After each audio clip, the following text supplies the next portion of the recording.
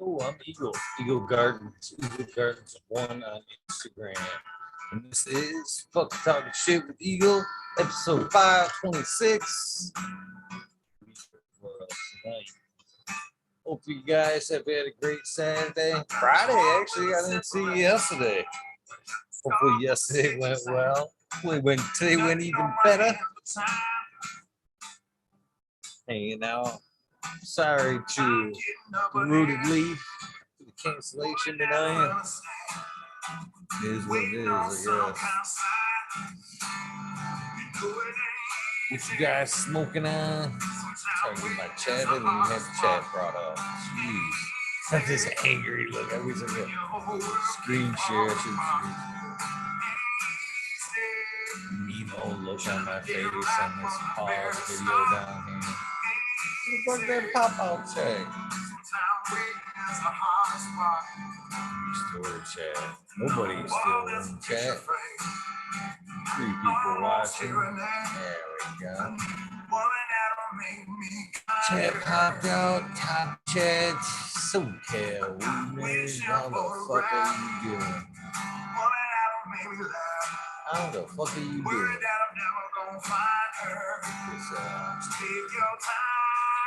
Window closed out. There we go. I think we're ready to roll some joints now. Of course, got a little bit of Everlast playing in the background.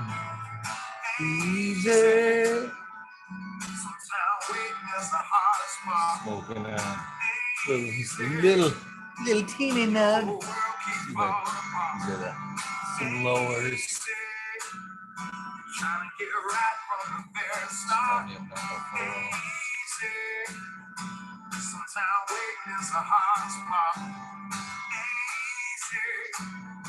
Got some news to share. I can't wait to hear what you got to share. Mr. Fingers 504 popping in.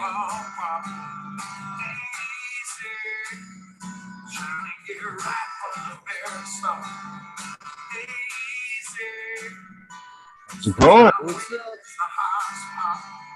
How you doing, Mr. Vegas? Good, buddy. How's life treating you? Good? Yeah, still alive. Got a garden full of some weed. What more can I ask? Exactly, right? Keep that in the back of your mind if things go a little south. How you doing today? Good. Just seeing you got on a little early. I thought I'd jump on before I hit the hay. But yeah, I've been working in the garden, man. You know, I got a lot of stuff going on there. Shit. I've fucking been doing much of the same. Sometimes, we forget, that this is the Zen place. We look everywhere else for a little bit of solace, but sometimes it's right beneath our feet. You know what I'm saying?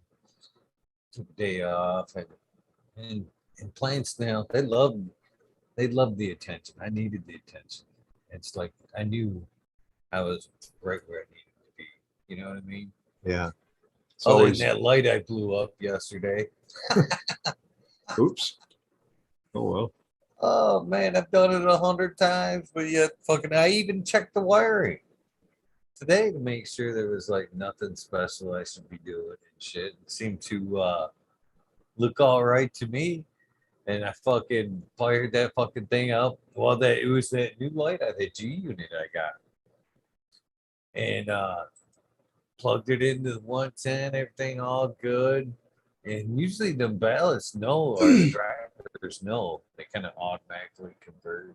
You plug it into 220, it'll still fire up. Well, I fired mine up. I plugged it into the 220 that I had. Oh, fucking make room for it in the tent, had it all hung up. Fucking run the wire out, throw it in the 220 plug, take one step down from the ladder, which was about a foot from my head, and I hear whack.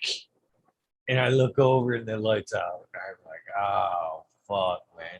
I even opened up like the box that came in. I didn't see no like damage or nothing, but that fucker sure the hell ain't firing up. That's for sure. So I have to see what I can do about that. The panel's still good, I'm sure. I have to see if I can get them to send me another driver or some shit. Sounds like that's usually the issue. The sand. What happened, Eagle? Hey, Johnny and Redfield. Fucking plugged one of them lights in at a G unit that I got into a 220, like I usually do. I don't fucking like the Bloom Pluses. I didn't make anything special for the Bloom Pluses. When I talked to Sergeant Pepper a long time ago, he told me basically, and they're pretty much wired the same. If you can plug it, because like my timer boxes have like either or, basically. You can plug 110 into it or a 220 plug. Well, if it's the lights that I've ran before, I actually converted a regular 3-way extension cord, and I'm not giving anybody electrical advice here. Regular, like a three extension cord with like a 3-way on it, like a number 12, and I put the 220 plug on the end of it and plugged it into my timer box, and then ran that 3-way into my tent so I could run 3 LEDs off it. You know what I mean? And which isn't a huge draw, and that wire should be more than capable of handling that type of draw. And that's when it's always worked out. My Boom Pluses right out of the box. I never changed the plug or anything. Plugged them right into that 220, fired right up. So I didn't have any qualms about doing the same thing with the G unit. It says 110, up to fucking 240. I plugged that 240 or, plugged it in that 220, took one step down from the ladder, and I heard like a crack. It was loud. Yeah, it sounds like he burned up your power supply. And it froze your picture as well. Yeah, same time. Yeah. Let's all do it at the same time. Are you still there, Eagle? I am, if you can hear me. Yeah, your picture's frozen. Yeah, your picture's frozen. There it goes. It moved. Yeah, there you came back. That was awesome. Yeah. That was awesome, dude. Yeah. How's it going? It sounds like that unit is not set up for 220. Nah, it doesn't. It says right on the ballast 220. If it says it, it's probably a dude. Electrical shit. I've had several balances go out, not like that, but that's where the power comes from. So that's probably where the problem is. I've had a ballast explode when a little power surge went through it. Yep. Actually caught my workbench on fire when it happened. Holy shit. What's up, SoCal? Bingus, Red Pill. What's up, Johnny? Good evening, peoples. Greetings, my friends. Chat, how are you? Hello. Hello out there in Chatland. So, man, I'm glad that wasn't my experience, because it was this removable ballast, which I'm not liking already. I like the unit, nice and bright. I think it already, from looking at the insides of it, when I looked at it, it's actually drawn 6 amps out of the wall. So which means it's got to be pulling close to 600 watts, not the 3 something it's claiming. You know what I mean? So yeah. I don't like that ballast anyway. So I was pulling it through the tent, and I had it set on top of the tent. So I'm glad it didn't catch fire, because I have a lot of faith in some of these tents and holding weight, but I don't have a lot of faith in their flammability. I'm sure if that ballast went, that with a fucking tent would have. So is that a bar light LED with a separate? Is that what you're talking about? No, it's a panel. Here's the panel. Look, I'm lost as always. I am too. It must be a quantum board. Yeah. Okay, there we go. Okay, gotcha. Oh, dude. Just send me the shipping. I'll send you a real LED light. It was bright when it was going. It was nice. It was working. The plants were happy. And then this separate ballast. Yeah. Okay. Yeah, that makes sense. And It's got a fan on it. Never seen one of those with a fan. That's Yeah, the ballast is on the inside. Yeah, it's got its own little driver's case. right here. It's actually Yeah. a tiny Yeah, little yeah. thing and some circuitry. In So there. there could be Lot more. dude, there could have been a variety of things that went wrong there, buddy. Seriously, inside that little box. Right. I opened it up again because been inquisitive like a kid. Like Was that. a squirrel? I Was was like, a I don't squirrel in see- there still doing his thing? I was like, I don't see any like stickers. You know what I mean? I don't see Right. any stickers or anything else. I can pop them screws out and like lift that panel off to see. And I didn't see any like little burnt marks or like a fuse I could change. But I should probably open it up again. But see if I can't find Yeah, make sure the squirrel's still in there alive at least. Well, and it's pretty hard to plug a 110 socket into a 220 outlet. That's They are the a other little bit question mark. different. So Smiles. Smiley's good. Good to see everybody. Yeah, putting a 110 in a 220, I've never tried that. So I'm kind of uncharted territory there for me. yeah, they're different plugs. So That's what I've heard. it's kind of hard to put a square peg in a round hole. Dude, I've tried that. And Unless with it's, a big enough fucking hammer, I'm telling you. yeah, unless they're wired up to accept them both. Yeah, but that's Yeah. rare. Yeah. You're right. That's my timer box is wired. Okay, up. okay. Yeah. Now, dude, I did have a timer box in the old days that had both, had either or. And that's what you're talking about? Okay. Yeah. Now I'm on the same page. Sorry. Huh. Yeah, even if you were like to like run a new 220 cord on there, Yeah. your hookups would be the same. Basically, you're gonna still run the wires to the same place. It's only a different plug on the end. That's what I've learned about taking them apart.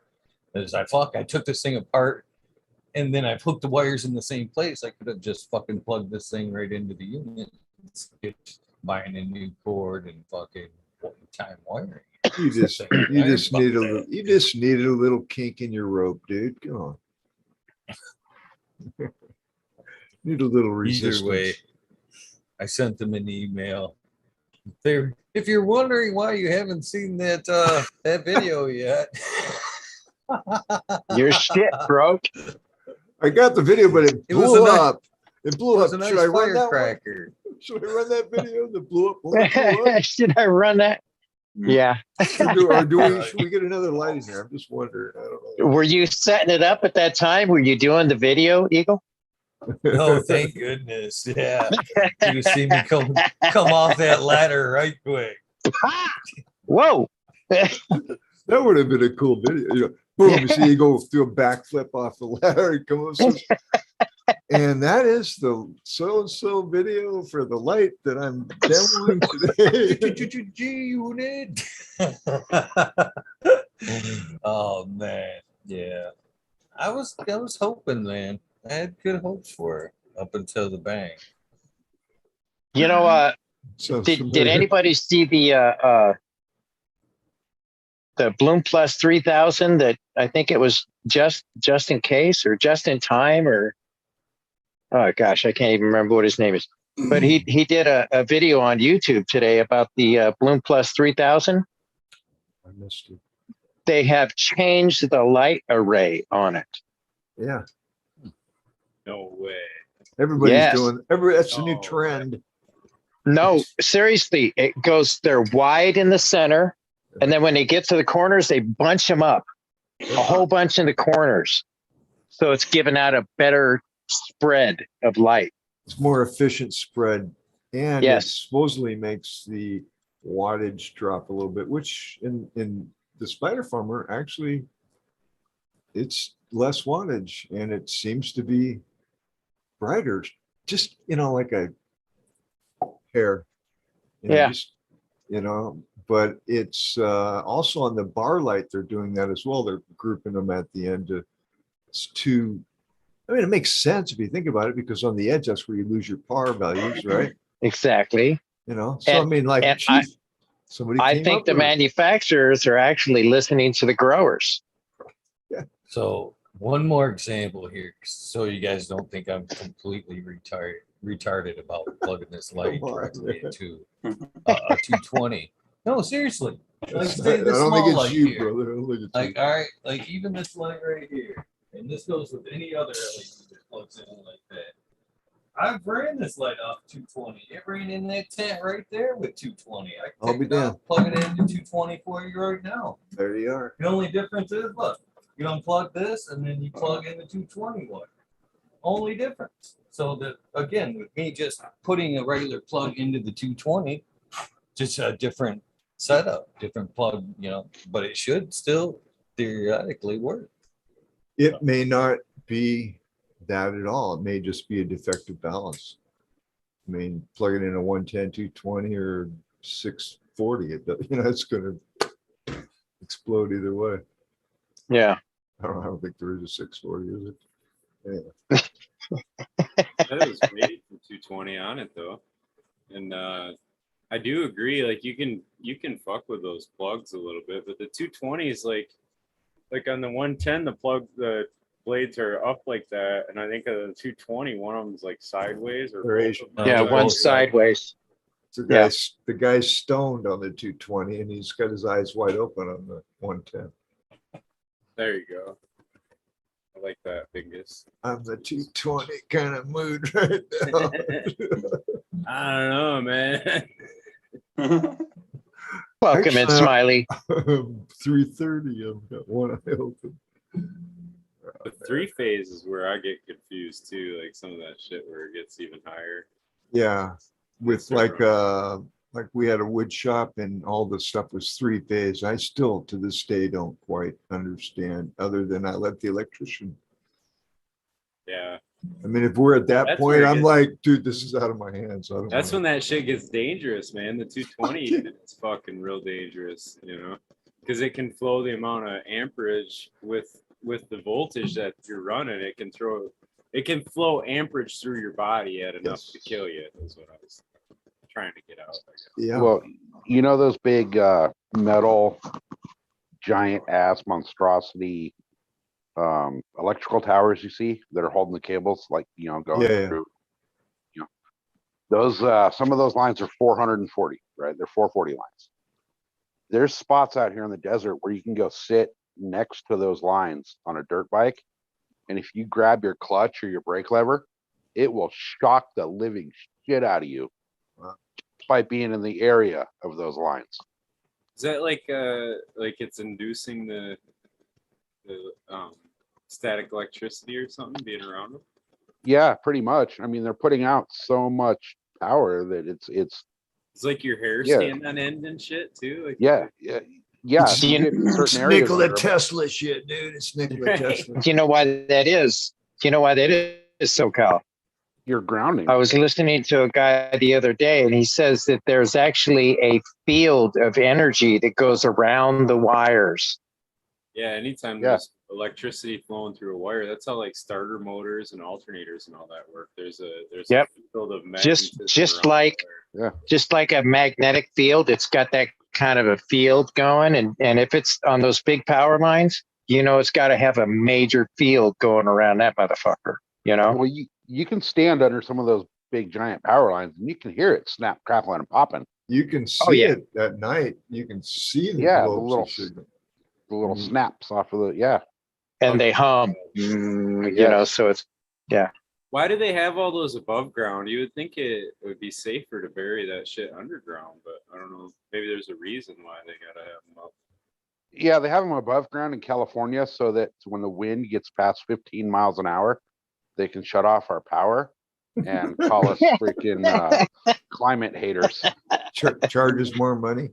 Well, Yeah. no, I'm just saying. They I shut mean, off the even, power and all the keep the shit same that price. runs into them and stuff too. You know what I mean? Like they gotta put all these like buoys on them for planes and shit, and like Right. you know.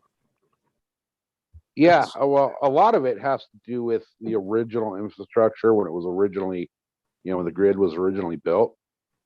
Some of that technology to get through, like the mountain ranges or, certain minerals or whatever, through the wherever they're trying to run, it just wasn't feasible to dig trenching. and lay everything down at the point in time, you know. They didn't have the big old Yeah. freaking massive crane that could, you know, or not the crane, but the backhoes and all that could come in and scoop out a 6-foot trench. You know, you're out there digging that by hand. So a lot of it's because of that. I was thinking there might have been some other kind of reason, like I know some of them are run underground, you know. Quite a few. Like when you get into you know, easier areas to work, you know, you get into like the city out here and everything's, you know, going underground. But you get out, you know, towards rural areas out here and it's, you know, it's kind of a bitch to draw a straight line through some of this stuff, you know. You're going through rivers and creeks and forests and rock gardens and, you know. Yeah, I'm sure it's way easier to just string it up. Yeah. I don't know though. I mean, you're like you were saying, like all the cost of the poles and like all that shit too. I don't know, man. It's ridiculous. Yeah. Well, you know what I think is hilarious is I went down to the desert today and there's a wind farm right down at so San Diego County. You know, you go from the ocean and we rise up into the mountains. Okay. 30 minutes from the ocean, the elevation drop pops up to, you know, just about 6,000 feet. So it's a good little mountain range there. And then it drops down to sea level again within 100 miles. So on the sea level side of where you drop into the desert, there's all these wind farms, you know, the big, you've seen them, the big windmills and shit. Well, one of those broke and it scattered parts through the entire desert. Another one blew up and scattered oil all over the desert. So they shut the entire wind farm down for an unknown amount of time. Now, this thing is sitting there not producing energy, but the power lines that run straight through that wind farm are at risk of being shut down if the wind gets up past 25 miles an hour. So tell me how any of that makes sense together. It doesn't. That's the problem with those windmills when they put them up. They're only good until they fucking blow up, and then they cost too much to go and like tear them down or replace them or whatever. So they'll just fucking leave them too. Like, so now you gotta at least they'll just sit there. You know what I mean? Like that shut down wind farm will just sit there, which doesn't make any sense. I don't know. Right. And it doesn't produce half of the power that's coming through those lines, bringing power from elsewhere. Yeah. Some of that stuff's hard. I do like that they're trying different ideas because some of them technologies actually need to be put in use and then developed. You know what I mean? So like it's hard to develop some new technology necessarily. Like if it ain't fucking, I shouldn't say it's hard, but you would develop it a lot faster if it was being in use and needed. You know? Yeah. Have you guys ever seen the YouTube videos of those things blowing up? Yeah, I've seen a couple of them. They're pretty violent, man. It's violent and it's catastrophic. Yeah.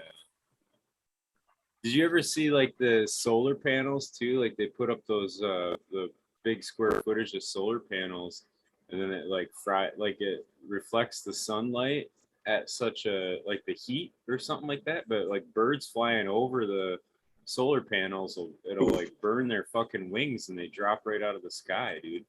Their birds are their feathers or whatever. They fucking Get a solar panel and save on dinner. yeah. Right. So like that's an issue you wouldn't have necessarily thought of. You know what I'm saying? Like it fucking I don't know. It's only good around Thanksgiving time, really, but There was a building I seen too. They engineered and it was like all glass, and they engineered it with like this concave kind of shape to the building, and it fucking melted the panels on the buildings around it because it was reflecting. It was like it wasn't just Death reflecting ray. the sunlight. It was Giant it was like magnifying glass. focusing it into a fucking spot and like melting the sides of other buildings. I was laughing my ass off. Like, holy shit, you wouldn't have thought of that. Pretty smart to do. I want to be the king that the buildings. Death ray. Yeah, no shit. About 10 miles east of this wind farm thing that I was just talking about is one of those big giant solar farms that you're talking about, Smiley, where they just clear acre after acre after acre of land and put in these solar panels by the thousands. I mean, this one's probably 1 square mile. You know, it's huge. So the way they work is that, you know, in the early morning, those solar panels are all headed to the east. Every last one's pointing east, waiting for that sunrise. And as the sun tracks through the sky, they're on a rotisserie basically that tracks the panel, tracks the sun to the sunset. Yeah, it's dope. Well, when those actuators go out, those fucking things get stuck one way or another, and it takes the whole link offline. Oh, wow. Dude, just seen- that happens on the Eagle Channel all the time. I just Right? seen a thing with Elon Musk, and he was talking. It was like you could power the whole of the U.S., the whole country, electric use with like 100 square miles of solar panels, and then like another 2 square miles or something of battery power to store it all or something like that. Right, Like, but holy look shit, at man. here's the thing though. Look at those mines that they're stripping for the cobalt for the Tesla batteries. You know, they're doing this in the name That's of the other thing. the environment, but they're tearing the fuck out of. They're tearing mountains down to get to this shit. You know, There's always a downside, that's for sure. Nothing's free, and right? nothing comes without a cost. Got to go back to the horse and buggy. That's what I say. You know, a lot would change in life, man. I don't know. I just seen too, fucking Zuckerberg's Meta or whatever, where they were talking about this Metaverse. whole metaverse and shit. Like they're actually saying like they could eliminate traffic by fucking basically a lot of the majority of office jobs. You would just be in the metaverse, and it would be fucking a virtual reality thing, and you could actually have a private meeting in the metaverse and shit like that. I was just like, holy fuck, man. Like that would just, nobody goes outside, you know what I mean? Like you wouldn't have to do shit. Like, you know, Yeah. everything gets Yeah, delivered, and you Yeah, just fucking plug sit right in your into your virtual tube, just like the Matrix. I mean, The that's thing no about it more red is- pills right there. Right? I'm Dude. quite into the idea because if all of them fuck off in there, then like I've got the woods and like I might even have the streets. That's And, probably you know, the best point I've heard They'll yet. get you in there, Yeah. man. One way or another, they'll get you in. I suppose we're not doing much different now though, right? Like we're having a, Yeah, you know, I know. We hang are. out virtually. And We whatever, are. So it would Yeah. just be a whole virtual Okay, who's reality. gonna room. volunteer and I'll head to your house right now? Well, I mean, there is quite a few jobs that you could do from home. You know, if you had a home office, you got the right computer set up to run your business, whatever you got to do, it's possible. come off it, But- SoCal. We just had a year of it, dude. The world did not miss a fucking beat somehow. Somehow we're Right. all richer and so on. So See, that's what I'm saying. It's completely possible to run that way.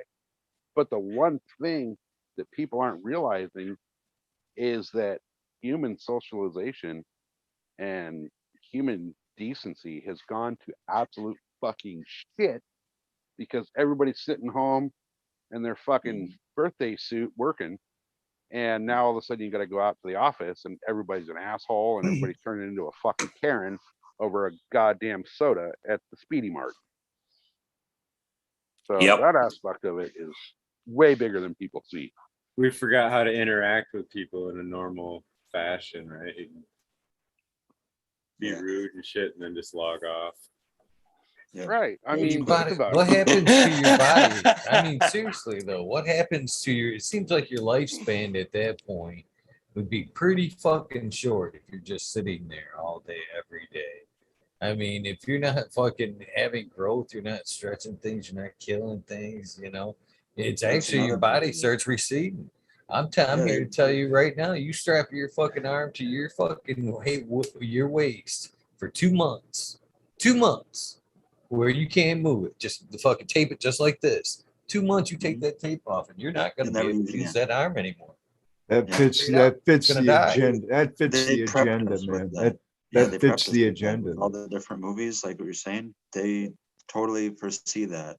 That's why in the movie Wall-E, they're all in a little whatever you call it, rascal scooter, gelatinous. They're a bunch of big fatties, you're saying. Yep. I didn't Isn't wanna be there a rude. masturbation joke here somewhere? No, it's when No, your not arm's yet. fucked up In like the not- that. metaverse. In the How's that- metaverse. Yeah. How does that work? Well, I'm watching this thing and I can't say too much about it, but Red Pill's put me onto it. And now my wife and I are binge watching it.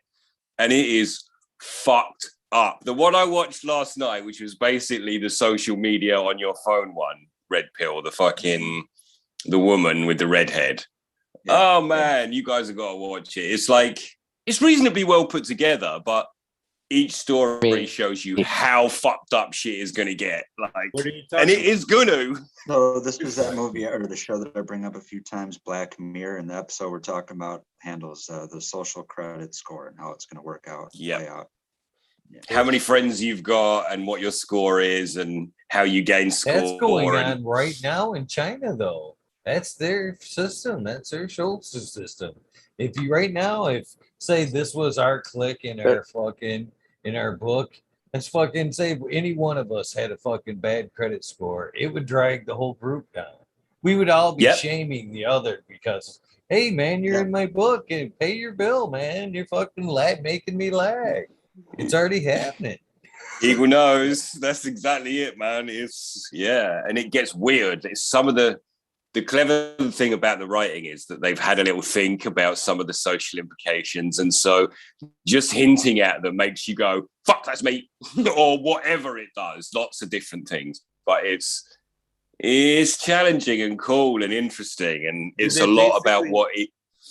They basically gamified society. Like it's a fucking game, right? Like you got to score to keep and like certain things to do to keep your score up and. Yep. And the thing is, it makes you be polite when you don't want to be polite, right? That's actually, I don't want to talk too much about it, but I mean, we're talking about reality now. Oh shit, I don't want to lose my social media score, so I'm not going to tell you, bitch, stop fucking DMing me or whatever, right? You know, I don't want to talk about this anymore or whatever boundary. You stop using them because you're like, oh, I didn't need 5 stars from this guy when we walk away. So it gets weird. Look at Uber drivers. Look at, you're ordering up an Uber and it gives you their little social credit score thing on the driver. If they get enough bad little, like this guy drove too fast kind of stuff, then they fire him. My wife, when she buys shit on Amazon, she's like, I seen the scores were good. I said, baby, don't read the scores. Go read the bad ones. As soon as you click on, go to the 1 stars and read the 1 stars. They're the only reviews you need to know about. 5 stars views, they're free. Everyone gives them. My shit arrived. Oh, my shit's going to arrive, they say. So I've given you 5 stars.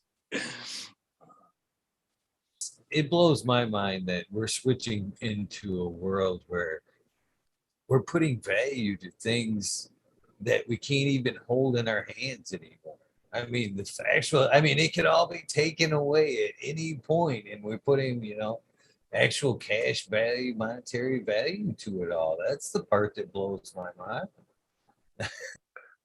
Well, the interesting thing is I did that quite a number of years ago, like 15 years ago in World of Warcraft. Shit like that would have started to happen where I was like, this sword is worth a lot of actual money in real life, and weird shit like that. But yeah, so that's not new, but it's going to get much weirder. I've seen that shit kind of happening with my kids when they were growing up. My oldest, that she used to want Gaia.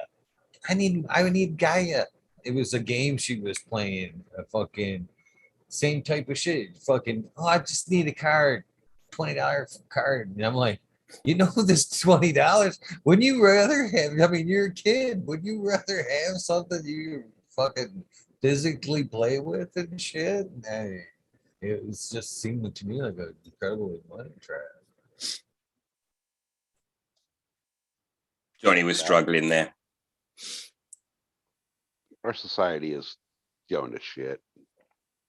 That's all there is to it. We just need a flush. No. And We don't start just over. moan. You have to get how do we flush it out, dude? You can't just say, oh, it's going to shit, then fuck it. This is No, I just said- Nerd World. We got to flush and start over. Mm. Well, we have to understand what made it like this, number one, which is a big learning curve, because everything we've been taught is pretty much not true. And then go from there. Once you learn the truth of those that rule the planet Earth, you can kind of move forward from there, because it'll start making more sense. And really, is there anybody that will tell you the exact truth there? No, you got to dig for it. You got to puzzle it together. So really, you don't get 100% of the truth. You get like an 85% or, type of a thing. After you've We're spent lucky to years get studying. 85 these days. Yeah, I mean, and then the propaganda news media that is designed to hypnotize and keep you fucking in fear.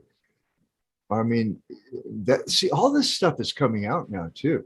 I mean, this is being exposed, all right, which is good, because that's how things change. People got to understand these fuckers are lying to you. I mean, they're not telling you the truth. Just saying. Well, there's a perfect example that happened just last week with a left-wing propaganda news network. Not going to mention their network by name, but you'll figure it out once you hear it. So that Kyle Rittenhouse case, everybody in the country's heard of Kyle Rittenhouse, the whole deal. The prosecution brought in one of the guys that kid shot as their witness.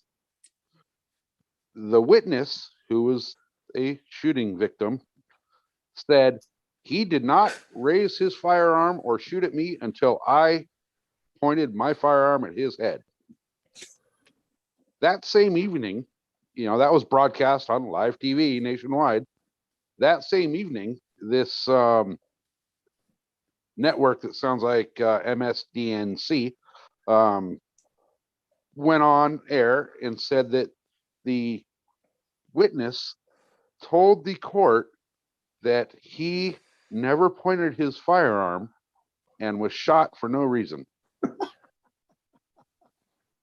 So if you think you're getting the truth from the news, man, how is that even allowed? Because the only thing that's doing is instilling anger. Like, I see people that are angry about it, and like my understanding of the case is kind of like, I think you're angry because you don't know all the details, maybe. You know what I mean? Like, that's more what it is. Like, or you heard a different story on it or something, because what you're angry about doesn't jive with the story that I heard, or the part of it I understand.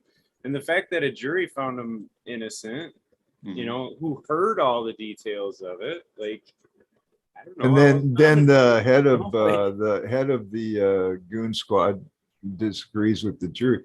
I abide by what the jury says, but I disagree with it. Well, thanks. right? Thanks. I guess know- like OJ's got us wondering about juries too, though. You know what I mean? I do got a unique point of view, because Let's go, Brandon. And you guys just underline the reason why I do not pay attention to the news right now. I try not to. It comes up when you're trying to figure out what's really going on. That it looms up into your face. Like, here's an example like what SoCal just gave. There's quadrillion samples like that. But we sit there and we've been conditioned psychologically. All right. Just hello. Humans are very easily conditioned, especially in groups. It's interesting. Fucking crazy, actually. But it's true. Fuck. Wake up. Don't be so gullible about shit. I mean, it's really, it's right now because things are really getting torn apart, which this has to happen. I mean, a lot of people understand that exactly what we're saying right now is the truth. I bet you pretty much everybody in chat goes, yeah, the news is a piece of shit, but I still watch it. See?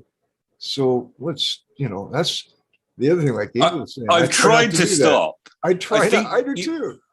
I think you're sabotaging yourself, and I think it's a purposeful sabotage of yourself. You're like, I'm opening the page, and it's like, my gut biome's like, don't bother, dude. Like, but it's a comic. I'm like, but I'll see what they made up, man.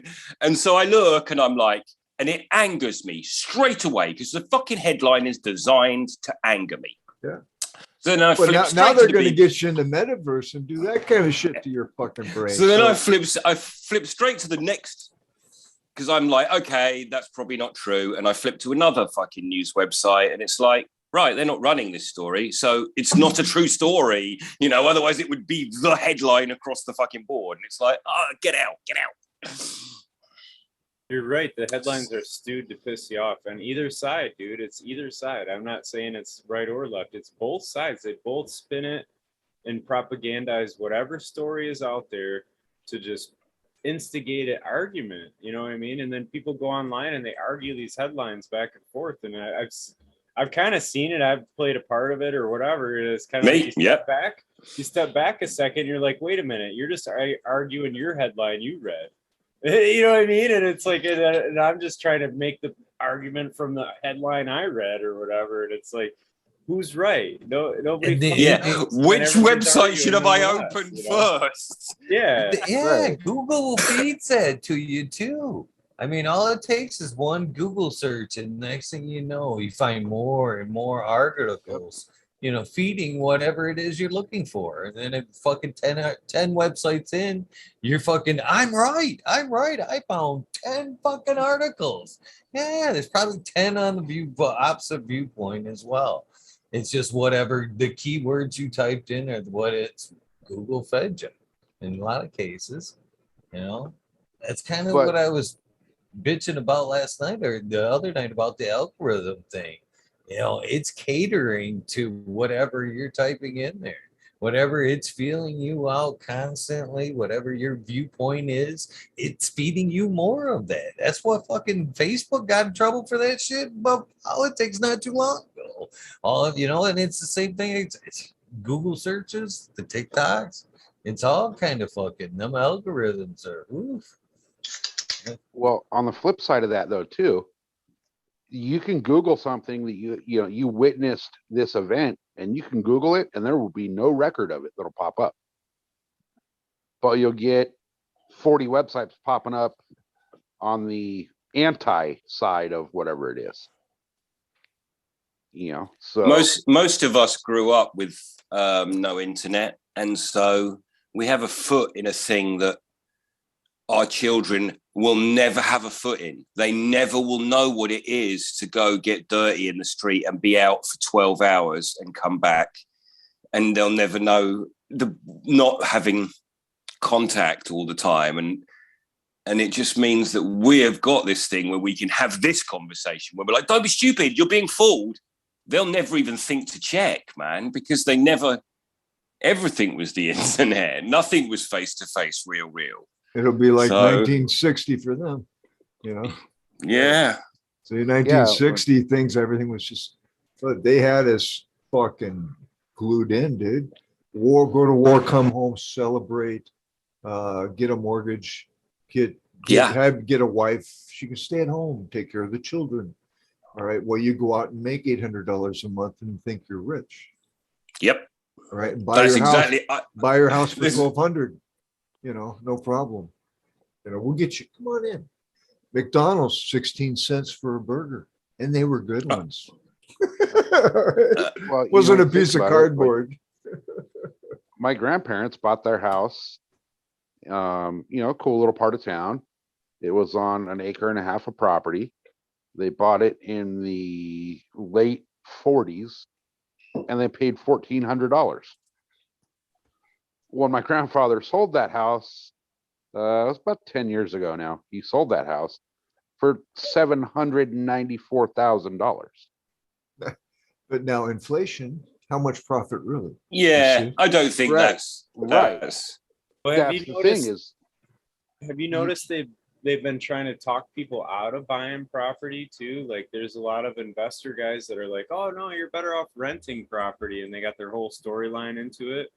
But like what you just pointed out, now that we're seeing large swoops of inflation happening, that's actually when property ownership is a good thing. You know what I'm saying? Like it now, like yeah, like I bought my house, you know, a few years back when everything was reasonably priced, and now bazinga, everything's double. Like my home value is double right now, what it Yep.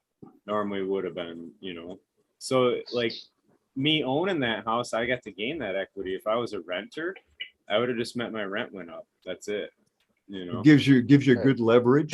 This But is you- even but a you never- non-conversation. but you All never the own rich it. people are landowners. Yeah. It's land. Land's the only thing. You know, if you're going to put money somewhere, it's land. Leverage. Property. Leverage. Thing is, so you got to pay your taxes. Okay, so you never Right. really own it, but it gives you. So it's not like you have like gold in your, you know, and it's yours. Nobody's fucking with it. With land, there's ownership, but there's responsibility huge to pay taxes, and in many cases, upkeep now. You can own it, but oh, you're a part of the group of people that manages that area, and you're not up to our standards. So we're going to fine you. What? You see? So it's like, are you kidding me? So I say gold and silver myself. If you're going to go Well, for yeah. long term, but real estate historically, you're absolutely right, Grant. I'm not trying to argue with you at all, but it's just how things are turning out now. Got to look carefully. Now, coming up when real estate. I do agree with what you're saying, because I will own my home in not too long. I mean, there's a plan in place that finishes it. But the thing is, I can't live there for nothing, because the council tax requires that the people come and take the bins. And that costs 1,000 and something a month, you know, Sure. for what is council tax. And it just Different. it's not that much. Different terminology, yeah. same thing. Exactly, it's tax. And so You're absolutely Yeah, right, though, brother. You're absolutely right. That real estate, you know, I got it wrapped up in a scam, so I had to learn about real estate real quickly. Being a stupid fuck signing shit. Make sure you read everything that you sign. Just saying. I don't want to own real estate. I've had such a bad experience in it. That's why I put everything into gold and silver. But yeah, I have this thing about safety, and so it's like the obvious way to try and make yourself safe. I am aware that it's you own nothing. You can't steal my property. Of course, now I've heard that they have ways of fucking doing that now too. Fuck. I'm like, whoa. Really? I'm just trying to give myself the impression of safety. I think really that's what we all only do. am dust, That's so what we all do. it man. matters not. Yes. We're all See- just trying to act like we know what's going on, and really we don't. I'm wishing I knew the whole truth and nothing but the truth, so help me God, right? Put your hand on the Bible, you go into the fucking courtroom, which really is just a banking hall where they're looking to realize how much money they can take out of your pocket. You're swearing to God to tell them the whole truth, the whole truth. They're the motherfuckers that should be putting their hands on the Bible. When Yeah. you're a child, you hate hearing stupid phrases like, Oh, the more I know, the more I realize how much I don't know. And then you get older and you're like, oh my God, I found some shit out. And that means that's more shit I don't know about. And it is just straight. Just a Never quick ending. question, Ding. So just sure. like the whole idea of swearing in a witness. Now, say an atheist is taking the stand. What does that really matter to an atheist to put his hand on a Bible and swear by it if it's something that they have zero It's belief in? it is a psychological ploy to make you think that this is a Honest. Serious. a judicial hearing when it's seriously always about the money. Always. and how much. Now, the more resistance you give the court, the bank, the higher the penalty or the interest rate will be on the bond that you have attached to you. You see, you're negotiating your bond with the bank. Now, if you go in front of the judge and you go, hey, I'm a good person. I didn't know what I was doing. I mean, I thought it was a crosswalk and it wasn't. I didn't see the lady and I feel so bad. Right. They're like, all right, we're just we're taking up our time here. There's no compassion. They don't give a fuck about you. It's all about your bond. Right, how much of it they can keep, all right, and how we Let can me make stop it you right there real convenient. quick, though, Biggest. Yeah, Look at California, where they are trying to get rid of bail bond. Remember that. 100%. They don't want you to have to pay to get out of jail. Well, now that makes sense, though, SoCal, because they're trying to convert to a one world order, which is a socialistic mindset instead of the system of fiat currency that we're under right now. All right. When they shipped over to the crypto, this is how they're going to balance out the differences too. All right.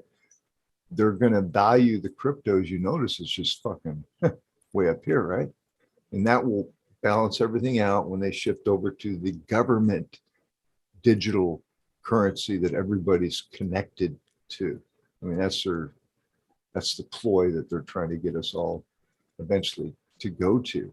That's why too, when we talk about federal legalization, federal is going to be gone. It's one world order regulation, and all you cannabis guys are good. I'm interested to see how they're going to handle that. Right. I mean, what are they? I don't even know the head dudes. What do they call the UN or whatever, the world government, fuck, do you even know what they do? I'm not tuned in there, but that's closer to the top that runs this thing that we're spinning around on. Well, a lot of the people too that want to usher that kind of a government in and don't even realize what it's going to involve. Like the minute they take control, dude, there's not going to be all these little movements of different things. You know what I'm saying? Like, I don't want to single one of them out by saying it, but you know what I'm getting at? Like all these different movements that go around civil rights movements and stuff like that. That shit gets squashed, dude. You fucking, you know what I mean? The government fucking lines everything up. All the other fucking ideas get squashed. Take it to the metaverse. Take your protest to the metaverse. We got a website made for you over here. I'll go over there with your different characters, your avatars, and go fucking raise your signs, and you can do it right from your home. Feel free.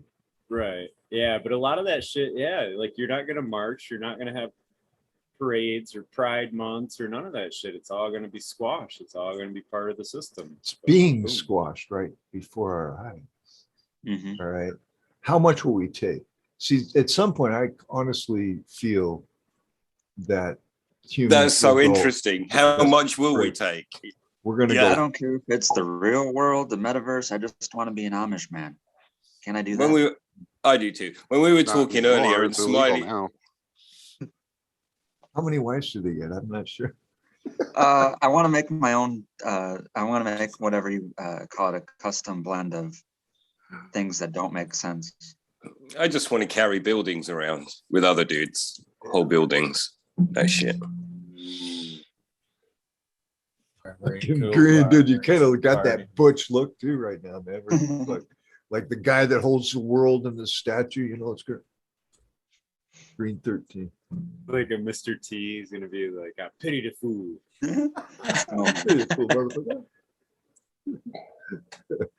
I pity you, mate. Right, there we go. But how much will we take? We'll see.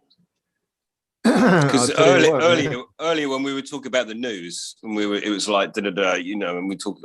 Smiley and I were talking about that thing, and it was like the other important thing is you read the headline, it angers you, and then if you actually analyze it, it's like, is that going to affect me?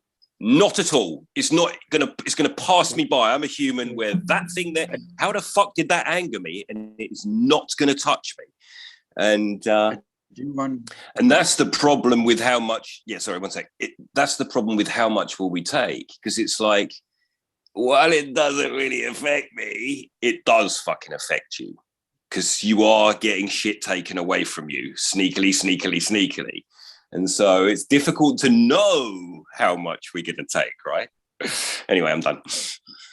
I just wanted to squeak in there. Just an interesting thing, just because it's like world news, I guess, or at least we're talking about it and we're worldwide now. WEedNerdWorld, shout outs.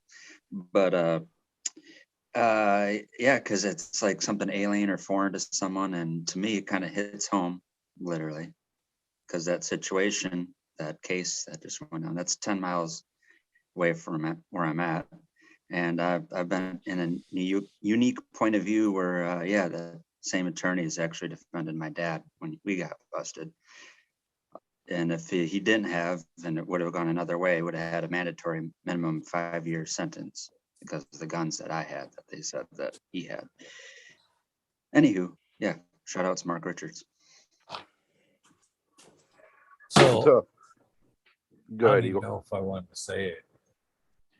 Whoever takes the idea, you better cut me in though. I was watching the thing on like the NFTs and shit. How you like digitize your stuff and then like give it value in that stupid metaverse. Somebody, whoever, if they haven't done it yet, has to figure out how to grow weed in the metaverse in a proper system. Whoever coins that right now is gonna fucking make some cash on that right. Take your growing skills to the next level. Well, first, what we're gonna do, we're gonna write this simulation where We're gonna be it's smoking virtual weed before too long. What do you think first about it's that? gonna be Guys? prohibited and everyone's gonna hate it and they're gonna demand it gets legalized. So then they legalize it. So the same thing happens in the metaverse that did here. Fuck that. If I'm doing any kind of virtual drug, it's gonna be heroin or some shit like that. That's No, gonna be yeah, they can't affect you. I mean, yeah, exactly. Give me the sanitary. good shit, man. Listen, have you heard sanitary device, the metaverse. Germany are about to legalize cannabis, and they're going to do it like real quick. Like, yeah, okay, we've decided now. Okay, you can go ahead and do it, and they're going to legalize it very soon. And then Luxembourg are following straight behind, and they're actually going to beat you guys, even though they've been against it. Well, over here they're trying to. If it goes recreational nationwide over here, we're fucked. Straight up fucked. Every one of us that grows is fucked. Well, we've been fucked for the last couple of years pretty good. So The last 46 that I know of. So I'm no more or less fucked whatever happens. I'm just hoping they'll start using some fucking lubricant or something. Jesus. I mean, Yeah. it's getting, we're really getting fucked, and people don't realize how bad they're getting screwed right now. And these are our tax dollars when they like are increasing. That divide what the national debt is by every human being in the United States of America, and that's how much you owe. Hello, just do that and watch your balls jump right up to your tonsils, because legally they can make you pay, and they will. Just get out of line, man. They'll throw a bond on you aside from the bond that you already have, which is the system that you're in. And there's supposed to be benefits, right? They keep shrinking those benefits, but that's why they get you in. But again, this dude, these people, all right, they are supposed to work for us. Time out, man. They're supposed to work for us. And then like we vote and elect them, but now they've figured out a way to rig that to where our doesn't. I mean, what was it George Carlson said that if your vote actually mattered, they wouldn't let you do it. You know, Yeah, they give you a million other things to choose, a million flavors of bubble gum, of soda, or movies to watch, or other things to do. You only get 2 choices. Comes to picking your president. Well, here's a perfect example And of it's how our vote never really doesn't two. count. Yeah. Back, I was 18 years old. This was the first time I ever voted. So however long ago that was, 20 something years ago, almost 30 years ago. There was a proposition on the ballot. It was Prop 187. And the entire basis on this proposition was to cut off any financial support to illegal immigrants. It passed by 87% of the voters in the state, and then was overturned by the elected officials because they said they didn't agree that it was humane.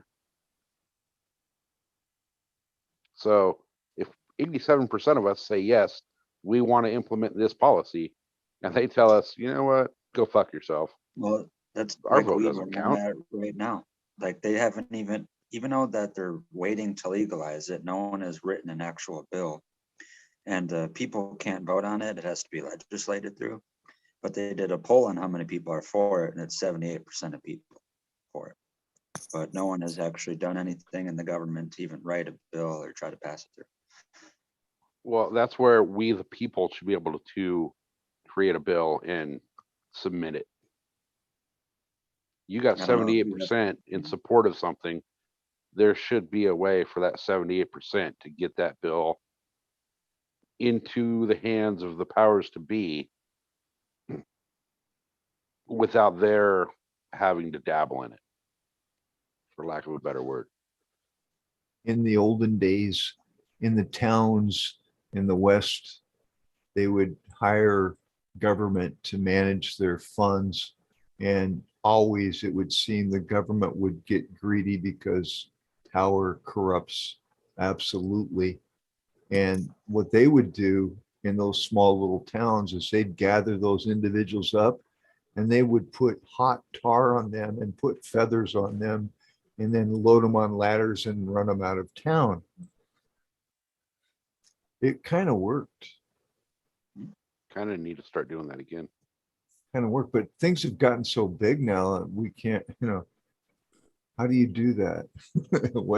What's the 2022 version of that, right?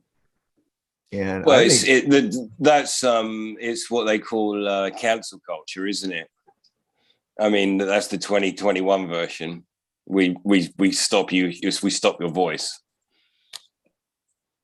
I think, well, there's two corporations that own Earth, BlackRock and Vanguard. So I think since it's all about the money, maybe we should start there. We being humans, fellow humans of Earth. There's more than, 8 billion of us. 2 corporations own the world, 8 billion humans. Seems pretty obvious, the outcome. When will we all understand this is what I'm kind of wondering, Conditioned to be blinded to it, so we'll never understand it. Yeah. Well, from the very first day you set foot in school as a child, you were taught to, like Smiley was saying earlier, about what happens when an atheist has to go in and swear on the Bible, right? Yeah. You're taught from the first day of school that that is the right thing to do, whether you believe in the Bible or not. That's the right thing to do, and that's what you have to do because we say so. You're being conditioned from day one. pain is a great conditioner. My dad was very good at it. My dad, dude, it got to be where he just looked at me. Oh, yes, sir. It must be why cannabis was hated so much, because it's the great, unconditioner for this conversation. It's the thing that will make you, oh, don't think about it, dude. That's not, carry on, get to work, and then your mother-in-law or your fucking whoever, they'll be like, yeah, get to work. What the fuck? Don't think about it. You know, and you'll be like, oh yeah, shit, fuck, sorry, I'm not doing the right thing. I better get to work. And so it is, you know, that's the condition. And this is kind of like, and alcohol, that helps their thing as well. They're like, yep. Yeah, alcohol will give you heart disease and liver failure, but cannabis will help prevent heart disease and liver failure. So why give you access to you're going to prevent it when What's up, guys? you can make money off of it? It's easier to, you know, it's more profitable for somebody to take heart disease pills than it is to not get heart disease. Pfizer doesn't make money if you're healthy. What you got going on, Stoney? Yeah, it's so funny. Oh, nothing, man. Hang I up just, there. We'll pin that. up. I'm listening. Oh, wow. Am I supposed to be here to break this combo? Because I came to Dude, jump in this shit, man. Do it. I heard Bingus say the magic words. They work for us. Yeah. Yeah, And I know, but I've it been was saying this for stupid. years, dude. Hey, listen, man, it's the same thing everywhere. I'm in a fucking union, all right, and it operates exactly like the fucking government. Not only that, you know, I pay them every quarter, you know, $300 fucking dollars. They take a big chunk of my hourly wage every fucking hour I work. And then I go in there and I have a problem and I'm like, hey guys, oh, sorry, man. Yeah. Fuck you. So yeah, I'm in on this combo. Let's get it going. Hey, I'm ready. Whenever you guys are ready, I'm ready. All right. Well, maybe I I'm just ready to need a go. dab. I'll get back in there. I visualize Stoney every time somebody makes a great comment like Green 13 rim shot. And then Red Pill makes a comment. We need rim Right? shots, man. Whoa, What the hell fuck? is this? No this shit. is crazy. This is This pretty is cool, fucking man. cool. No Look way. at this guy down here. No, this is crazy. Mate, This is like the creepy Brady Bunch setup. Look at Brother Eagle. This- Look at it. it just looked like Eagle's desk, man. I think he was frozen, you know. I know. I love it. He's staring at me for some reason. Yeah, he is. It's like, Uh-oh. I love it. This is great. Yeah, man. I like well, having a little window. I'd feel a bit exposed if I was in Smiley's window. Oh, there we go. Oh, much better. Things are changing, shifting. What the fuck? Good one, buddy. Good one. Oh, my internet is absolutely shit. Has everybody else's internet been shit the last few days? I'm pretty good. No, mine's been kind of flaky. Been a mega full moon, though, huh? Yeah. Could be. It affects Kind everything. of weird too. That I'll affects connect to the everything. Wi-Fi and it'll just keep dropping it.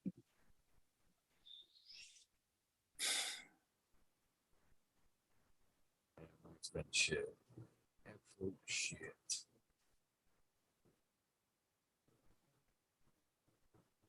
So I was sitting in here the other day and I noticed that I'd basically made it look like a lunatic asylum, which kind of made me chuckle. I was like, oh, home. How's that? Because it's got a grey floor and white everywhere. It's just like a fucking, it looks like an institution. But funnily enough, my kitchen's the same. I quite like a sort of a bleak thing, I think. Oh, you're talking about your room there. I thought you were talking about. Yeah, this room. It looks like a lunatic asylum, doesn't it? Like, it's my padded cell. Either that or you're at one of those fancy art galleries with that one picture behind you on the one white an wall. awesome picture. Nothing else. Yeah. It's a good one.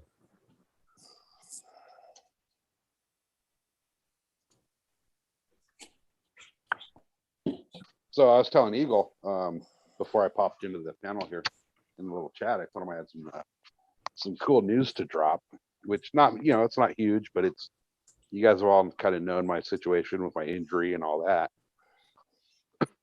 But I was actually able to go down to the desert today. So I said, once I could get a helmet on the head and ride the bike, man, it was all coming off. Look at that. I went full But eagle, man. dude, what about the mohawk for a minute? Come on. You should have stopped in. I tried, but I fucked it up. Oh man. It was a little Brother. set. Brother. So, Should have yeah, done a I, lightning bolt mohawk, so you could have been like, "Ka-chow." Right. Yeah, no, I was actually able to get on the bike today, though. That's great, man. So, Did it feel all right? Was it super awkward? oh, I fucking damn near nutted in my pants like 4 times. It was the best feeling ever. How's your arm feel though? I mean, are you holding corners good and shit? I got some work to do. You know, I got some rehab to do, but sitting Yeah. here right now, it ain't that bad. I was hearing you talk the other night, and then you were like, "Oh yeah, I got these ambitions and these goals and shit," and I'm just like, "Dude, just be fucking happy. Riding your bike. Your goal should be like finishing 3 races, not fucking podium for 3 races. Like, for real, man. Well, like, no, I got a full plan on that. I got a full plan on that. Finishing would be a big feat, dude. Like, you just took a major injury, man. Like, that's a lot Yep. of work to get back to normal. I wouldn't be Well, setting a goal of like trying to win nothing, just fucking make the course. there's a race coming up in December. It's a short little course. It's one of these stupid little formats they do that I don't like, but it's only a 10-mile course. So I'm going to actually go sweep that race, which means that after the race is finished, it's 10 miles, and they're going to run that 10-mile course for like an hour and 15 minutes. So when the first guy crosses the finish line, I leave to go ride that course, looking for crashed or broken down riders. So that's going to be my first real test of, the race course itself.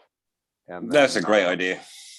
I'll do that for the December race, and then January, and then February is what they call the King of the Desert, which is pretty much like our Super Bowl.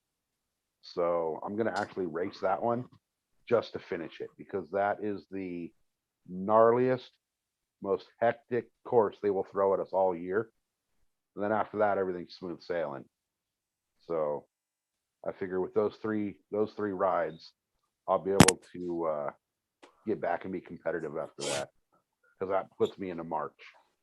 Yeah, man, because like you're like with a weak shoulder too, man. Like a lot of that I know is how they hook corners and some of that shit. You use your muscles big time when you're riding like that. So yeah, you want to be up to par at least. That's all I'm saying. I hope you do good. I hope you make podiums. That last race should I don't get want you to in see you shape. hurt again either, because he wiped out trying to go too hard or something. That No, last I race should get wiped you in out. shape. Just that last one, that King of the Desert, that's going to really be the determining factor. If I finish that, I don't care if I win, place, show, or come in 5 hours behind the last guy. If I finish that race, then that right there, that's my ticket to start pushing. Plus, it'll get you in shape. I mean, if you can finish dude, that'll be the best workout you've done since, believe it or not, right? And see, this goes right back to what we were talking about earlier about everybody working from home, right? Yeah. Think about it. Guys like me, I race, I work in the trades, I'm out on the weekends doing stuff with the wife, hiking and camping and fishing, and I'm extremely active. But look at my fat ass. I got like 5 chins right now because I've been sitting on the couch for 6 months. Yeah. Well, in that 6 months, I've actually developed health issues, because what have I been doing? I've been sitting here on my fat ass, getting fatter, getting unhealthy. So it's just like these people that are working from home, you go to the office, you're up, you're walking around the office, some of these people are taking their lunch break to go walk, around their building or whatever. Now you're sitting at a desk at home for 8 hours a day. And the next thing you know, your fucking cholesterol levels at 2,500 and your A1Cs are up at like 10.4. and your doctor's telling you, dude, you should be in the fucking hospital because you're looking at a heart attack. I just know dirt bike riders are fit motherfuckers, man. Like the guys that are riding serious, they're hardcore, dude. All around, every muscle they're fucking using, they're riding hard like that. It's like hockey, dude. Like they're just fucking hardcore, man. Like, dude, he's like, oh, it's only a 10-mile course. We've got to ride it for an hour and a quarter. You don't, I mean, because you know what riding or driving's like. But when you do some enduro stuff, that fucks you up. That is a long time, and you are the suspension, basically. Ba-dum, ba-dum. Well, my bike, and your knees and your hips. Oh yeah. My bike, the one in my picture right here, that suspension is worth more than my car. So it really doesn't beat my body up like a lot of these other bikes do. But yeah, you're right, Green 13. That shit beats your ass. And I used to do 6 joints that you don't know exist. I used to do 6-hour endurance in go-karts, and so that's a 2-hour stint for me. The tank lasts 2 hours, and 2 hours, an inch off the ground doing 90 miles an hour. It's the same. It's like you are the suspension, and it wrecks you. They used to pull me out the cart. They put your arms under you and just yank you out, and then the next driver comes in. They dump you down and you just collapse on the floor because your legs they'd been buckled on the pedals for like 2 hours. So you just like, oh shit, my legs are dead. Yeah. Another thing that people don't realize is cardio. How much absolute cardio it takes to do these things, 2 hours of driving hard like that, that's a fucking NASCAR race, man. Like that's a 500 lap. It's pretty awesome, man. I didn't know you were running races like that. I was in the that was the shit I loved. 30 laps, dude, and you fucking went all 30 laps. Fucking hardcore. It takes a lot out of you. Yeah, even doing 30 laps man. I couldn't imagine running that's like 6 minutes. I couldn't imagine running for 2 hours.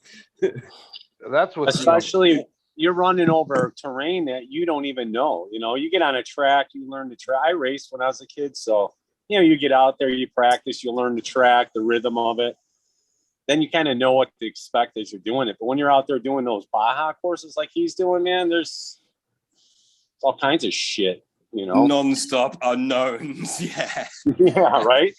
Yeah. Well, like the local district races that I do, we don't know the course until we're actually on the fucking course. Right. They do not tell you. They'll tell you the first quarter to half a mile of that course, they call the bomb run. You can pre-run that section of the course, the starting line, basically, up to the first corner.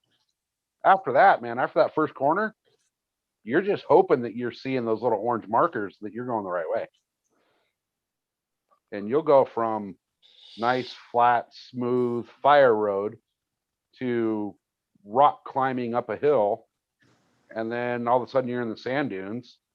And then you come out of the sand dunes into some more rocks. But going through the rocks, you're dodging cactus also.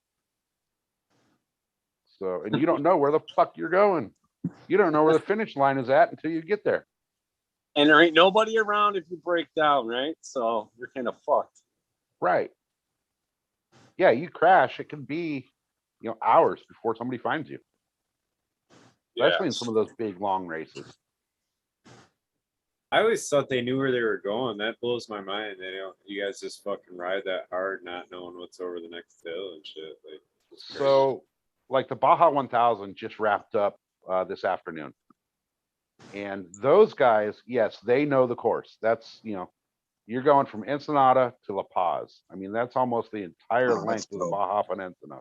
Oh, yeah. So they get to go pre-run that just because you're, 100 miles from the nearest paved road or, 2 days from help. So they are allowed to go pre-run those. But they were only able to start pre-running that last week. So, you throw in mechanical errors and getting lost and things like that. You really don't get to pre-run that entire course and learn it. But whereas where I'm racing at, the district races we're doing right now, like I said, we know where the starting line is. We know the first quarter mile maybe, and after that, you're on your own. Hope you fucking see those markers and go the right way and take the right turns. You don't know what's coming up over that hill or what's behind that, corner or any of that. Sorry, SoCal, but do you have stars over? Are you like American flag over you or something? Fuck yeah. I was wondering if that was like one of the filters or whatnot. But No, man. over whatever, that's badass. I got Flour? I Is that your fucking- grinder? Is that a grinder? Flour. Fucking size of it. You're muted. It's to put flour in. Yeah, it's a grinder, is it? Yeah, big joints. It's huge. Like for babies. Oh my god. For the serious smoker. Half measures of balance of nothing. I get a Put tin it all of in. cookies like that every year for my grandma. I just got the biggest one I Grandma, could find, and that was the Santa Cruz, which is 7 centimeters. It's amazing. Fucking love it. It's like such a treat. This is called puff puff. Yeah, that looks about. How big is that, Eagle? You'll tell me in inches, and then I won't know. That thing is right. huge, man. I drilled them out to actually 5/16 holes. Oh, they were okay. tiny. So you get a good fluffy fucking. Right out. Yeah. Yeah, it looked like me all flowers to begin with, and I took a drill to that bitch and opened them all out. That's what I did mine. Cheers, beer boy. What's up, Flower? Hey, how's What's it going, up, guys? brother? Anyway, yeah, man. That's I'm, quite a grinder, I'm mate. enjoying my birthday. Oh, happy Buddha. birthday, man. Happy birthday. Happy birthday, Been Meow around the Flower. world a little. I think I've done a full circle and maybe a couple of more notches on it. Oh shit, man. Far Happy fucking birthday. out. I'm birthday. ready Glad to for the have ya. fucking second one. Yeah. Happy Unleash me. birthday. Unleash me. Well, you I only didn't live have a big once, enough so I'm wrecking told. ball. You're a Honored wrecking to- ball? Yeah. I know you I'm are. honored to share a little bit of cannabis with you on your birthday, brother. That's it. Yeah, Thank I'll you. open them, yeah. Yeah, Come and 2.0. spend it with the family. Huh? Lovely. Yeah, I missed yeah. you yesterday morning. Took a nice walk, didn't you? Yeah. We went out, beautiful, beautiful woods. Lovely.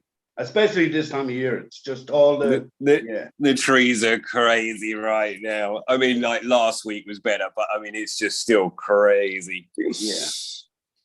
Yeah, it's beautiful. Like we just spent maybe 3-4 hours out there. Yeah, lovely. Yeah, and it's Meow right Flower. on the lake and all that, so you kind of get water and yeah, it's beautiful. You get You're a down to the beautiful shore man. and That's all I back have in. to say. Yeah. Sorry to interject. I want to get that in before I leave. What do you mean before you leave? You only just arrived.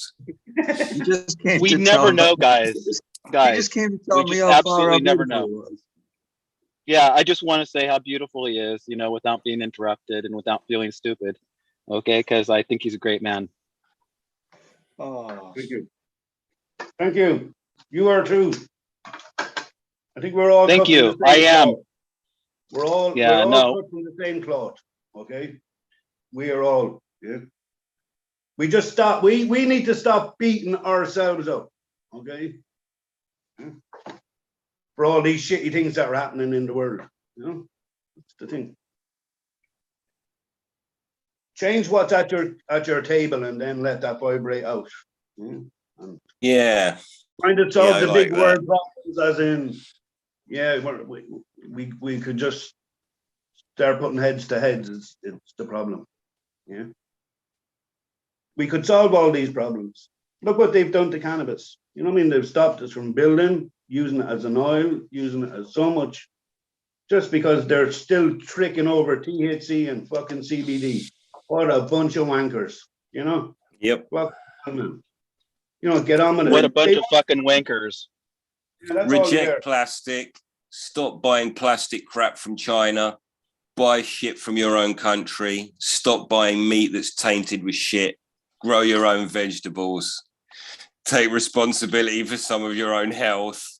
All that shit. Then you start fucking them, and then you're actually making a difference. And all you've done is look straight in front of you. What's good for me and my family and my friends? And who can I cooperate with who also wants to do this shit with me? And they can grow what I'm not growing, and we'll grow what we'll swap. That's the shit we need to do. That's where we need to be going, in my opinion. Yeah, let's sit down and see what we agree on instead of seeing what we disagree on, because we can all, you know, I mean, that's where they want us. They want us all disagreeing instead of, we have so much that we all agree on. You know what I mean? So that's, it's like even that word day, it doesn't even exist in the fucking dictionary. You know, it's a made up word that suits an agenda, you know. They've been dividing us for years. The only thing that's helped them out immensely was Facebook and all these other social media platforms. That escalated things tenfold, man. I was on Facebook and I was watching people that were friends for their entire lives, 30 years, 35, 40 years, and now hate each other because I'm a Democrat, I'm a Republican, and I'm looking at both of them thinking I'm a fucking human and you guys are idiots for even following that bullshit, because they're playing good cop, bad cop, and they're both together at the end of the day hanging out with each other. I mean, it's the oldest fucking game in the book, man. And Divide and it's conquer. so old. Divide and conquer, man. Yeah, I would just interject one thing that if there's enough intelligence in this room, and I believe there is, to actually, if we were to address even a single problem, we could come up with at least, 2 or 3 viable solutions, not saying that we'd have the money or the power to make them happen. So I'm just saying some of these political divisions that exist, an example would be like in Israel, where you have 2 factions who believe they have the right to be in a place. Well, the last I heard, if 2 people wanted to make an agreement and settle things, they can do it anytime they want. These people must not have wanted to do that. And it really makes me feel bad for them, because it's like this, my whole life, that particular, division has taken place. And it seems like it's been by choice. And I don't like to see anybody suffer. So it's like, and that goes to our own home front, where, we do actually have divisions here that really shouldn't exist. We're all free, to one degree or another. We enjoy some economic freedoms, still to this day. And, I'm not going to argue with you whether a Bitcoin is as good as a piece of gold, because I feel like if you don't have the sense in your brain to figure that one out, I can't really do much for you. But it's like this, in the idea of land. If I didn't have land, my own land paid for, of course I got to pay a couple $1,000s a year in taxes on my pieces of property like everybody else does. I wouldn't feel free. I would have somebody telling me what to do, like maybe my neighbors, maybe a landlord, maybe a spouse, maybe a roommate. Maybe I could only have like 2 or 3 kids, I'm just saying. So the compromise begins, somewhere. And I'd say the most important thing is last, I didn't mean to go on a spiel. Having economic independence and freedom is a must. And that's what the herb has allowed us.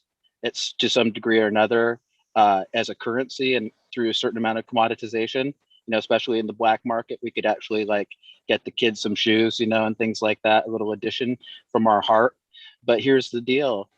If you're living in debt from day one, I'm going to tell you, it's going to be a really hard weight to get off of your chest.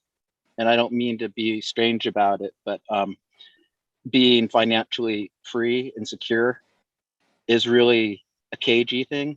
But if you can do it, do it. Anyway, I love you guys, and that's my insight. And I do actually have a couple of things in life, you know. Yeah, but Here's the it's thing, like the decisions that your forefathers make for you as well. Like, you know, put you into them positions that you're able to do it. Okay, and they sacrifice beyond any of our that we can even imagine sometimes. So that's the, you know what I mean, and what they've. Okay, I understand. Yes. I like the Amish. I'm gonna be an Amish person soon. Gotta Three love of those us, man. Amish, the Quakers, the mean- Mennonites. They're all right. I mean, You dude, know, and I need a farmhouse built on my little piece of land there. Everybody comes and helps me. Guess what? Then you need one. Then I'm over there helping you, and everyone else is there helping you. And And in nobody the ever goes meantime- hungry, and never anybody goes without, and nobody has more than the other. Everybody gets the same amount. Everybody is then able to go do whatever they choose to do. And we have a common goal, and we can enjoy each other's company, and there's a brotherhood to it, you know, or Listen, a man, fellowship. there's people who love to build things. There's people who love to cook things. There's people who love to grow things. There's people who love to harvest things. Everyone pick their job and let's do it and get it done and do what we're supposed to be doing here on Earth, not buying the next fucking PlayStation Plastic 27. crap. Yes, everything's plastic. Like they have as a slave to that dollar bill. Like, you know what I mean? Wherever you are, it's the same, it's just a slave to it. You know what I mean? And as we say, like we pay 23% tax on it or VAT on it, and it's on everything that we buy already. It's like they're getting their fucking fair share, like, you know? And then they want to fuck us over on what you earn and what you know. Well, let's face it, we didn't start out with money, right? We started out probably by doing things together, then trading things, right? I grew this, you grew that, we trade. I caught this, you caught that, we trade, whatever. But somebody was sitting on their ass, not wanting to do anything and figuring out how the fuck can I get, and then they come up with the money situation. You know, when the time was right, when there's more than enough people populated in an area, it was getting to be, we only need a few bakers. We don't need 60, right? So now we need to figure out what these people are going to do. How are they going to contribute? So now you come up with the monetary system, put you to work. Well, you could go this and someone will give you that, and then you could go buy this and that, right? All the meanwhile, the guy who created it sitting at the top is... Yeah, he's the manager, apparently. He's the manager. But the thing is, if you take the baker and you just say, go bake bread, he'll bake bread and he'll sell it, and he'll bake bread and he'll sell it. And then the manager comes along and he's like, well, I could get it so that things are more streamlined. And it's like, okay, cool, let's streamline them. But now we need to make twice as much bread because we need to pay the manager and the baker. So we need to charge more for the bread. And then the manager doesn't end up slicking things out. So you're now got to two overheads when you only had one. If you just leave the fucking baker to bake bread, we go and get bread regardless. Yeah. And the manager needs to go find out what he can do to contribute, you know? That's what it comes down to. Someone didn't want to contribute. They just wanted to go fuck around, right? When humans first came onto the planet, they were designed to live like 900 to 1,000 years because it was actually a beautiful garden, and the attitude was to help and serve others and to expand and be the love that it, and you'd have 1,000 years to do that. And then slavery came in, and then we started to look where we are now. But after slavery came the monetary service to self type energy, right? That we are entrapped in now. And we have been for what, 75,000 years? You know what I mean?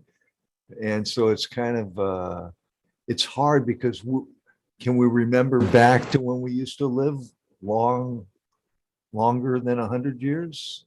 I don't think we can.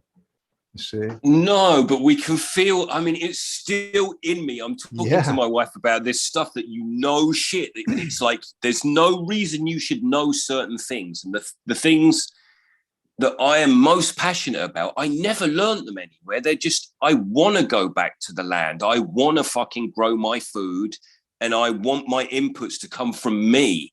And like, that wasn't something that we did. You know, we all grew up the same. They never taught us to grow. They taught us to fucking add up. Yeah. You know, like, no one taught you to grow unless one of your family members did. So that's super weird. Why isn't the first thing we teach our children how to fucking make food? Here's how you make food. And here's how you make food when things are shitty. And here's how you make food when they're hot. If everybody's making food, then the food company out there isn't making that money. Along the lines of what you guys, sorry, go ahead. Oh, why do they want you growing your own crops when they cannot profit from your crops? But how has it been possible to move us so far from it? What was this Smiley said this on? Was it if 20% of people had a garden, it would put Big Ag out of business? Was it 20%? It's like 15%. Yeah. Oh, fucking hell! That's nothing. It's nothing. Come on. Nothing. You know why? Because they throw most of that produce away. For one thing, most commercial produce disappears in shrink. So you can have something that looks perfect and delightful for 3 days out of its whole life, and then it gets thrown in. You know, if it's lucky, it goes to the chickens. I was a produce manager. I learned all about it. You know, I would order $70,000 worth of groceries every week in produce. How could you could somebody get a hold of that produce somehow and compost it? Like anybody, I don't know. I'm not saying I would, but is there somebody? Yeah. If somebody's listening. The policy of one of those grocery stores would be probably not to, but I believe it would be up to the manager himself. For example, there's a food bank in our. Am I speaking loud? I don't have any feedback here. No, it's normal. Okay, thank you. What I'm saying is that the food bank would come every morning it was a Safeway store. There's no secret, Albertson Safeway. And an elderly gentleman who'd been doing, the nicest guy in the world came out, and he would get either the bread, the dairy, and the vegetables, the perishables. And my guys were not so hot on taking the time, like the journeymen who had actually were production oriented. They didn't want to take the time to actually set something aside, or even to for other people, which was really kind of a culture thing. You know, I didn't really actually fit in at that point, you know, but it's like this. Long story short, I think they did what they could. And I think that if somebody did want to make an arrangement for like chickens or compost or whatnot, that's probably a doable thing if the manager was compliable.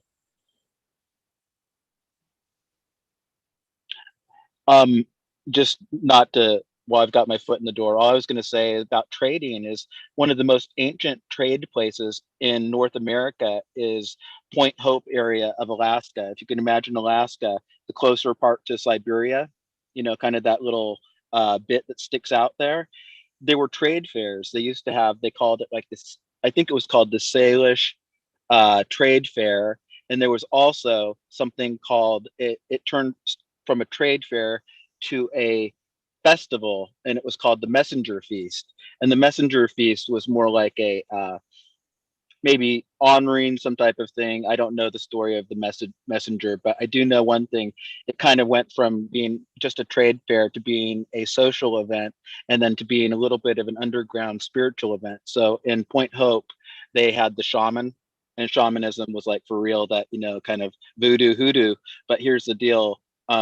The elements that we're talking about, you know, the waves, the ice, the wind, all of that stuff, were really intrinsic players in their world. And these guys had an understanding of that. And the hunters, and when they had the trade fairs, they actually would trade for like, you know, the arrowhead type of things, the harpoon head. You know, the harpoon head was actually the big technology that allowed these people to actually land the whale, which became an economic resource in itself with the oil and the the food, the blubber, and all of that. So anyway, all I was trying to say is that economically, oh man, sorry about that. All right. Anyway, that's all I have to say about that.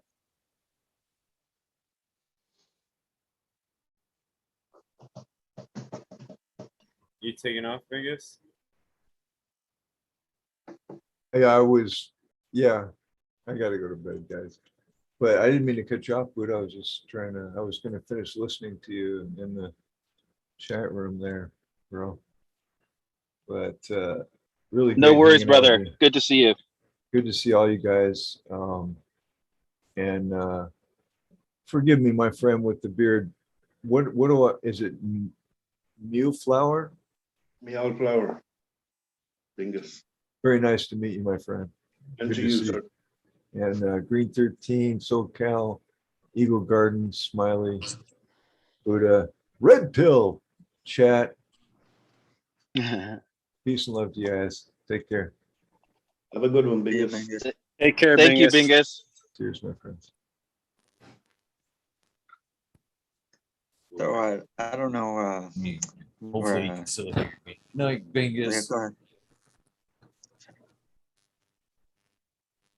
Bingus is great. We know that. I really love his point of view. He has a down to earth and real grounded experiences in life. Not too Pollyanna-ish, but I'll tell you something. He's also has a real mystical point of view and a sensitivity, and we all know that. And I really appreciate that. Actually, I just wanted to give him a chance to say goodbye to everybody. Yeah, I could probably sit and talk with Bingus for hours. No doubt. Yeah, he's real. All you guys are though, man. I've met a lot of people this year, and I'd have to say, you guys are pretty much right on, bro. I appreciate you. Why be something you're not? Too many people in this world these days are fake. Just be yourself, man. Be who you are. Stony, I'm going to acknowledge the loss of your father. I have had some loss in my life, and I appreciate you sharing that with us the other day. In his memory, I dropped you a little thing, but I want you to know that my heart was with you that day, and your loss as a whole. That's that you're a very wonderful man, and I hate to ponder that too much. I thank you for that. I appreciate it. Yep.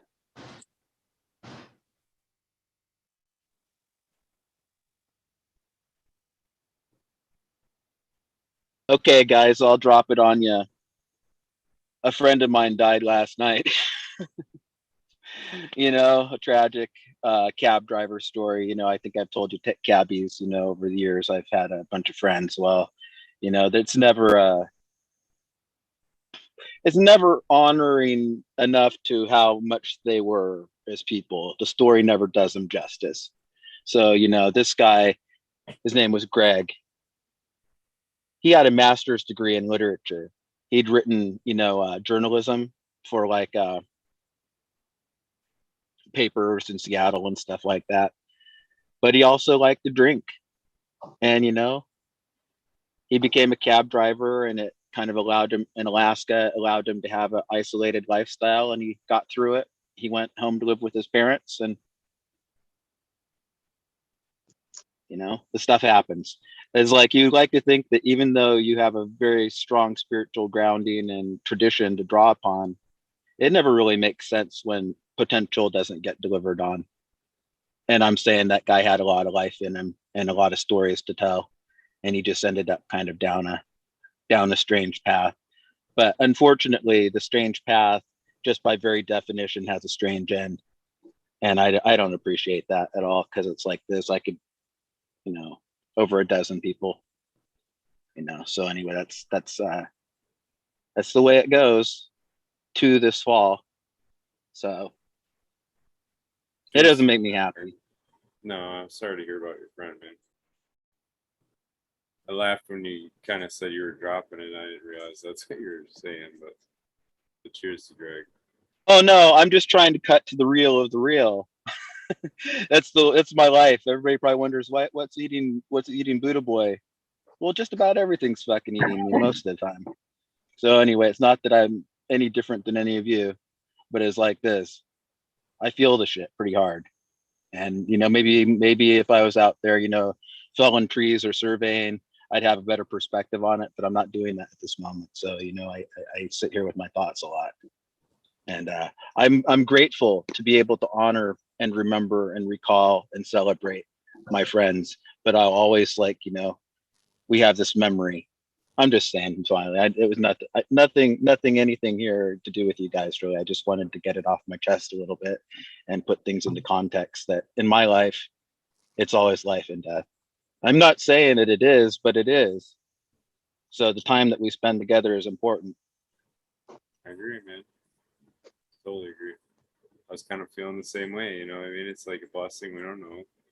Like thinking about even DOA too, none of us knew the next day that he was going to be not showing up in the Zoom or whatever. So yeah, man, it's definitely a blessing. I jumped on my wife's case for telling me about it first thing, because I had to explain to her that there's first tier problems and second tier problems and third tier problems. And by the time I heard her feelings, I realized how wrong I was.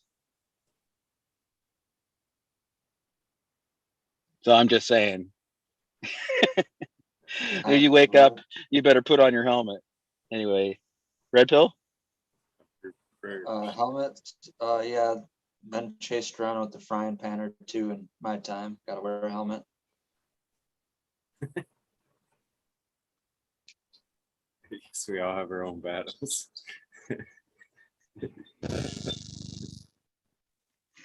I'm just picturing Red Pill running around with a football helmet on. Yeah, that's exactly. Getting chased by the old lady with a frying pan. Oh. I can't wait for that Colombian cross that's going to be in DOA's honor. We can start working that line. We're going to work that bastard line to the. We're going to have something famous, something worthy. You know what I mean? Because he does live on. I mean, come on, guys. He lives in our hearts. And that's all I'm saying is my heart's fucking crowded enough. I don't need anybody else to be living in my heart. That does remind me, I might have something in the works where I could maybe get that fem side of that project under way. Oh yeah? We gotta ship you some clones? You might not even have to. Eagle. We can we might not even have to. Smuggle them there. There's more details about that I gotta dwell on. But another thing I was also I'm actually gonna give him a cut of the fucking dirt dirt. Oh goddamn it. Hold on, I'll tell you here in a second. It was one of the past guests I had the other day. Dirt Breakdown. Yeah, Dirt Breakdown. Yeah. That I remember him from the other day. Actually gonna hook up with him this weekend sometime, probably Monday, Tuesday. I'm gonna drop him a cuts, the 413. I'm gonna drop him a cut of that Colombian number 6. I'm gonna drop him a cut of that Jelly Bean and a few other strains, and I'm gonna hand him some seeds as well. Yeah, so he'll have a cut of the Colombian as well. Dirt Breakdown and some 413. Yeah, I'm trying to spread it out there. I'm trying to re-veg the other cut of that Jack Skillington. It's all looking sweet now. I don't know. Fuck it, man. I don't know. They were really beautiful looking buds, dude. They're super solid. Which one did you change your mind on, Smiley? I think it's number 2. I kind of like number 2. Thought it was. I'd have to double check. It might have been number 7. I might have got that wrong. I don't know if I got number 7, but a few of them were good. I got a couple of them were just as good, if not better than number 7. Guys, we got to roll out the red carpet. Well, that one just threw a huge. They all throw a nice elongated bud, you know what I'm saying? But that one had the density to it, and it had the frost on it. It threw fucking nice frost, and it's like solid bud. Where the other ones got that kind of featheriness to them. You know what I mean? They're more open. So I don't know. What up, Modern? Tao. Oh, shit. Hey, what's up, guys?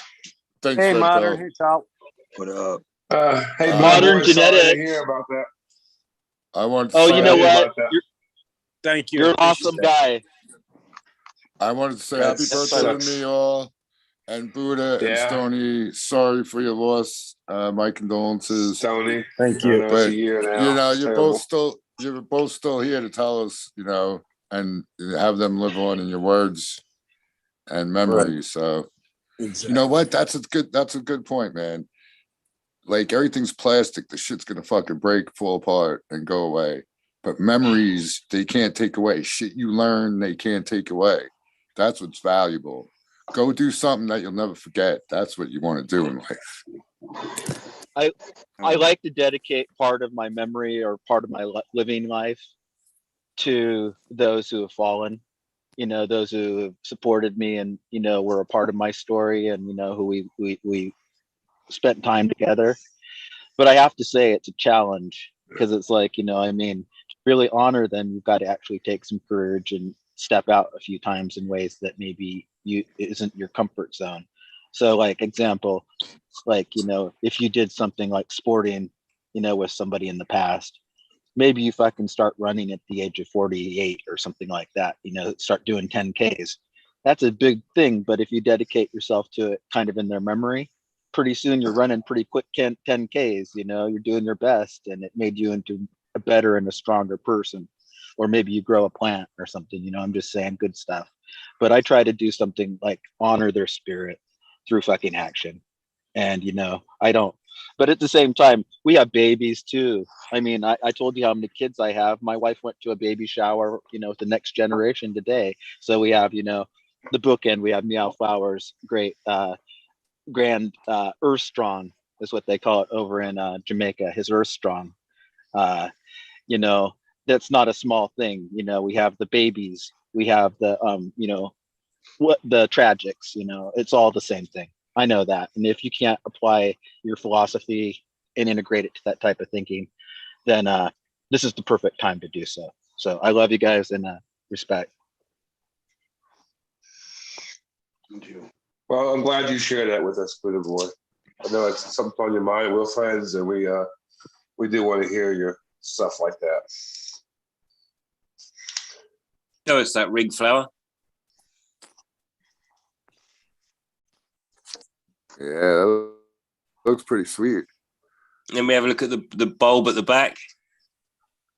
Fucking hell, man, that is nice. That's the handle, right? You pick it up by them little balls. They're kind of weights. They're sort of weights, really. Oh, but yeah, okay. Yeah. But that doesn't really need a weight because it's got fucking flat bottom. It's like a play on it, I think. It's still far away. That banger hangs out far away. So yeah. That's a piece of living. Beautiful. It's a piece of living glass. That's how I can tell that it's still alive. You know, it's moving. It's fluid. It's actually like in motion. That's the nice thing about glass. Marty Preston from Oregon is the glass blower, and it's a collab then with Bertango Glass from UK. So, absolutely love it. The guy got stranded at the beginning of COVID, got stranded in the UK, couldn't get back to America, and ended up having. So they made that. So this was his first rig, and I bought it. That's awesome, dude. Oh, and SoCal. This is all about community. Yeah, look at you end up. Yeah. Beautiful. Those marbles are awesome too. I like the blue marble. Sorry. It's called Dryco. Anyone that would know? This is actually like a galaxy, like clouds and stars and all. It's like, yeah. Wow. The same. Yeah. Cool. Yeah, this is beautiful. Yeah. This I only take this out for my birthday. Right. Awesome. Happy birthday. Hey, let's get a happy birthday going for Meow Flower. I don't know how we do this. Maybe the I'm dab waiting song or another. I can something, wait or- 10 minutes. I can wait 10 Oh minutes. shit, I'm- shit, shit. Yeah, 10 minutes. Sorry, I don't have a watch here. Yes, there you go. I'm not special. I'll come on to 20. But yeah, I'm delighted that we have this little community that we have, like, you know, especially for men. Like, you know, man, I'm not saying that we don't have the girls hanging in the thing, but we don't get to chat so much. We don't talk to even our bestest friends like the way that we talk on here. That's you know? right. Okay. Okay. And let's be real about it. This has brought us all out in a different way. We could all sit and, like, you know what I mean? There's people in chat that probably would, you know, that thing, oh yeah, get on. But they, you know, they have a story to tell too. So, like, we're all the same. Nobody is special here. Nobody's got like a golden ticket to come on and say, you know, well, we're all. Oh, did you not get your golden ticket? That's embarrassing. No, I'm joking. This is quite the men's group, guys. What we're talking about here is men's liberation, men's spiritual liberation, and emancipation. And here's the deal: once you got a key, you fucking keep that key around your neck because you can use that key to unlock some other locks. And it's like this: if you actually find that key, unlock as many locks as you can for the rest of your life, because it's like this, and pass that key on. I hate to say it, whatever the metaphor is that I'm not talking about. Hey, I'll tell you what, though, going back to what you're saying about this community, I'll be honest with you, man, things aren't the greatest for me right now. And not even has nothing really to do with my father passing. I mean, a little bit, but other things going on. And it's pretty much why I popped on, because every time I come on and I talk to you guys for a minute, whether it's about my problem or not, I always feel better walking out, you know, and I always have some of the best sleeps after I get done bullshitting with you guys. So thank you. What's up, Green Fingers? I agree, That's brother. awesome, That's how I feel too, Stoney. What's up, Green Fingers? We missed your green fingers. Cheers, man. I feel that same way, Stoney. I go to bed like after this, like right after I jump off, like 10, 15 minutes later, I'm in bed. And I always find myself falling asleep with a grin on my face because you guys are always fucking making me laugh so hard. I know I usually try to slip out before the end so I could leave it on and I listen and I could hear Eagle start saying the names. And I usually just, by that time, man, I usually don't even make it to my name. I'm usually gone before then. Eagle sets a pretty high bar as far as the social expectations of this group are, because it's like this: by including everyone in the list and allowing the people, you know, who've come onto the show to share this time together, he really is a good host. And I only say that in an inspiring person, actually. Fuck the good host. So it's like this because we've been here through ups and downs, all of us on all sides of the squares. And it's like this: I don't suspect that tomorrow is going to get any easier, but it's like this: these guys are pretty good people. And when you get a chance to get up here and tell your story and share it with us, we look forward to it. And we'll be that much richer because you'll have shared your story with, you know, a nice group of people. Yeah, Eagle's gonna go compost pile, worm bin, dreadlocks. Yeah, crystals everywhere. That's already Everywhere, done. like everywhere. I just want to see the dreadlocks. I think we're going to have to buy them for him. You could have donated some of that beard. Hey man, pick me up a set, would you? I might. Yeah. Let's see, but that would probably fit a little bit, you know. I'm gonna be the first fucker to have back dreads. I can go that way too, man. Get a little hat for him and sew them onto the hat, like dreads on the hat. Yeah, I could do the Cookie the Clown dreadlock look maybe, and put like a beanie in the cap. That'd be something, guys. Yes, I decided. I saw Chad Westport one day with his long gray hair down to his bottom side, and I've been that guy before. My wife would braid my hair like into 3 little ponytails all the way down, 3 little things down the end. But I was looking at my hair, and it was starting to grow in like fucking, like green 13s. It was like starting to get a little bit, and here's this stuff here. So I think it was April, after looking at Chad Westport, I said, I'm gonna Yeah, grow it fucking out. grow this shit out one more time while I still can, while I still have a, and I don't think it's gonna, hey, there's more gray here than it looks like, but it's like this. When you're 50, you should be yourself. I'm just saying, or whenever, really, but it's like this. I'm down with maybe like, By 50, having you a little should top have. knot. I want to have a top knot again, and have my wife braid my hair one more time down to my ass and make everybody kind of want to touch it. And then, at some point it'll turn white. Wait, Is touch that how your you hair? get people to Fucking touch your nice. ass? I was That's gonna the say. secret, Red Pill. I put dollar 3 bills at long, the end of my 3 ponytail. $100 bills usually will cut it. They actually and the will butt touch your gets ass. I think most he was braiding his molested. ass hair too. That's what Anyway, fuck this shit. Cut it off. That's classic. Does anybody know Chris Dyer, the artist?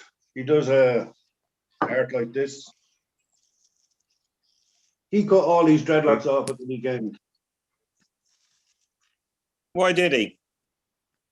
Just he wanted to change, move on. Wanted to just get rid of them. Part of his ayahuasca. He was 12 years doing ayahuasca, and he had his cycle and the moon and the thing, and he just went, "This is my time." He had split up out of a relationship, and he was like de-cleansing himself or whatever. And, Interesting. Yep. You know that guy from there's that band in Living Color? A Cult of Personality? Yeah. Do you know that video? Where I he's know like, the guy. Living yeah, I went to go see him What live. I was was so the guitar excited. player's name?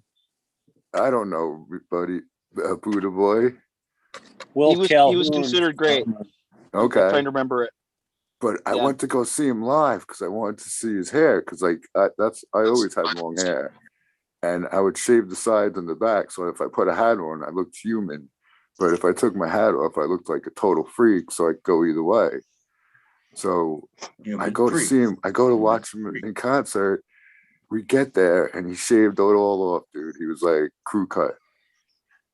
I was so disappointed. But they still jammed, bro. I still drank a whole bunch of beers and loved it. But yeah, I was disappointed. The Cult of Personality lost its sparkle that night. But it's not what the country can do for you. It's what you could do for your country. Is that right? Something?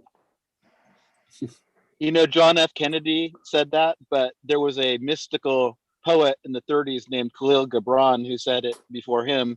And I'm pretty sure that it was said by at least 6 other people before that in writing. I'm pretty yeah, sure you it's a only great said state. that because SoCal looks like Uncle Sam. Or you just need the fucking hat. You need He Tao's looks like hat. my brother. I need He's my Tao's looks like my hat. pops. They reference kinda him. look He's my like- pops. the hat needs to go. They Yeah, were my calling pops, him man. Super Dave Osborne earlier. It was pretty That's close. a classic reference, dude. I think the Yeah, Santa dude. Claus hat there. Santa Claus I hat. love Are we it. disturbing? Will he wear that at the next time on the bike when he's out? Dude, 1 minute warning. Are we disturbing SoCal's nap? No. Just joking. SoCal fucking cut off the hair and the beard and got cold. Had to go run in and grab the robe real quick. Summertime thing. Yeah, Why'd you do it? it is get cold, doesn't it? Yeah. I did shave my hair down to a 16th of an inch before this. I would just do it like once a month. And I did that for years because it was like, I said, there's a song, it went like this: hairstyles and attitudes, how are they connected? So, I've grown up in the age of all kinds of hairstyles, so it's like this. Eagle has his beautiful look, Green 13 there, SoCal, Smiley with his big beard, look at him, man. Green Fingers, my daughter was watching the other day and she says, yeah, the bearded guy was on. I'm like, well, there's quite a few bearded guys, but I knew who she was talking about. Anyway, must be smoke time, guys. Cheers. 420 on the nose. Happy birthday, Happy Mio. birthday, Mio Happy Flower. birthday. Happy birthday, Mio. Mio Flower. Flower. Mio's 26 today. Congratulations. A birthday to you.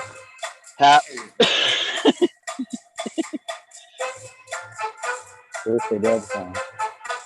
So I was fucking thinking about this today, way off the wall, way off topic here. I was watching a thing about fucking vampires in the early country. And they were thinking they found a bunch of bodies somewhere they had dug up and fucking kind of mashed their bones all up, crossed them, and set them facing to the east for one fucking reason or another. But they were trying to test the DNA for to see if they could find something that actually said they were vampires. So I couldn't help but fucking think about today the fucking we have with the adrenochrome. Was that maybe something to do with the whole? Maybe did they know something about that fire that they were doing it back then, but it just calling them vampires? You know, the same, really. They were drinking, scaring their victims, drinking their blood, much like they say they do now with the adrenochrome. So, are they vampires, or is that, you know what I mean? Has it been going on that long and nobody really understood? Wow, Eagle, you just blew my mind, dude. Eagle, you That's know why that they never died. They were immortal because they were sucking blood of the living all the time. That's the only way they That's the stayed way alive. Yeah, that's why they do it. Supposedly do it today is because it's supposedly Makes making you them younger. younger. Yeah.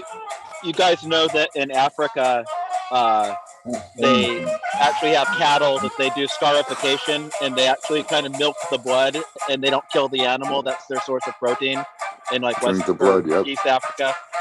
So, and it's considered really like your cattle wealth. We were talking about wealth. They're very much into the idea that their cattle is their wealth, and you get little rites of passage as you go along too. If you have gar, that's like the scar on the forehead. That means that you made the initiation. So anyway. I got the scar on my forehead. Son of a bitch. Did you guys ever see that stuff? You know, like anything I on those did. like guys who are Buddha boy. Yeah, you know. They stick the spear in their neck and the blood comes out and they collect it in a cup and they drink it. Yeah, Drink the blood of the they cattle. also- That's yeah. cool. They like must have a different microbiome in their gut. Dude, that's like some fucking horror movie ass shit. Oh man, it's real though. And think about it. If you were gonna die, I don't know how they figured it out, but that's They don't good have to kill the protein. cow. So Hmm. that's a really big deal for them. And I'm not into it in any way really, but it's like a whole culture is revolved around it where the cattle are the currency, and you know, you get women because you got cattle, and you know, you drink the blood because you don't kill the cattle, that type of thing. Look at it as a metaphor for democracy. Am I supposed to be drinking blood? Don't kill the cash cow. That's what he's saying. Yeah. Doesn't that Thanks, tribe Red eat Pill. mushrooms as well? You check them out, they eat mushrooms. Yep. Oh God. Anywhere where there's cattle, there's got to be mushrooms. Yeah. I think that's the little That's why they're drinking the blood. Maybe. That's really an insight. Sorry to take Eagle's idea. Meal. Sorry. There's crystals and mushrooms in everything, remember? Yes, meal. Crystals. Dude, smile. Well, they that were guy. definitely doing mushrooms in the subarctic and the Arctic because there's all kinds of Amanita muscarius, you know, the fly agaric type of mushroom everywhere here. Uh-huh. Well, it is almost Christmas, and if Right, anyone's that's ever what done I'm saying. research on that, that's You ever do actually where them? the tradition comes from. You ever do them, Buddha? Oh, you know what? I haven't. I do know a guy who we would They're consider to be everywhere. crazy. listen. That's why you don't do it. I think you have to ingest like 9 pounds of them or something like that. I'm not you have joking. to- Like, you have to No. decarbox- I think They're like Give 'em weed. You have to to decarboxylate it. I only made it to 3 pounds, guys. You don't have to eat the reindeer pounds and pounds feeder. of it. You got to decarboxylate it. Just Yeah, like there's like a process like boiling it or something like that. Drink the reindeer piss. You have to drink the reindeer urine. I actually took a picture of one and posted it on the IG this fall, and it had a little bird, like, you know, the beak, you know, so it was like all around it where the bird had actually eaten this you know, magic mushroom essentially. And I was wondering if like he actually tripped, because the ravens here are very bizarre. You know, they grow to be like 60 years old or so, and the ones in the north, traditionally Raven was an incarnation of God. So, and That's how Raven they was a fly. trickster too. So give prayers to Raven is a phrase, like, you know, from the native tongue. But I'll just say I do think the ravens probably do mushrooms and fly around and come up with strange thoughts, because they're pretty trippy creatures. I think They're the that's same what as you're crows, supposed right? that you're supposed to do them Amanita mescaria, is you like let the caribou eat them and then you drink the caribou's urine or something like that. And there's something about the way I'm not advocating Yeah. it's animal urine, but there's the something about the way way that it processes that fucking makes Yeah. it trip. Well, you Get heard it me a here caribou. first, Do you folks. do you hold the The reindeer caribou piss. above yourself, or No, how you does that don't. You work? get the, like, Get say, right if off he the eats tap, it buddy, right off the immediately, do you tap, get man. that Right off the first snap. whiz within the first minute or two, You or have do to you milk wait Yeah. a half You have to hour? milk the caribou. And I'll tell you right now, by next week, Amen. Friday, The there'll rite be of like 2 or passage. 3 people get killed in the news. They'll be in the news, dead, got trampled by a No, caribou. I say Kicked Gold loads of kicked in the footage. face. caribou shower. Yes, the There's mushroom footage. and the caribou. You should try it What the first. Let us- fuck, man? You don't have to No, drink it off for it there's to pee. actually footage. You can Go start back. mailing Pee. caribou urine everywhere. You should be able to find the footage. There's footage of people Yeah. like Only no guy fucking with the law yellow. against Yeah, they're like no- Laplanders or something like that. Terrence McKenna wrote Laplanders about it. That's collected where most this. of you guys. It's documented. This is all documented. It's like This is a on He camera just and went to everything. that Yeah, Brass big- Skins concert. There's a It's to saddle blow that goes the Santa underneath the Claus horse. myth. This is where they blow the Santa Claus myth out because of the reindeer people in Laptown. That's where it comes from, them taking the mushroom. Yeah, and because they Yeah, the have the reindeer reindeers, and fly. the little nose starts beeping red, and then the reindeers fly off in the sky. Okay. That's great. That's great. And your bro. I didn't- the presents are the mushrooms been dropped down the chimneys because people can't get access into their houses. There's a whole, like the. I've tried It's a fascinating topic. a lot of things, but It, so can't that's even why drink the the fucking caribou piss after you fed him some mushrooms. red and white of Santa Claus suit. That's why. I hope somebody You know, is caribou writing a are. book taking. There should be Wow, somebody let's go taking out the notes in the woods. background here, like, you know what I mean? Because with the amount of stuff that gets, like, you know what I mean? There's like, you get a book here, like, you know what I mean? We could be the, you know what I mean? The next chapter of the gods could be. I love Jeff's tell you- fucking. Better yet, you do it during the winter, like Jeff says, and you just fucking dish out the yellow caribou fucking snow Snow. cones and shit. Yeah. That's a better Everybody gets idea. some. Snow cone time, guys. So instead of Electric snow cones and Oh, shit. shit. Electric snow cones. 100% Instead of the- organic. instead of the Hawaiian Reindeer- shaved ice, it's now Alaskan shaved ice. They're easy to wrangle though. Like they don't run away from Oh you. my They know you. god. Just like a horse. Well, wait a minute. How many of us live near caribou besides Buddha Boy? I mean, he's probably Yeah, got. not me. Guys, What about honestly, selling there's a fish? lady who has a caribou farm for tourists, like fucking 20 acres from here. So in other words, I can go You straight need through to the woods feed and them the fucking. mushroom. You need Buddha, to feed you're them Let me the tell you mushroom. something. God. As I want odd as some this all caribou sounds, piss sent to me, um, dude. the caribou are Please. actually kind of docile, and they're not that big, so to speak. They're not like the. I mean, the caribou here are like wilder, and they're not reindeer, but they're very easy to herd, and it was part of our economy here, and the actual university does research with reindeer caribou. But in Finland, like we were saying, the shamanic tradition and all of that, it sounds really outrageous to think of, like, drinking the piss and because it's been filtered, maybe the kidneys or whatever of the animal or whatnot. But I think it's actually pretty valid. And I think of in the North, it was kind of like debauchery, but there were kind of wild people. They were different. Go ahead. Okay, since the Vikings, that has all played out, the renaissance of people going back to their native to go back and do the same symbolized drinking the piss, yes, is gone huge. So every community now does it because they all go back. So there's huge documentation on it. Like, yeah. Everybody's going back. We're all going back to the earth.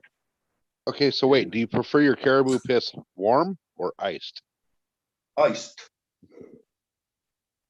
But now, then, Jameson in there, maybe. That's. It's actually in demand. Then you'd have to say the caribou piss. It's like caribou were like, leave it, bro. I just want a fucking private one, man. Come on, one time, dude. This one. Talk about some caribou sense of humor. We talked about the friend side, talking your buddy into it. Imagine the caribou that was like, watch this. Let's see if we can get him to drink this shit. Yo, do they trip out the caribou? They have to, yeah. Yeah, so they're tripping out. They don't care where they're probably pissing their pants. Listen, if somebody checks a sheep's head after it's died, like there's a huge amount of DMT because they've been eating the grass that a sheep eats. The DMT buildup in the body is huge. Okay, there's loads of, like, you know what I mean. So are the sheep tripping? And I mean, like, when it's mushroom season and they're chomping away, like the way some of them look at you in the field is like, yeah. Man, that makes a whole lot more sense now that I know. It does, dude. People are tripping. Like, holy shit, that makes a whole lot more sense. Dude, have you ever seen all fucking whack? Yeah, did you ever see their eyes? They're all one color. Yeah, they're all expanded. Man, I think there's a guy. Forest that day. Big old birds tripping, caribou's pissing, fucking mushrooms. I think it's hunter magic, guys. Guys, I think that it was really helpful for survival. Think about this. You're like trying to hike from Finland to fucking India. Okay, because it was like a matrilineal society up there.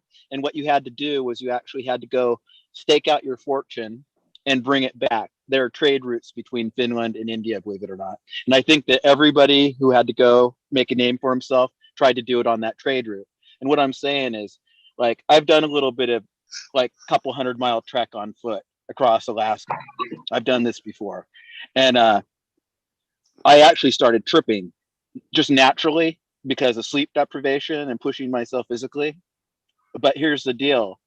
These guys were so badass, they probably just took a little bit every now and then, kind of microdosing. So they had their hunter magic on and could see the lays of the land, the actual trade or landmarks, and actually, things that you need to know to survive to make this trip, because ain't nobody with you. Maybe you're a small group.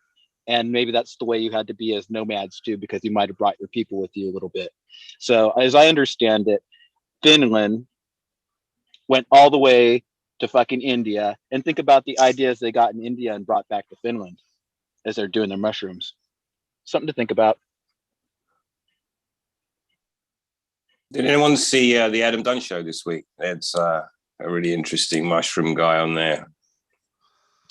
One of the things he said was that two mushrooms growing in a field, two magic mushrooms, let's say, growing next to each other, one of them may be 50 times more, maybe 50 times stronger than the other. That's the variation between just two. So that's pretty random, isn't it? That's sometimes why you're way more fucked than your mate, or your mate's way more fucked than you. And it's probably better if you get a whole bunch of small mushrooms than two big pieces that were one mushroom and one mushroom. mushroom, right? Uh-huh. Yeah. If you want to trip I mean, out. a lot. I would highly recommend watching that show just for that interview. Actually, it was pretty fascinating. Yeah. The most the most lovely experience I had was in Hawaii. We picked up, there was a hitchhiker on the side of the road, and he was dressed in day glow, as some hitchhikers are, and he was carrying a honey bear, like a big, like big, maybe couple gallon honey thing. And he says, I need to ride up to this field. There's psychedelic mushrooms there. And he had us take a couple swigs of this honey concoction with the mushrooms in it. And they were these tiny little white blue mushrooms that kind of were all on the cow dung. There was so many of them.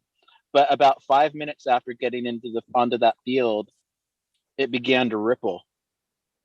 And it was just such an unexpected, pleasant thing to have happen that it really got deep in my my feelings. So that was my big trip in Hawaii.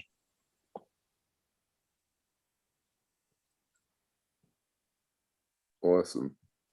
I learned the hard way. You never eat shrooms before you go to Disneyland. It seems like it dude. would be fun, but it's a fucking nightmare. Why? Because you just stand in line all day. You're in line all day. You're on these rides. You're tripping out on all the weird shit coming around you. And Goofy doesn't follow you around like you want him to. Fuck no, but he pops out from like behind the wall and shit, you know? All I'd say, the mushrooms work in the woods. Yeah, that's always great, Mule, 100%. They definitely just put that little sparkle that's like, yeah. Dude, I I would had say many that, the best uncontrollable place laughing. Yeah, I don't Stu mind Moo taking just said the trees yesterday. It felt good, you know? I like the nights, like the last couple of nights where it's like the full moon. There's that luminous blue all around. You can walk around and trip, and the fucking trees look real cool. Even better in the winter sometimes because everything's like really bright when there's snow. I was just gonna say the winter time, yeah, because you could see, like out by me, it's all farms, you know, and it's flat. So in the winter, and got a good snow and the full moon's out, shit, I could see for miles, man, and it's just wild because you're just sitting there going, thinking about how far is that, you know? Things look closer. with the snow, the moon always refracts so much more light. You know, in early autumn, when the leaves are gone and it's dark, it actually seems like it's the darkest of the year because there's no, you know, that snow actually is a huge reflector on what you said about being able to see and the clarity of the atmosphere and the moon. It's been great. I hope that people have been able to have some insights and moments of peace and reflection with that. I'll tell you what, boys, though, the funniest time I had tripping out, but I think it was on acid. Me and these two other chicks did acid in college, and we went bar hopping, and people, like tons of people had masks on, and just shit was fucking, dude, my face hurt the next day from laughing so hard. That was like one of my funniest times. So much shit. But I yeah. had a similar thing like that. It was not, we didn't go bar hopping. We ended up leaving Michigan in the middle of the night. And I wasn't expecting to have to do that. And yeah, I ended up having to drive. And man, me and my buddy, we laughed the entire fucking 4 hours. I mean, nonstop. I was crying so hard. I mean, I'm surprised. I mean, I was laughing so hard that we had a rental car, and this is a newer car. It has that steering traction shit. So if it starts veering a little bit, it kind of straightens itself out. Well, I had no idea. So now I'm fighting this thing, and I'm looking at my friend, and we're doing like 90, and I'm like trying to slow down. We're going around a turn. I'm laughing like we're gonna die. He's like, "Holy fuck, we're gonna die!" And we're both laughing.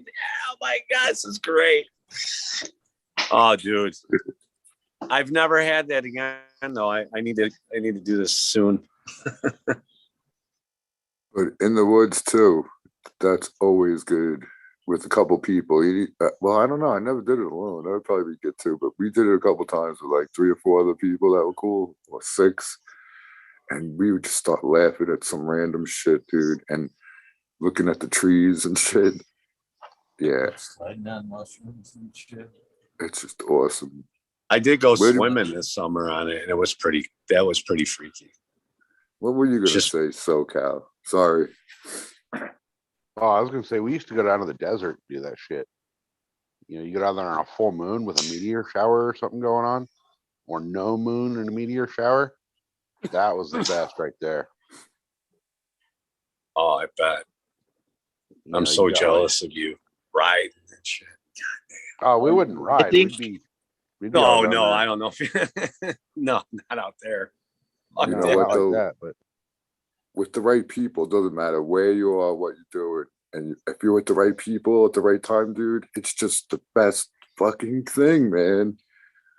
I remember we were just like randomly walking around, dude, laughing so hard at shit.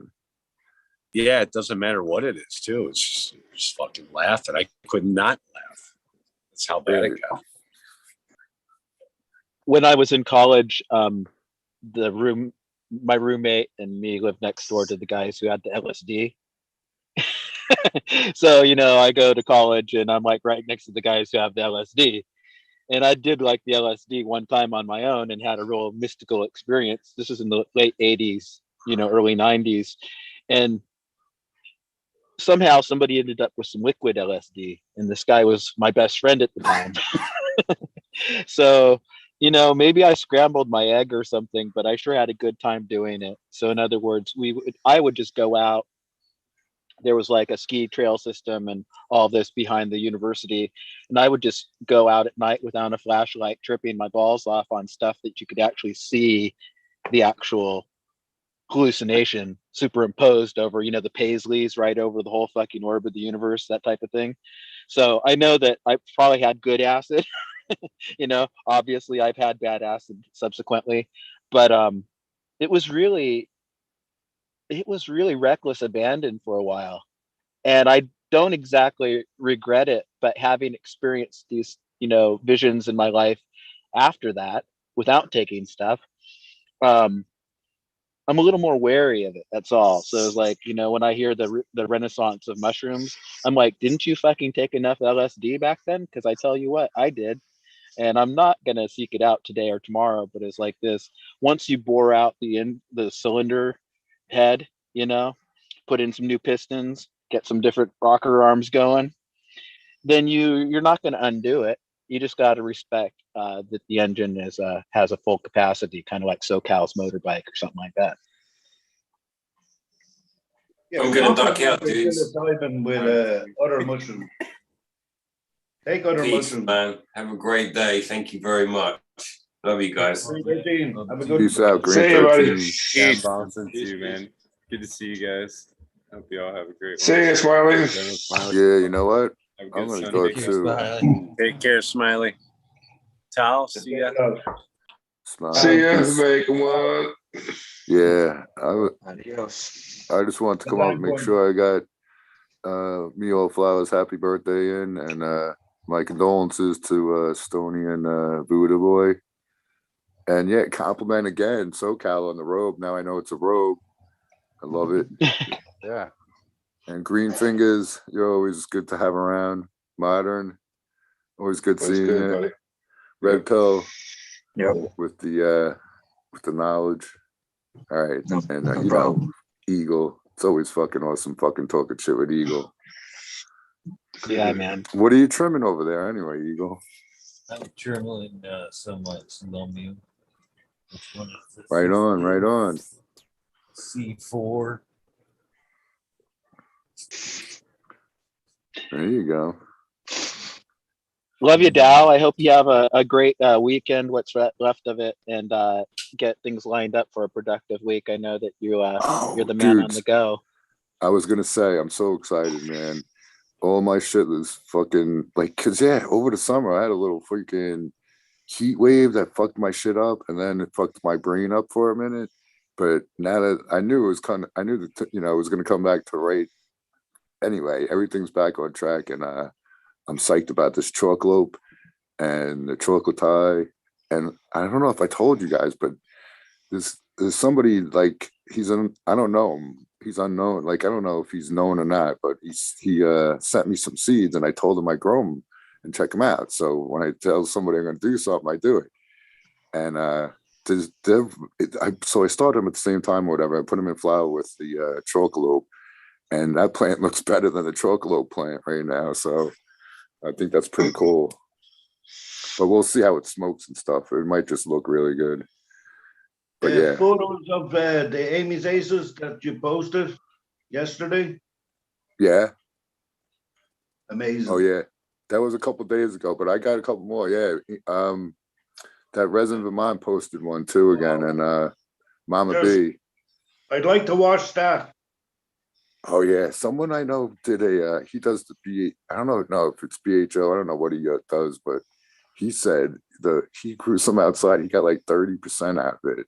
He was all stoked and shit. And this was in Canada somewhere. Wow. Wow, Dow. I wish you'd had that sandy, that gritty, that, like, yeah. Yeah, I think she grows different in different. I think there's a lot of difference where you grow her. So I can't wait for around February. January, February is your best because it's the long cold nights. Yeah. Vermont Resin is a nice guy. He's we've kind of have a little, like each other picture thing going on, He's a really encouraging guy that is really cool. Resin Vermont, rather. Yeah. Yep. All right, boys. Peace out, everybody. Peace out, man. Right Take on, care, boss. Tal. Have a good night. Have a good night, Tal.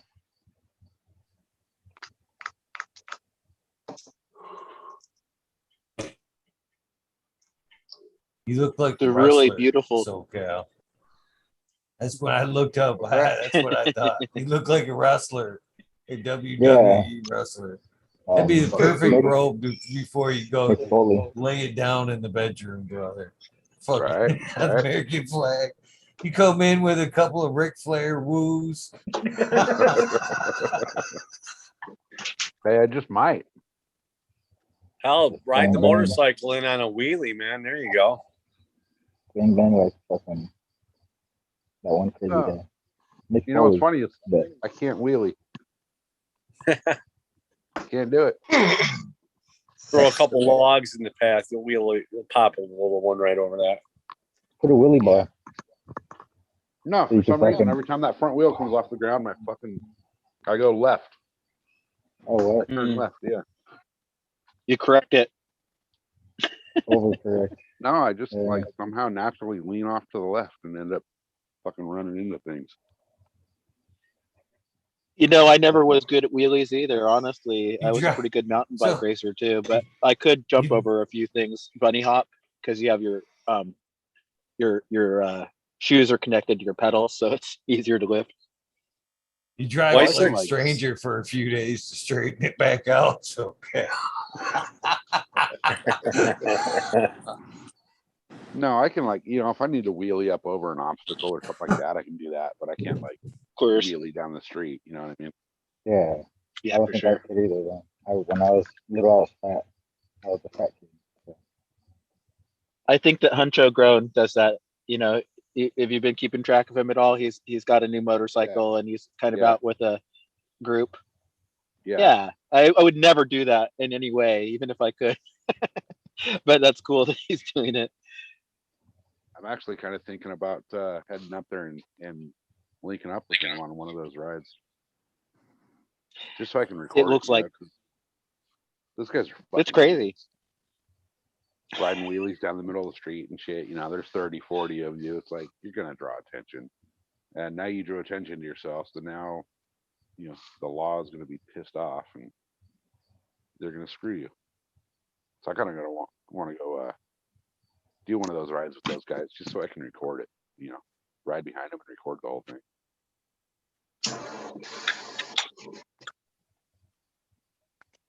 there's a culture, no doubt, you know, with both cars and motorcycles, and with those kind of small things. What did they call it over in Japan? Like bakuza or something like that. Crazy something. I forget what it was about, but it's when they're doing the modifications to those as street bikes. The small street bikes. We have a kind of a cost culture here on the housing estates and whatever you want to call them, but they'd ride around on horses bareback, okay, and now they progress from the horses when they get like from the 13 14, now they're all on the trials bikes, but like they do wheelies. Oh wow. Like you can go and search this, like you can see there's one called Urban Cowboys about the horses, and now there's one, the bikes, and it's crazy. Yeah, I've seen the most amazing tricks done on these kids now that they're just going to the shop, you know. Urban trials type of situation. Yeah, and now they even have the electric ones, so you can't even hear them, and they're doing up to like 60 and 70, miles an hour. Yeah. And as they say, they do in the mountains they all have they do the bikes up all luminous, and then they drive through the mountains at night, and it's,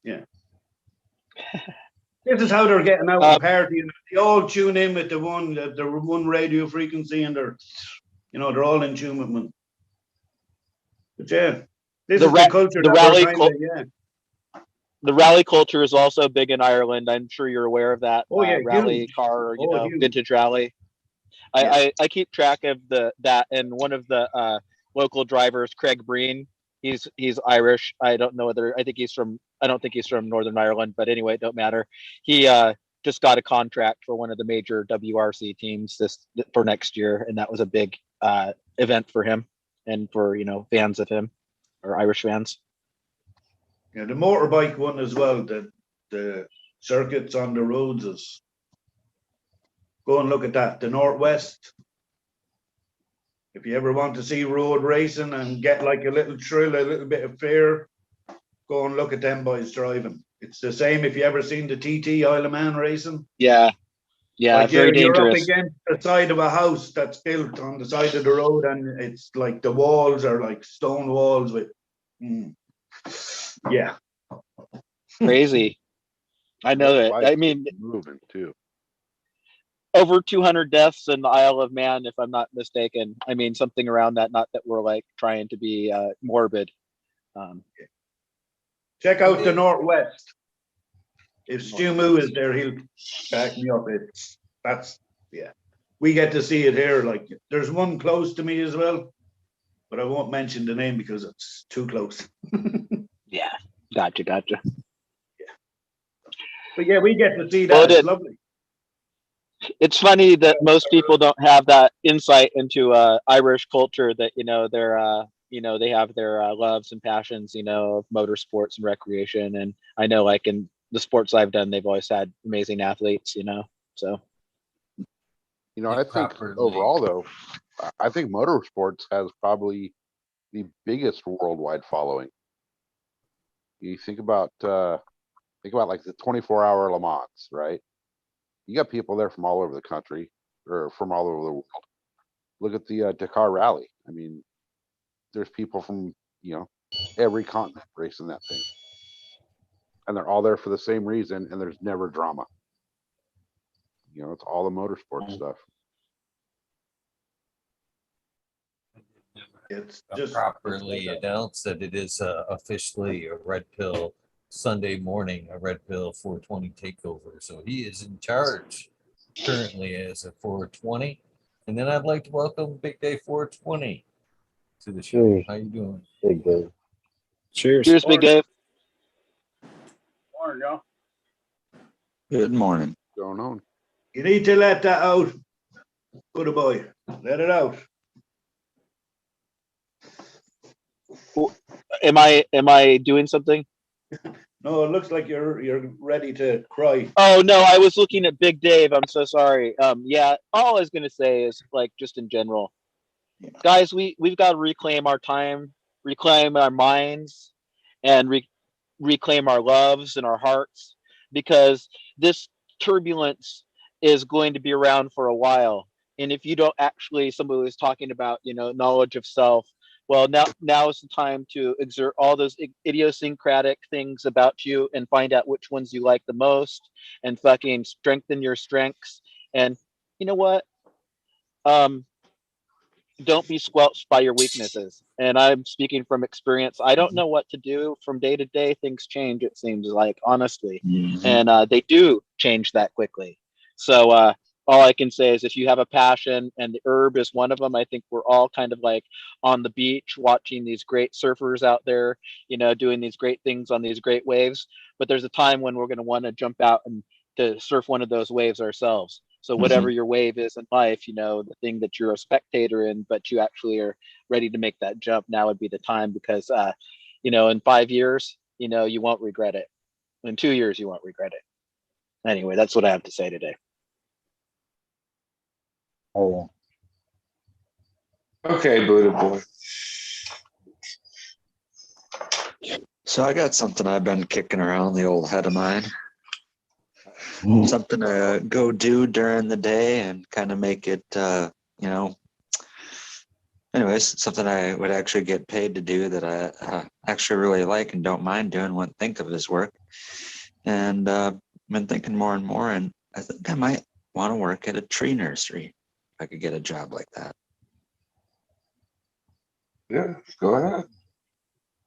Now, right What's now I'm in a stopping you? little position. Well, I have nothing stopping me. I only threw around this idea for a few days around, but I've been doing math, and I was going to ask around for people that know that or already do that. What's the place to do that if it's in the middle of the winter, or if I want to wait till spring? Miranda Family Farms, his brother, right? He just had his interview the other day. He's a tree man. I'm just saying. And if you ever looked online, Heron's Bonsai, he's that guy over in Britain who makes the bonsai trees. He's an old man. His name, I forget what his last name is, but it's called Heron's Bonsai. You ever seen that on YouTube? Mm-hmm. Well, he has a year-round nursery, where he's cultivated and worked with stock over, the course of, say, like 30 years. And, some of the pieces that he's worked on, he like did in the 80s or something like that. So I'd just say that, even though that's like really specialty type of thing, that type of thing, if there was an opportunity in that type of field to exist, to do an apprenticeship, or to just, work with somebody like that, an artist or a craft person in your area, that would be the opportunity, right? Yeah, that's literally, I just want to do tree propagation. what kind of trees? Fruit? All of trees? them, anything, Do you even have like any? ornamental or landscaping trees. Do any of your neighbors have any fruit trees? Fruit trees? Nah. Like I mean, there's nectarine, mulberry trees, apricot, but they're wild. no nectarines, no apricot.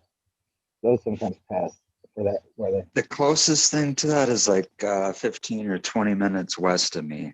That's where all the farms begin. But I'm like right in the middle of the city here. So yeah, everybody should have a nectarine and a plum or a peach or something in their front yard, just right there. So Red Pill, all the junior colleges, you said you're in the city. The junior colleges there, do they have like horticulture programs or botany or any of that? You get cuttings from them. Well, you can get, I'm sure they that's do. a Yeah. good resource to go find out. You go in and talk to the instructor or whatever, and they're going to know people in that industry and be able to point you towards where to look or who to talk to. Okay. I guarantee you, Red Pill, that in your area, is it okay if I say the state you're in? Yep. Wisconsin, I just have a feeling that they have a tradition of what they call silviculture, that's forestry, and on down to, the more indoor type of propagation and, cultivation of seedlings and stuff, and maybe even like forestry or cooperative extension would know about, people who do that on a certain level anyway, for sure. Well, you guys are hooping. Yeah. I was gonna Go say, I mean, if you wanted to do something like that, I mean, you'd probably want to move out by me. And I say that because that's what these guys do out here. There are nurseries fucking everywhere out here, man. Right. Because they serve all the Chicago and all the suburbs. So there's that's what I was thinking. There's hundreds of them out here, man. Since Family Tree's interview, it's pretty much when I've been thinking about it. And I have another show I watch. I was rewatching. It's kind of like what I watch episode after episode of, but he's a food forager. But in the process of showing you like how to identify and prepare foods and how to do all that, I kind of was thinking like, man, because sometimes he'll mention like these trees either come from escaped cultivation or they're in minor cultivation, like the trees that don't produce a lot of fruit, or when they do, it's fruit that only stays ripe for a day and it's impossible to transfer. So I'm like, shit, man, you basically need to have your own tree to enjoy that. And then if you guys heard me express before that one of my favorite cloning methods that came from the tree world is the air layer method. So my brain was going around and like, I want to practice cloning. And it was another conversation I was having with someone else. And they're like, the best kind of jobs are the ones you don't look at as work. And then I was already thinking about that. And I'm like, well, I don't have a clone facility to do that at. But like you just said, there's plenty of tree nurseries around. And I already wanted to do that too. So I can, get good at the skill with doing something that's already all around me. Yep. And what do you want? Like whatever trees you want, you could ask us. If we find them, we can send you those. That'd like, be another cool thing I could do. Like you guys, I might do my own little grafted tree or something like that, and could hook you guys up with clones. Cuts. What Stoney was saying there about the nurseries, the landscaping companies do have their connection to that. I mean, obviously that's the route that they go in the suburbs, but it's pretty cool. So Red Pill, what are you going to do with that? Are you going to start learning how to propagate, like conifers and things like that? Or I could try to use words that I kind of can conceive, but I don't really know. No, so it's mainly the getting really good at air layering and grafting. And then trying to, transfer that skill into cannabis, making a huge grafted plant that's one big plant, but it might have, 10, 15 different cultivars on it. So I can make huge mothers with plenty of different clones on it. Or I could do that same thing, throw one of those plants outside. Technically, it's one plant, but I'm harvesting. I can spin it around and, this side of the plant's done. Clip, clip, and this part is done. Clip, clip. It's just like the same way what they achieve like a full season worth of being able to take fruits off of a tree. They do that by grafting 3 or 4 different trees to one actual native tree that comes out of the ground. And then you can lengthen the amount of time that you have to harvest. Instead of like just September or October, it can start like in April or May and harvest the whole summer. Red Pill, do you remember when Indra told us about how, and I've heard him say this a number of times, even back in the Hash Church days, but if anybody even remembers, and putting it down, laying it down, do you remember that? Yep. So when you were saying that, it would be almost like, you could lay it down and have each of those branches come up independently or something like that. But a thought. You could do that before you even start taking the cuts to graft onto. So yeah, you can do that. Have one big, huge root base or whatever you would call it, and have theoretically, I don't know, fucking 25 or 100 different cultivars on one plant. That'd be crazy cool. Hey guys, I'm gonna jump out. My back has been All right, Stoney. too bad, so I gotta rest. Thanks for having me on, Eagle, as always. And well, I guess now I'm thanking you, Red Pill, because I leaked right over into your show. So thank you. Yeah. Nice. Thank you. All right, guys. Cheers, Peace out, man. Take care, Stoney. I'll be watching. Keep it happening. You got it, brother. Take care. I might even pop back on later if you're still on. Who knows? Yeah, might be. Just nice. warning you now. All right, guys, take care, man. Yeah, Thank cheers. you. Thank Growers you. love. Yeah, you know, you made a good point there, Red Pill, What's up? about you know, what if you took a plant and say you're getting ready to harvest it, go ahead and harvest it and graft on a younger, say, well, you're getting ready to would flower. Mm-hmm. And what would happen? What would that thing do? As long as you're in like that's, I mean, you can do that in a place where they're able to take, you know, like places that they might be able to do that in California, where traditionally they got varieties that don't come down till December. So that's, I mean, you would start with, say, a plant could technically be any old plant. If it's rooted in the ground or rooted in a bed, it doesn't, I don't think, matter. But same thing is, you can do that. You can literally harvest a part of the plant that's ready to come down, graft a clone on there, and because it's already flowering time, it's just going to immediately flower. And if the weather's nice all the way till December, then boom, you know, from September, October, November, you got like a whole nother 3 months. So, you know, on an 8-week strain, you can keep attaching a new clone there for every week for like the next 5 weeks and still be good. Yeah, Red Pill. I guess that'd work. I guess that'd work. It'd flower based on the clone that you just grafted on it. Mm-hmm. The only You would want to timeline pick the of fast one. that root bass will never quit. Yeah, Red you could Pill. You use kept grafting something You new can on use it all the autos time. even. You could use I met autos this- and use the top and fucking make them grow even faster. I met this gentleman That's who an interesting decided thought. to go into cranberry propagation, wild cranberry propagation.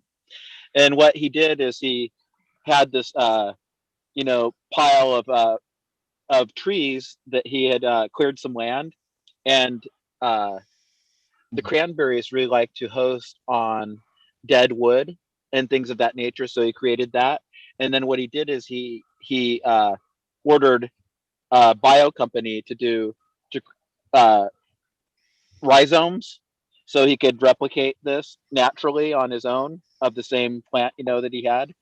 And you know, he's a pretty complex thinker, but I think he actually made this happen kind of in a very much a wilderness environment. So he had a way to make money with A, selling the plants, and B, by selling preserves and things like that and wild berries. So anyway, I'm just saying every plant and thing has its own specific ways of reproducing and things like that, and that's what he found worked for him. Well, that's another thing too, is I've been whatever. I want this, yeah. Anyways, it's gonna be like a job, right? So I will get a paycheck or something like that too. But that's, yeah. I already said the point of doing it that makes it not feel like work. But yeah, and I need some kind of extra source of income now. So that was the first thing I thought of. I shouldn't say the first thing I thought of. That makes it sound like I never thought of anything before, but that's the thought I'm on now. I like it, Red Pill. When I was a kid, I wanted to be a forester. Simply stated, that's like when they said you want to be a doctor or a fireman. I lived in the woods, and I thought that being a forester would be pretty cool. I don't think I would have done wrong to have gone down that path either, if that had been the case.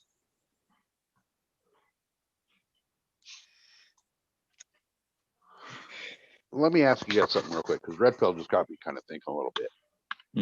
Got me thinking too. I've been having issues lately with cuts taking root. And I have tried every single method that I've ever thought of, except for this. Red Pill's talking about doing this grafting and all this stuff on the trees. You remember, you know, those little cloner things they have for, you know, like the weekend warrior gardener guy in his backyard that wants to make another apple tree, so you kind of walk this thing onto the branch and it roots out on that branch. Yep. What do you guys think about doing that on a cannabis plant? That's air layering. Yeah, it works. That's the air layer Does it clone that work? I'm talking about. Grafting, what he's talking about, The Talking about thing he's grafted, talking actually about is like attach a it to it. player. There's Yeah, both. it There's chops air layer off a that could be piece clone. and it chops off the other piece and it slides together like a puzzle. Oh, Kind wow. of locks together and you grab it. Right? So, Kel, is that what you're talking Yeah, about? yeah. No, well, The wait. hash. There's grafting and then there's air layering. Grafting is when you apply one cutting from a plant onto an already existing plant, and it Yeah, combines exactly, and it exactly. grows together. That's- But air yeah, layer something cloning else is exactly when what I'm talking about right there. These Okay, ones so- here, Yeah, exactly Yeah. those. Yeah, You think they would work on Yeah, a they plant work. that's been outdoor for a while? It's kind of woody. we done that with Well, you mothers. can So that's- take off that lower outside layer. That's what you want to do. A big woody one. That's what we did. We did it with mother plants that we needed to bring back in that were, needed a little bit of cleaning back up. So we put them out and put these and done all Yeah, the you work. can make it like a 1 inch. Well, that little thing maybe a little bit longer, 1.5 inches. Cut all the way around the stalk. That way you want to do that to it, and then just put that thing on it with soil, obviously. Yeah, it works. Yeah, That's so going to be my project for tomorrow then. So no one's confused. That's an air layer clone then. That's a nice one. You can use foil, the plastic bag to keep the moisture in. Sandwich bag, and you need beeswax. Just as long as you can seal it up with beeswax is your best. Even wax, even the wax that you get, and just melt it down with. Put a sandwich bag, and even wrap a bit of cloth just as a layer, because of the heating. Remember, you're going to be using a little bit of hot wax, but take it gently with it. Yeah? That's what we used to do before we had anything like this for taking. Perfect. What did you do with the hot wax? It's just a seal so no pathogens or anything can get in, and it's airtight and it's natural. The beeswax was. Before they had plastic, of course. That's how they took cuts or couldn't from apple. Okay. Yeah, that's what I there was an orchard next to me, so that's what I was able to. They would just, use the hessian sack back in the day and just wrap it around the tree, the branches, and because you could get I'm not too sure how much it was for an apple tree back but it was enough money that if you had 100 cuts and if you only got a penny, you had £1.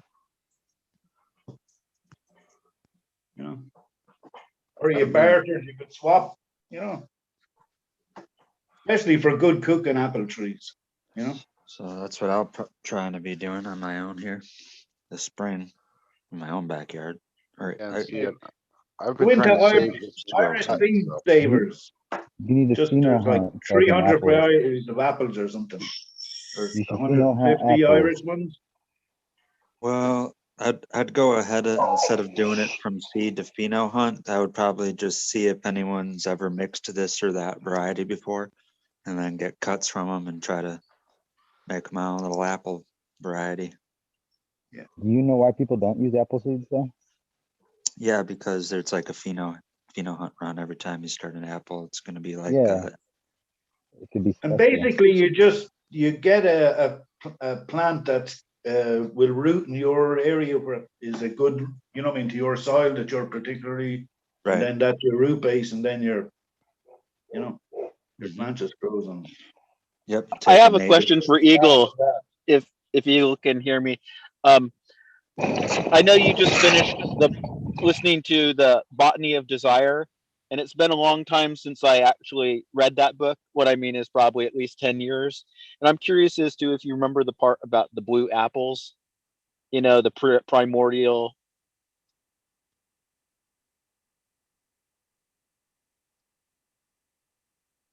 Somewhat. What do you want to know? Not I'm just curious as to, like, to verify that they were there. I mean, it was like, there's these big gnarly ass trees with these big blue apples and stuff. That's all I really remember about that part. Maybe that's all there was to remember. I've seen in I don't China that remember they them have. actually fucking talking about a blue apple. I remember them talking about the blue potato. Yeah, no, like in Kyrgyzstan or wherever the fucking tree came from, there was definitely a part about the blue apples. So I All seen right. a blue apple out of China, and they cut into it. It literally had like ice cream scooper. That's how they cut into it, and it almost like poured out, leaked out applesauce. Like the fruit structure inside wasn't even like stable. It was almost liquefied. But yeah, straight up blue skin on the apple. Yeah, it was like, I just guess I better just read it again, I've thought of it more than once. So the only point I get from that is, when I think of like the primal expression of some of these plants, primordial expression, maybe cannabis was like, 35-foot plants or something like that, whatever the top trigger pressure could allow for. I'm just saying everything else was giant. We never really think about these things too much, I don't think. I mean, I don't anyway. Mr. Toad's here. I bet he probably thought about it.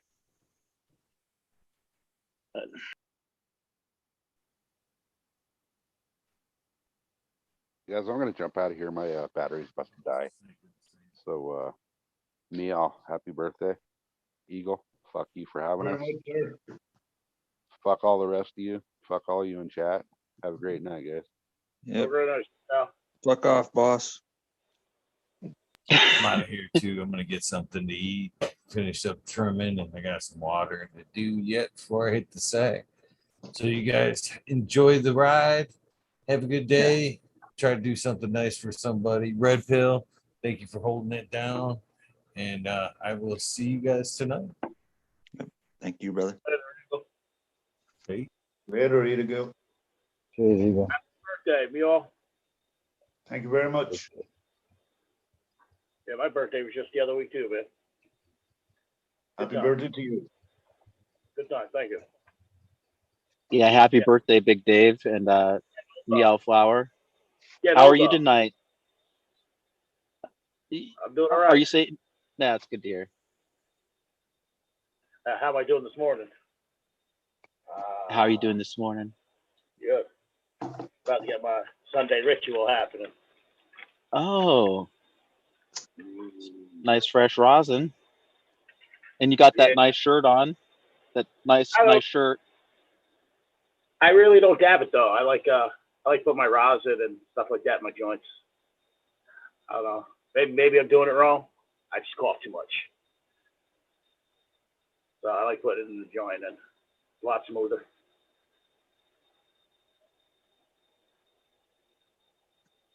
Anyone ever make hard candies, rosin, or shatter? Right.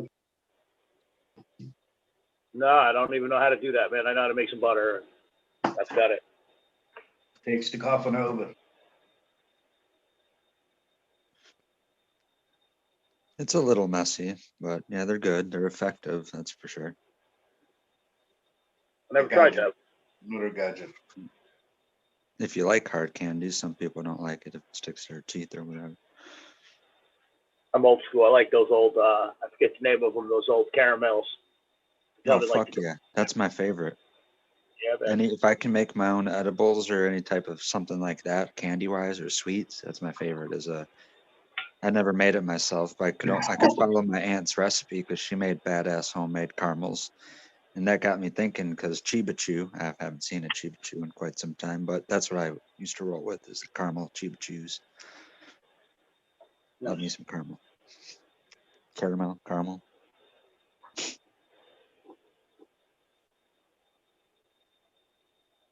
For a while there, Chiba Chews was one of the first branded type of cannabis edibles, or one of the successful type of brandings that I remember. I'm not that I keep track, but at a certain point, I used to look forward to the next issue of High Times, and after a while, I stopped looking forward to that. I started reading Skunk Magazine, which was very good, and they had the Rev in there, and the Rev had his ideas on. That's awesome, Big Dave. On True Living Organics. He called it his own kind of style, hybrid style of what was available, like through the bottled and through amending your soil. And I actually got into that type of approach a little bit when they had the Minnesota Nice and Brown Guy 420. They had videos too, you know, right as I was transitioning. So I did about maybe a year or so of doing it on my own before I came across their stuff. I had really been looking, but and then it's been a challenge ever since. I don't know why I started talking about that, but it was like that's where it's come. Oh, high times. The commercialization, Chiba Chews. It got to be too many advertisements. Yeah. You guys know the first brand of anything that was like weed related that would stay around forever, like clothes or something. What was I think it? the longest one is Crooks and Castles. Oh, really? And that's the clothing. Yeah, they've been I around didn't know since that. back in I knew Amsterdam that days. clothing line. I didn't know they had a weed connection though. Yeah, they have a connection with back there, Amsterdam. Cool. Crooks and Castles. It's literal. Yeah. That's what I hear. Allegedly. Oh, there we go. Now you're protected legally. Good job. I think that S. Bob, St. Bernard's observation booth, I think he brings a point. He's been bringing a point to the chat for some time now, and I don't know if he's even in there right now. He probably is. But to not get all swept up in the mania, these are the end times, and you know, there's a conspiracy against you personally. I'm just saying, because it's like this. We've joked about this before, and it was the best of times and it was the worst of times, you know. These are pretty good times in a lot of ways, and they're pretty shitty times in others. It's just all there is to it. There's just times, there's just moments. It's not even what it used to be. But what the hell? I was trying to say So, something. as the rappers used to say, don't believe the hype. No, but if I'm a targeted individual though, so yeah. But yeah, the rest of you don't believe that shit. But like I know when stuff's moved in my house that somebody's fucking with me.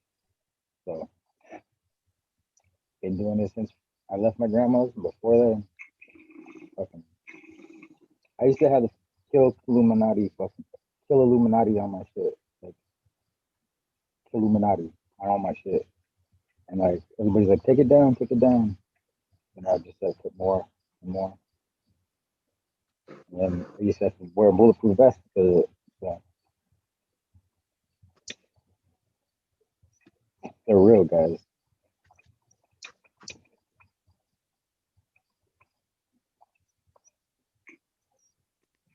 I'm gonna torch up for a dab here.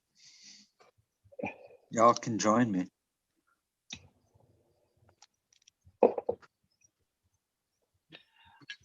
I'll just have a bowl right on top of this here. It's nothing too Can't play complex. the dab song. That's the only thing that we're missing from this production at this time.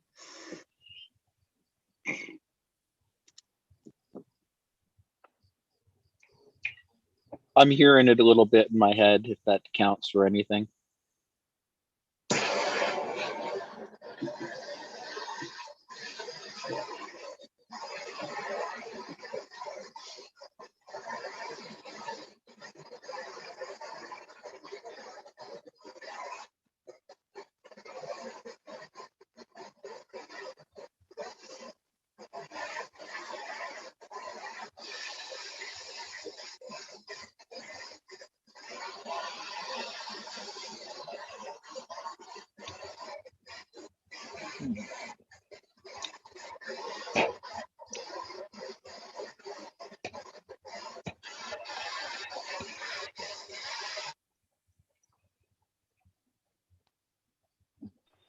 Man, that sounded like a fighter jet, man.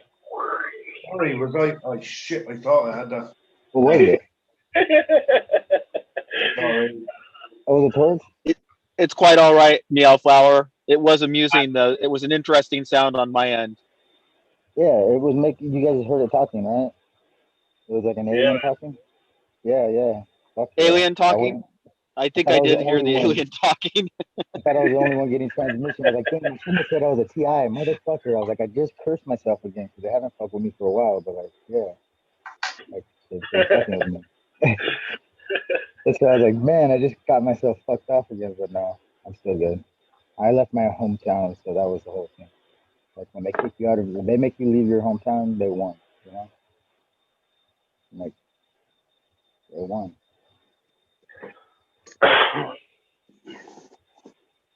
Oh wow, that's pretty direct hit. Oh man. I can't do that. I wind up gagging and falling off my stool. No, Meow Flower's a hash head. He's used to it. I'm just saying, I love you, man. Joint, if I take it through my dab's draw, or I had a dab break, I threw it out. It was pointless to me. I don't know. Somebody told me to get an email. I'd probably enjoy it better. I can dial it in and how what temperatures is and find Yeah, but something it's that I. about hitting that, the right temperature. Low That is a nice unit. I like how compact it is. Yeah, it's my little travel rig. Yeah, Little, very nice. That thing's fucking giant. Are you serious, little? My travel rig. This would be my travel rig, but it's broken because I traveled with it. So like, I can literally like travel to another fucking planet. Oh. Hey. Damn, Cheers. Right on, man. Holy shit. Thunder Good Dan, morning. Teacher B. Cheers, guys. Good morning, y'all. Morning. I thought you said there was no girls allowed, Red Pill. Are you just getting up, Teacher B? Yes. Sorry, yell. I'd prefer to be up here with only girls, green fingers. But that'll never happen. That's why I'm here. Jesus Christ. Morning. I don't blame you. Yeah, it's awesome. Well, Teacher B is so cool because I think that you and I probably started watching the show right around the same time. I think you said a certain number, and I'm probably around that same number, give or take, you know? Yeah. And the group of people from then, you know, the core group is still here, and, you know, some come and go, but like we got to see somebody like tonight, Andy Mann stopped in. I'm just saying, you know, haven't heard from him in a while. Oh, wow. Yeah. Cool. I love when like new people show up. Yeah, it's good. Real seal. Everybody's yeah. just got through dabbing and having bong hits, so I don't know. Oh, I maybe- know. maybe I've it's- been watching, so Okay. You might have caught us at a lull. it's all good. I'm still kind of waking up, so it's all good. Coffee. Coffee. Yeah, I'll have one. Best thing in the world. I don't drink coffee no more.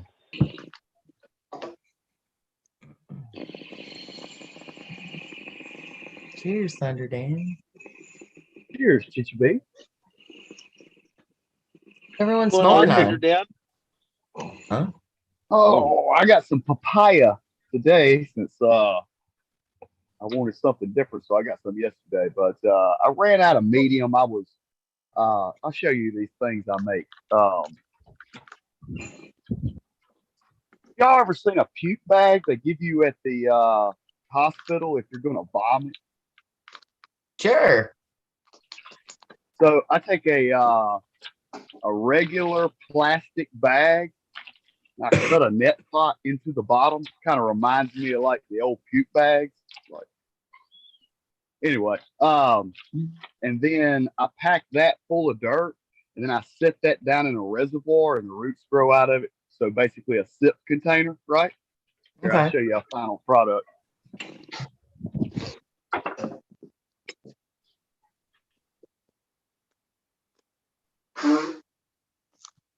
That's pretty cool. That is cool. Yeah, and then I just throw the bag away. It's just a pheno hunt, so I'm not trying to waste time on anything. So I'll take and let this one get a little taller, and then take the clone and then flip her into flour, and then just shred the bag off of it. Keep the dirt, keep the net pot. I didn't waste a lot of time right here.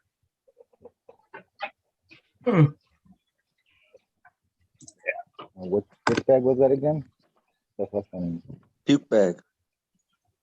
a puke bag. No. I said it reminds me of a puke bag, but it's just a. That's what I thought the name when you said that. I was like, that's the name of that shit. Brand name.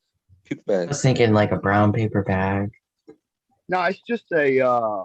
They're just plastic pots or whatever. You get them at the grocery store. Oh, I've seen those. Just the regular ones. People use them to try to grow like full cycle or big plants, and it messes up because the roots do the wraparound method just like a pot. So you kind of hate yourself in that. But if you're just trying to get through some plants and you're not trying to, use your fabric pots or waste a lot of time, I like to just go simple, which not environmentally friendly, but Right. what do we do? At least you Yeah, can I you have some on reuse it? hand. You can, could if you don't put reuse that bottom part Okay. in it. I'm just saying, I've actually I have some on hand for when I don't have like $50 to get new pots if I feel like starting fresh on a project. I never do use them though. I have them on hand though. It's like, but I mean, I've used them before, and even the 5-gallon ones. I think I put like 4 gallons in one or something and kind of reeled it down or something. Yeah, I started out in 5-gallon plastic, I guess you could say, and I would reverse them so they'd be black, so I could put them outside and they wouldn't look crazy.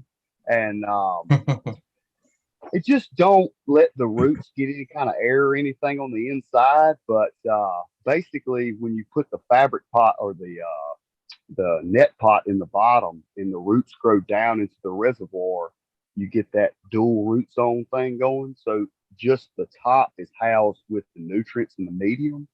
So I'm not trying to really, I'm just not trying to waste time. I'm trying to just flip them and then throw them out, figure Right. out what I'm going to keep, and just rattle through all of them. That's why I like that. Fabric pots. I use fabric pots on the big ones. How many times do you use them? Like, how do you clean your fabric pots?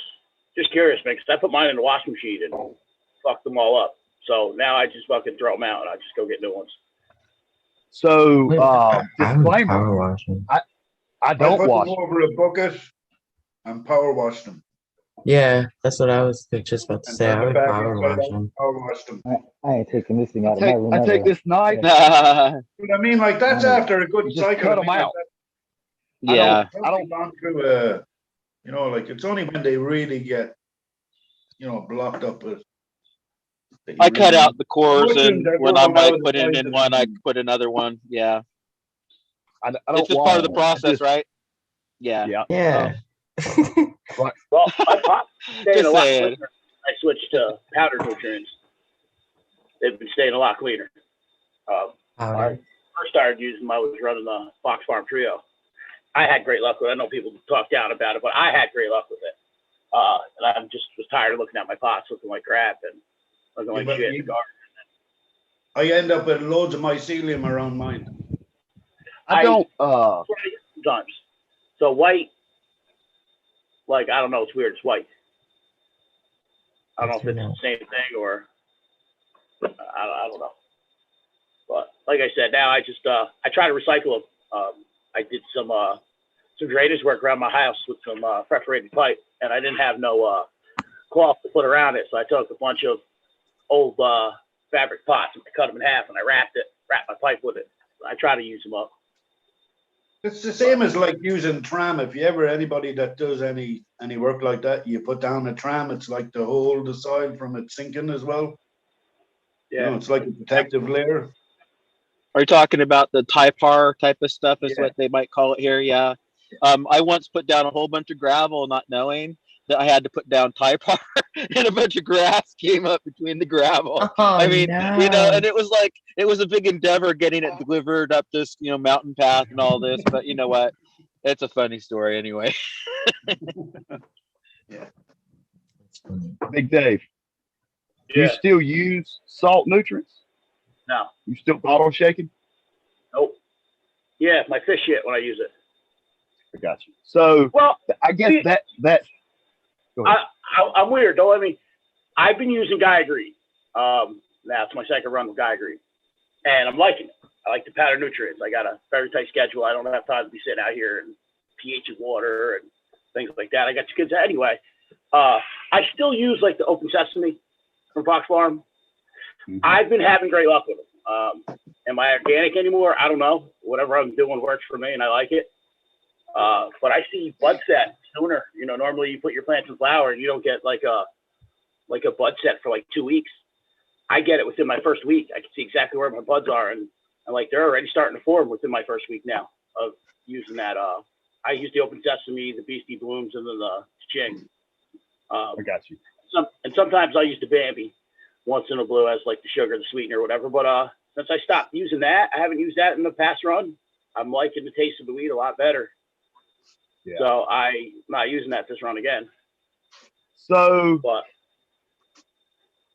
I can get it. It's over on the shelf, but I keep all the old shit that I used to have. But so I don't use any kind of salts, not really, any at all. Like what I packed in those bags is Coco Loco cut with ooze blend compost and then worm castings and then perlite. So it's all just compost, cocoa, or perlite, really. And then I use some dry amendments that it has to break down. And then fish shit, mammoth tea, the microbes. I've got some root wise for enzymes, but that's why I don't change the pots out anymore, because it's not no-till, because no-till means you don't mess with it. I still mess with mine, so I call it organic because I don't use any salt base, anything. I mean, the plant has to do all the work. I'm gonna put all the stuff in there, and I'm gonna let you go after it. But so when it comes time to just transplant, I just basically rip them out. I'm gonna show you right here on this tent right here. When I get done with it, I'm just gonna cut the root ball out and then transplant right back in the exact same spot that was there, and then just re-amend back on top of it. See, like these are grassroots fabric pots. They got the thing on the inside, but I'll just cut that out with that big ass knife I showed you. Jerk this out, stick the next one down. I mean, I'll move this over, put some more compost down here on top, some craft blend, build a soil, dry amendments, and I'm gonna let her rock and roll again, man. I'm not gonna keep changing it up. As far as bud set, I still only get bud set at like week 2, but I'm not worried. I let them go to about 10 weeks anyway, 70 days. Ba-bam, ba-bam. Yeah. Thunder Dan, isn't it funny how maybe, 10, 15 years ago, people would be happy to, get something done in 7, 8, weeks or something like that. And now it seems like, I would feel very odd if I took something at 63 days or something like that. Oh my and God, maybe yes. perhaps maybe I would go out to almost 90 sometimes, or stop counting type of time. So it's like this. I'm not saying that I think there's amazing genetics in all of those little pockets, but the ones that are really amazing to me are the ones that are like 70 days, 80 days, maybe even a little bit longer. So I'm out here in the middle of nowhere, no help, just YouTube. Let's figure out what we're doing, right? So at first, I didn't know anything about the trichomes and how to check them and microscope them and all that other jazz that goes along with that. And I would always take them sooner than they needed because I would go by the reference that was given to me. Oh, it's a 9-weeker. And that motherfucker was probably 12, and I didn't let it go that far. So I'll give you a prime example. I've got an ABC Co. Monkey bread, and if you look on their website, the website says 49 to 56 days. Well, they look the same as my other ones right now, right? The bud sets are the same size, everything's the same. I'm like, I'll watch you, and yes, I'll pop in week 8, 7, or 8 and look at you, but I really think all of them are going to go to about 70 regardless. It's like Big Dave, I see your Irie Genetics shirt. I've got a Irie Genetic Storm Shadow that the first run I let it go 70. The second run it went 77. The run after that I took it at like 79, and I got it in the 10 again. Guess what? I'm gonna let it go till I think she's done, because it's liable to go 12, man. That's White Widow times a rise, and I know it's supposed to be a shorter flowering plant, but I haven't had her fade on me yet. Well, the trichome can change up, but I grow a lot of Irish genetics. I like this Donatello. It's the best medicine I found so far. I hear a lot of good things about that. All mine generally go about 10 to 11 weeks as well. I don't know. I was asking a guy about that, buddy of mine. He's like, well, the way I see it is you flip your plant into flower, because I count my flower time from the day I flip to 12/12. It's day one. This guy made a point to me. He's like, yeah, but your plant technically isn't flowering. There's no buds on there. You ain't flowering. I said, yeah, but it's transition. It's got to, right. Hormones have got to change. That's got to take a little bit of time. He's like, I don't start counting my flower time until I start seeing bud. Until I start seeing where the bud set is. When I see that, I start counting, and he goes, I bet you'll only be doing like it's a 63 to 70 day thing. It's a 10-weeker, the Donatello. And I take it 11. Sometimes I even took it 12. And to be honest with you, when I took it that 12 weeks, it was delicious. The rosin was phenomenal. The smoke was phenomenal. I can't speak highly enough about it, man. I got a lot of Irish genetics that I got going, man. Most of it's pretty good. Like some of it I didn't really get to try. Like the blue pill I had outdoors, I lost quite a bit of it. Outdoors, I got like 2 ounces out of my outdoor this year. It's but that's the raw type of crap. I like it. It's really good medicine. It tastes good.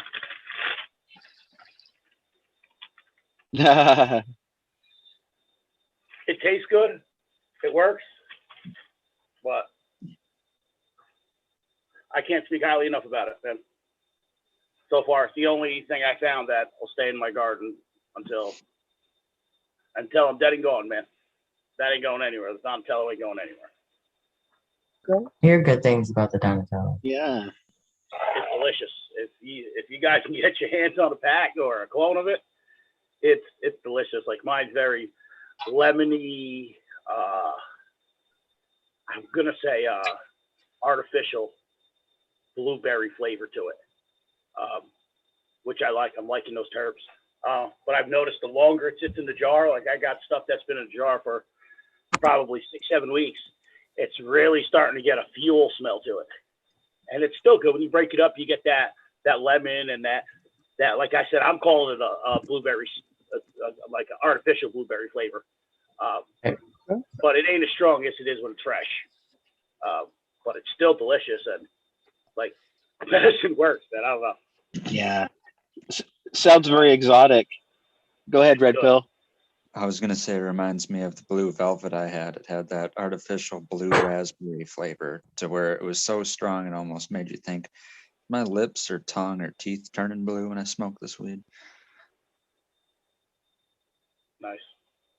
The Rock Steady he has too is pretty good as well. I wish I could get my hands on some more of those. I only got like 2 beans of those left, and I've been cherishing them. I let the cook go because of other stuff I want to try. I'm limited on space, so if I want to try something, I gotta sacrifice something. I just ain't got room like that. Wish I did, but You know, of the blueberry type of expressions, I've encountered the tartar versions of the blueberry. I don't know. I think it may have been some of DJ Short's. I only got some F2s given to me, which I was very grateful to have, which showed me one thing, a very wide variety of phenotypical expression at that time. That was one of my first times I ever encountered that, you know, from having one that's like purple calyxy to one that is like an open type of wild celery type of stalk, you know, some wild thing, you know, to like the traditional, oh, wow, look at that Thunder Dan. Anyway, I'm just Looks saying. like a amethyst. And then, oh, fuck, what is that? So we'll get me Can't line. remember, I can't remember what that one's called, but that one's really cool. Wow. This is an amethyst. Oh, yeah, that's what I was gonna say. That's an amethyst. It's a raw form amethyst. Raw cut. Do you keep is in- that in your garden, Thunder Dan? I'm sorry to interrupt. Yeah. Oh That's yeah. cool. Put crystals in your garden. Hell yeah. Crystals. Yes. Yeah. It's the For key to sure. flavor. Ain't gonna Yeah. hurt. Ain't gonna hurt. Nope. No, I I've always usually- put crystals in my garden. It just made sense, but I'll put like marbles, all kinds of weird shit, seashells. I like don't that. have that much now, but over time I used to kind of have them nice that way.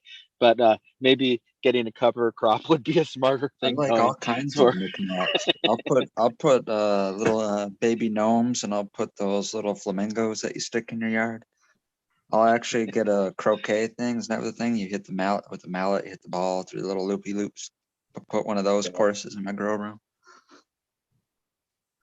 Maybe a little putting green. I I try not to actually put need to put my frog back in my grow room.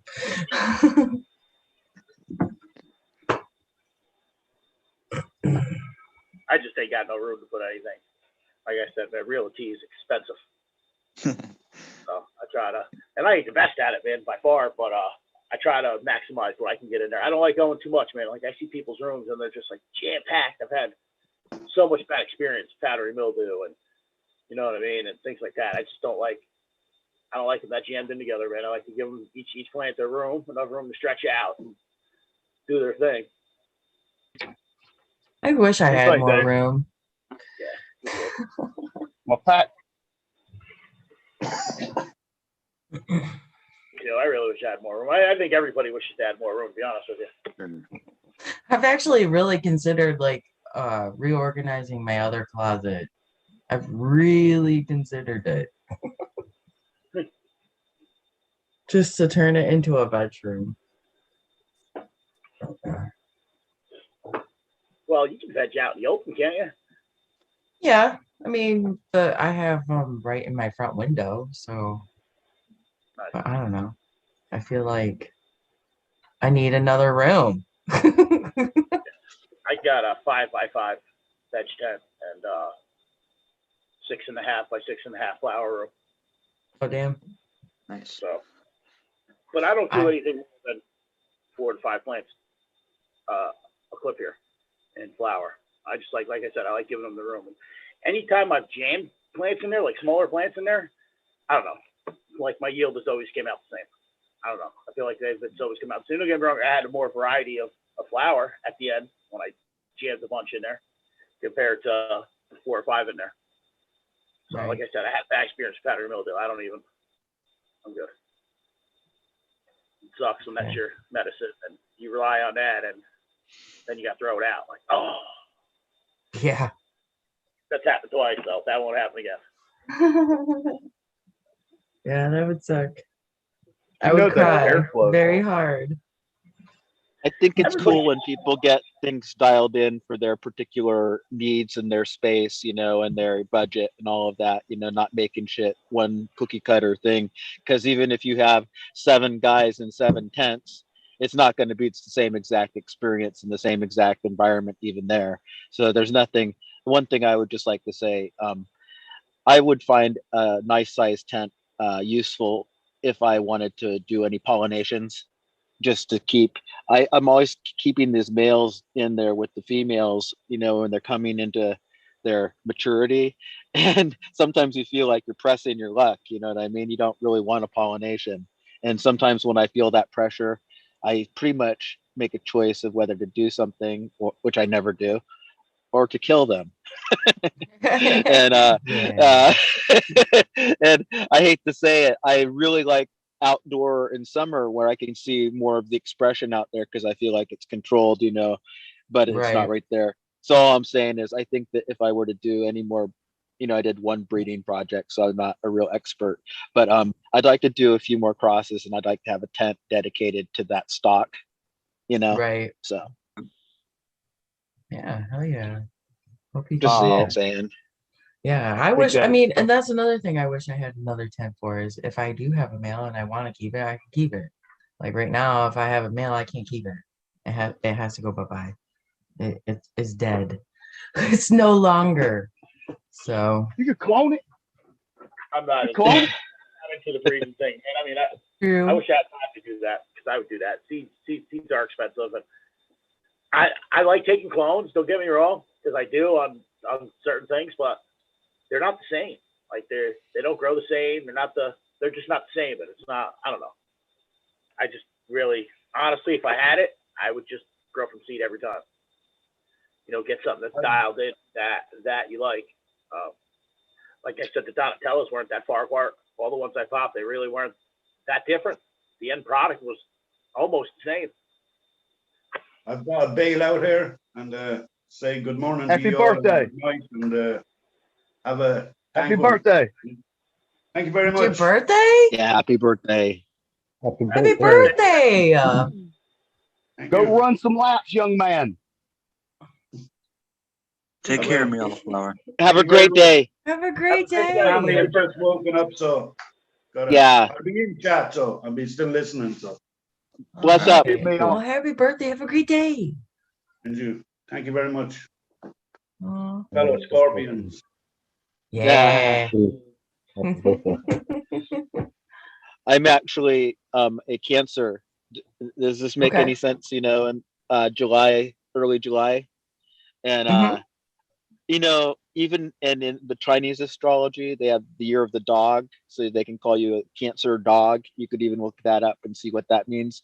And I don't know whether it's me projecting or whether it's real, but it does seem uncanny. Some of the things, you know, the descriptors, you know. So if it's anything that I don't consult this, you know, regularly, but I'm aware that it is one of those kind of strange things in life that you kind of scratch your head and think, wow, it's because before there was psychology, they had these type of things. You know what I mean?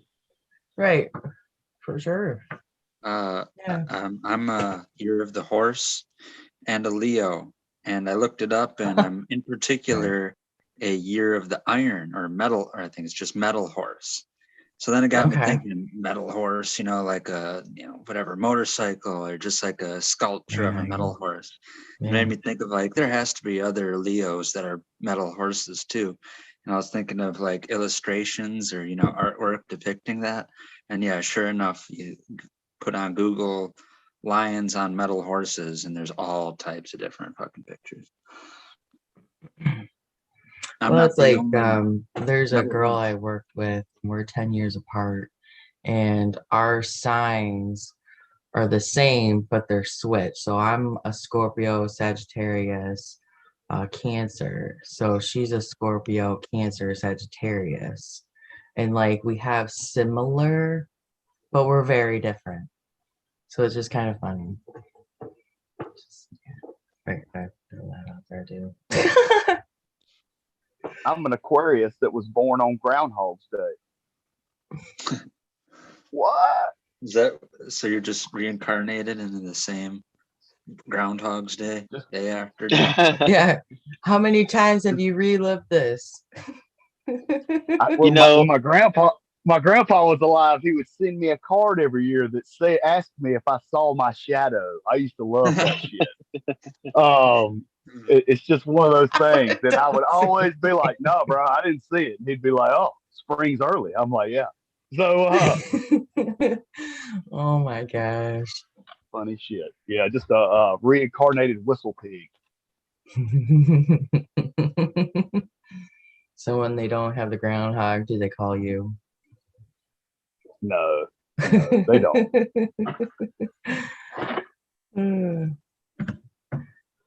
Three star signs. So it's not a star sign. So you have your moon, your sun, and your rising. So your sun sign, your moon sign, and your rising sign. That's how I have three. And you can figure it out by if you know what time you were born at. You can figure out all three signs. That stuff just sounds complicated. I'm just a Scorpio. That's it. He's like, yeah, no. You get into depth. I don't know a lot about it, but I know a little bit about it. Buddha, what day are you born? What day? Like I'm born That's on. Is this confidential information. like? Yeah, you the know, date, it doesn't bother me. the 20th, You can look this up. 15th. I share the same birthday as the Dalai Lama, Nancy Really? Reagan, and Sylvester Stallone. Haha, that's cool. I share the same birthday as the late great Whitney Houston. Ooh-wee. There you go. God bless her soul. Hell yeah. I was She's asking cool because shit, my you know brother. that. I'll tell you the truth. July 6th, and that is the same as Okay. those things. Yeah. My mother, she was very young. Her and her girlfriend went to Santa Cruz to the beach for the 4th of July. You know how young teenagers do. She was very young. And her friend went into labor there at Santa Cruz on the 4th of July. And my mother went into sympathetic labor, a little bit is what they call it, kind of a pre-labor type of thing. Yep. And she left, you know, I crashed their beach party, but I wasn't born until 2 days later. And there was a specialist involved because she was a small person and a young person. So he had kind of a good touch for that. And so everything worked out just perfect.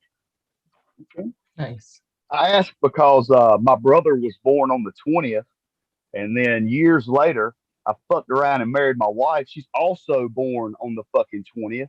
So everybody's a damn crab. I'm like, how did I get into this shit?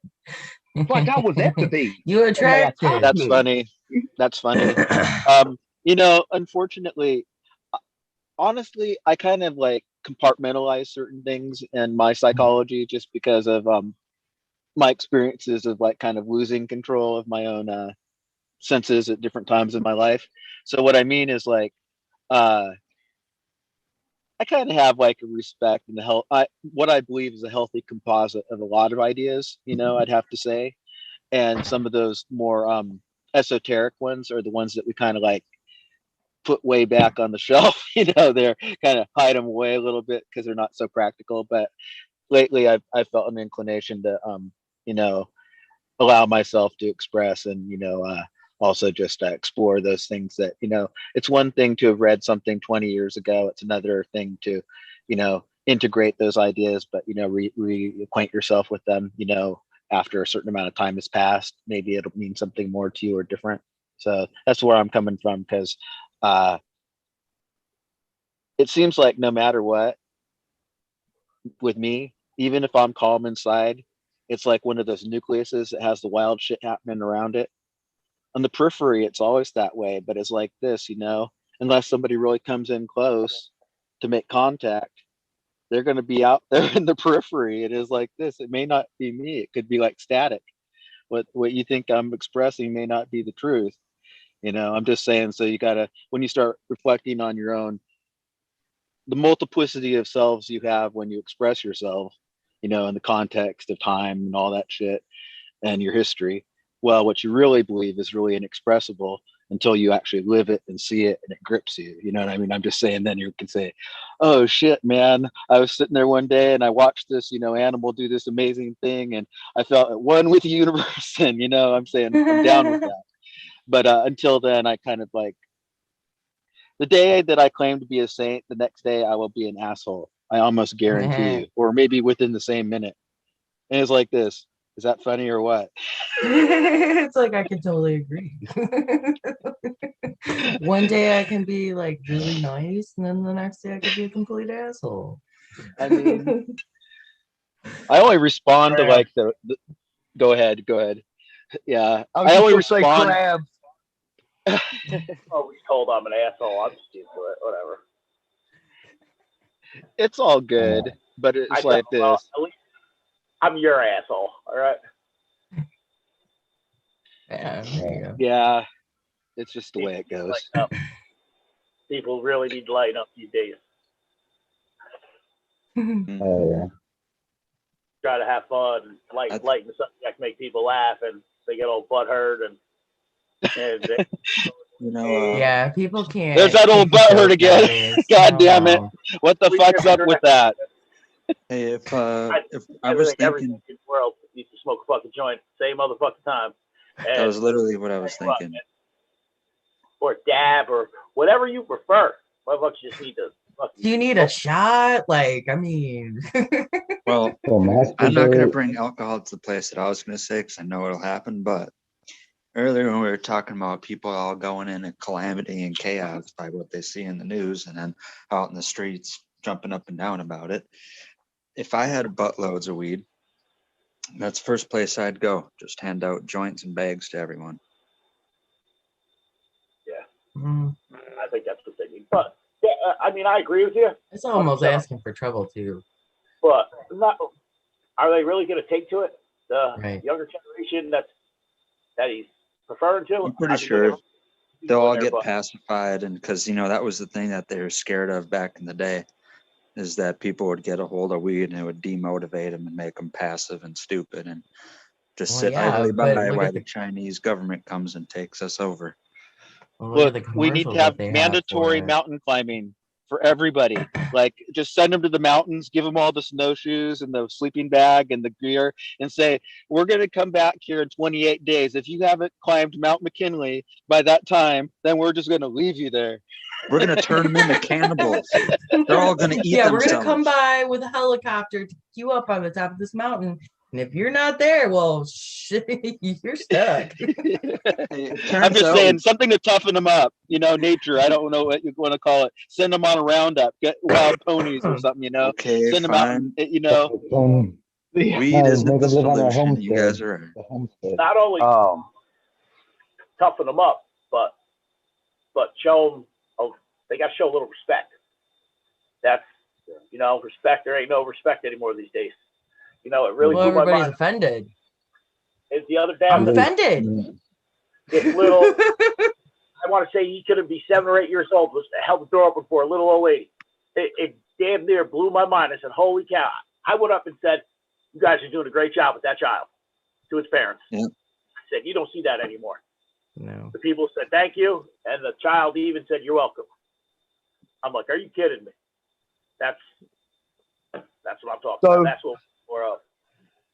I don't think weed's the answer as far as smoking. I think it's about growing, because you have to get out of yourself to care about something else to keep it alive, which takes the focus back off of you. Because when we're in the garden and we're looking at the plants, it ain't got shit to do with you. That's why you don't hurt. You don't think about all the ailments you've got going on. You're just focused in on I need to do these things. I was just talking about stopping gunfights at protests, though. They just need to grow weed. They just need to grow. They need to grow something. They need to care about something besides their own little fucking worlds and their own little ideologies it's the that media. they think are fucking true, man. And the damn social. telephone in their grill. Fucking somebody else telling you what to think. I don't think they're that well educated for the most part. I hate to say that, because what I mean is educated to the options which exist in life, which actually are unlimited. The last I heard, so unless you want to be like, I'm just saying, I would encourage people to just find that thing and we've all found it in cannabis, that makes our heart sing, and try to translate that into more facets in our life. If and I'm not saying spread yourself so thin that you're going to be like insane, because I see a lot of these guys out here working so hard that they might as well be, a mighty executive with a big retirement plan, and they get angry. And it's like this: every man casts a shadow, every woman casts a shadow. And it's like this: you've heard the metaphor, you don't want to feed that shadow too much, or you don't want to starve it too much, because it's like this, it'll turn on you. And you'll find that, all those things you didn't want to express are suddenly expressed. The things you didn't want known are suddenly known. And you know what? You're kind of brought back into a corner, so to speak. You feel that way anyway. And I don't think that's really the only way to live or the only way to be. Because it's like this: when I feel cornered, I come out pretty fast. And I think about it later. But when I feel cornered, and it's like this in life, you do feel cornered. And I'm not saying what it is or what it isn't. Like, sometimes I just feel like it's a total, like maybe your frequency tuner isn't quite tuned into the radio station. It's like a little fuzzy. and maybe getting some bleed over even from the gospel hour at the same time. I'm just saying, after a while, that shit can get annoying. And whatever it is that I think that we're highly tuned mechanisms. So stop making excuses for yourself. Don't be so nice if you don't need to be. Just be real. Because it's like this, cut the shit, man. I don't want to sit here and see you smiling today and in fucking 3 weeks be fucking crying your ass off. Let's just get our tears out right now and be upfront about it. I'm always saying this because, hey, I'm a little hurting. But what if I do cry in 3 weeks? What the hell? Yeah. No, it's all right. It's all right. I'm just saying, It's just for me, Buddha, like, I have a fear. No I more don't want to interrupt tears. you, sorry, buddy, but I have a fear if sometimes you get too real, then people had enough of you. You know what I mean? But then those aren't your Red people. Pill. I feel right now as a aren't human your on this people. planet, on the internet, that people have seen way more than enough of me than they would ever want to see or need to see. I feel like I'm like a redundancy machine, but it's like this. I'm just hanging in here because, every now and then somebody will say something like, hey, thanks for, being nice to me. I know I hurt people's feelings every day, but it's like this. If there's one or two people actually out there who every time I go up or, every time I participate in a chat might get a smile on their face, I'd like to do that. But honestly, if it were up to me, I'd walk away from the whole thing right now while my head is on my head, shoulders, and my heart is in my chest and be totally conscientiously clear of it all because it's like this. I got to know you all and I've enjoyed it and it's been real. Hell yeah. I call this Totally agree. Every time I catch it or I go to watch a show, I call it family time. I love this community. This community is great. More communities are like this, it'd be a better place. That's why I don't see what people's problem is with the cannabis industry and the cannabis world. And if they would just do a little research and look at it for yourself, damn it, stop fucking listening to other people and fucking experience it for yourself. I'd much rather have all of us united and then just be worried about those people rather than me being in a red state right now. I know, boo-hoo. I came back here. I'll move out eventually again too. But me being in the world compared to other places, and then, other people worried about what I say or you say or, this, that, and the other thing. Right? Yeah. Red Pill. I think that, like, if you feel like speaking to a certain topic, and maybe it's one that you return to often because it's kind of one that you're fond of, you're no different than any of us. And I would never, ever worry about people, what they think or anything like that, because just your ideas get people to think about, the way things are, but also, the way our personal beliefs, they may be different. You and I will just use it as an example. We're different people, but we're actually kind of like two guys looking at each other with 20 years between them, So it's like there's a dynamic, and I respect you. I'll just say that straight up. And, everybody, I say that, so somebody has a low self-esteem, they'll say shucks. Well, it's like this. If they got a high self-esteem, they'll realize that my respect doesn't come free, So that's the thing. I don't want to fucking feel like I have to manage my energy like currency. I have a lot of fucking energy. You say a lot of things that I'm already thinking, Buddha boy. Yeah, man. I'm just saying, I really, I'm glad we're all in this together, but it's like this, honestly, am I happy with everybody? Fuck no. Whatever the beef is, I don't know what it is. I have no beef with anybody in this circle. I'm just an intense motherfucker. So if anybody thinks I have a beef with them in this circle, they can just fuck the fuck off. I love you, Buddha boy. I would like to say thank you for each one of your personalities, because that's why I come here, because everybody can bring their own thought to the table. I don't want your thought to be like mine. If there's another Thunder Dan, I will fuck you up. I'm just saying, I'm the only one, man. And that's what I love about it, is because y'all get on and you share your thoughts on stuff, or you ask your questions, and it makes my mind, dig a little deeper. Well, how do I feel about that comment or that subject or that terminology? Not that I have to agree with it, just that I get to think about it. And if I didn't have y'all in my life, I wouldn't have those questions. So to you, Buddha, come back, bro, because we love those questions. Well, here's the We thing. love the personality. You know, everybody. Well, here's the thing. If we were all the same, we would never have any new ideas, and we would always talk about the same thing. That's boring. To You know, me, I mean, guys. I feel like that's Yeah, boring. well, that's what I think. I won't want people to fight just because we're like in a what would you call it? I want to call it an argument or a debate, but you know, whenever we're passionate, I don't know, what I can't find an adjective. Maybe Buddha would be better at that, finding adjectives for what I'm trying to say. It's the cannabis think tank. Yeah. The after hours passionate is a cannabis good think word. tank with Red Pill and Green Fingers and Big Dave and Thunder Dan and Chicha B. Yeah, And there's only one Chicha B. If there Yeah. was another fucking And- Chicha B, it'd be like, And might I There's another Green pay Fingers a out little there, bit and of I'm telling respect them to back to off. Eagle as So, well. Eagle, our host and our you know, really good friend. So that's the irony of it is that we can all be friends and we can all, you know, we're all going to be doing this for a while, I have a feeling. So the growing pains, they happen, but it's like this.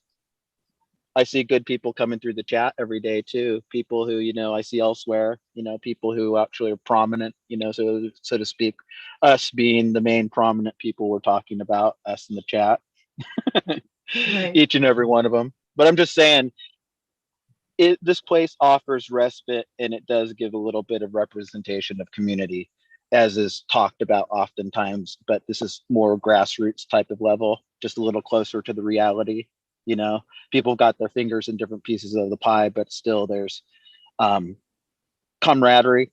You know, somebody who may like have a lot of experience, he may send you some seeds, you know, and then you grow those seeds out and then you become a better grower and you have more respect and you learn something. I'm just saying hats off to everybody. All wouldn't those be people a I told to fuck grower. off. I'm sorry about that, guy. I wouldn't You be a didn't mean it. grower without this Metaphorically. community. So I think all of you. Glad we converted you. Hmm? Yeah. Cheers. cheers. Yeah. These are the hand cut More pieces. coffee.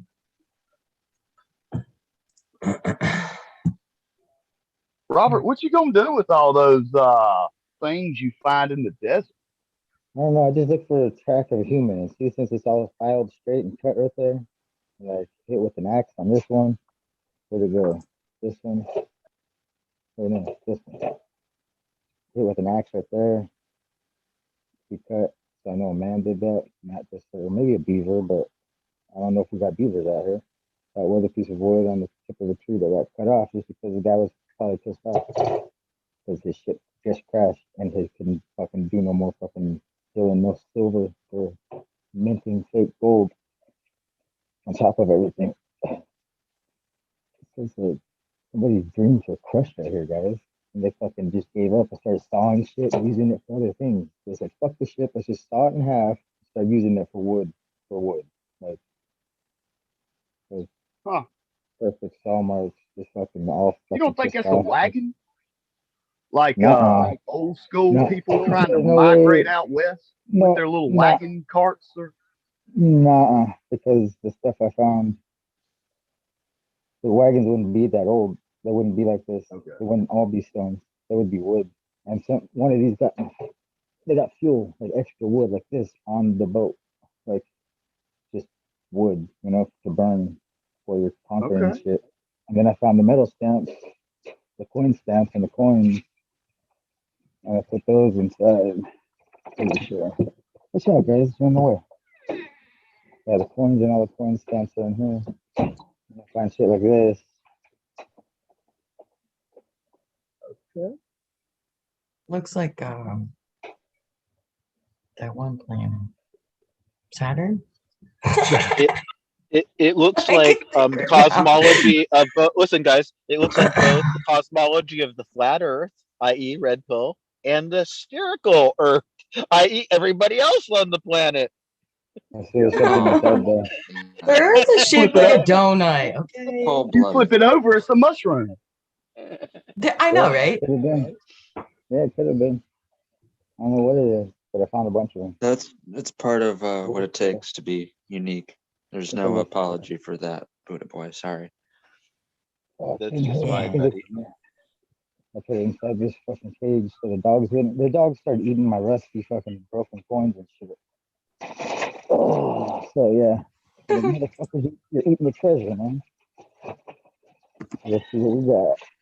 Honestly, Red Pill, sorry to talk over, but it's like this. I respect you too much to really actually say I would understand what it is that you actually think, because it's like this. I know it's complex. Yeah, it's some. Yeah. Do you have a time machine? Can we go back to 2015 where it was a little bit easier to research without YouTube saying no? Because Oh, that would be the interesting. best way to do it. Otherwise, it's going to be a whole fucking shitstorm. You're going to have to go through to even try to answer the simplest question that you have. Or you have to have a buddy like me that could help you through it. Crucifixion spikes, anybody? Spikes? Crucifixion spikes. Those are your hands, that's your feet. Those are all railroad spikes. No, those are for your hands. and your Crucify feet. him.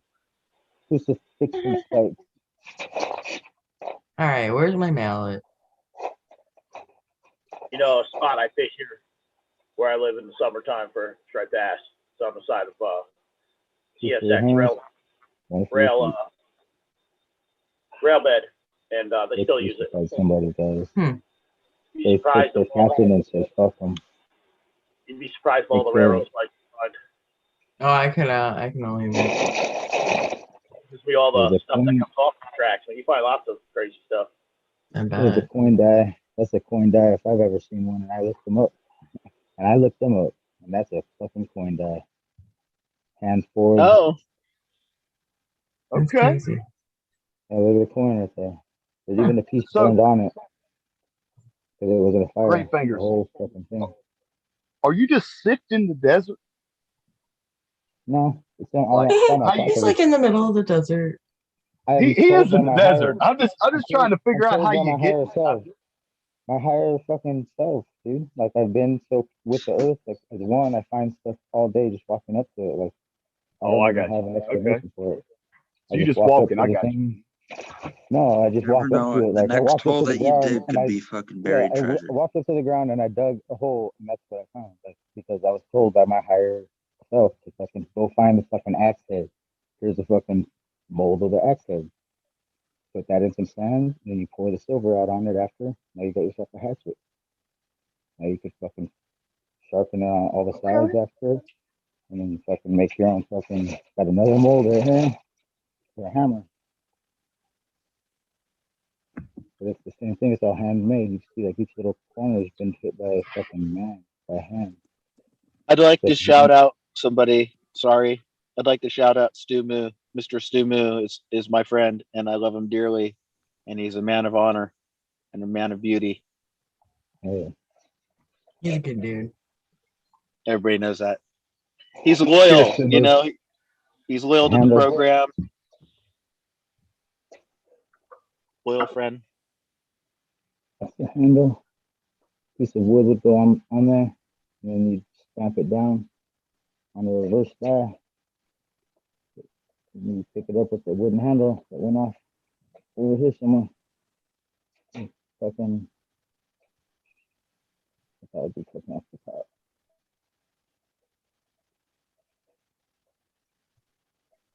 Just a sec.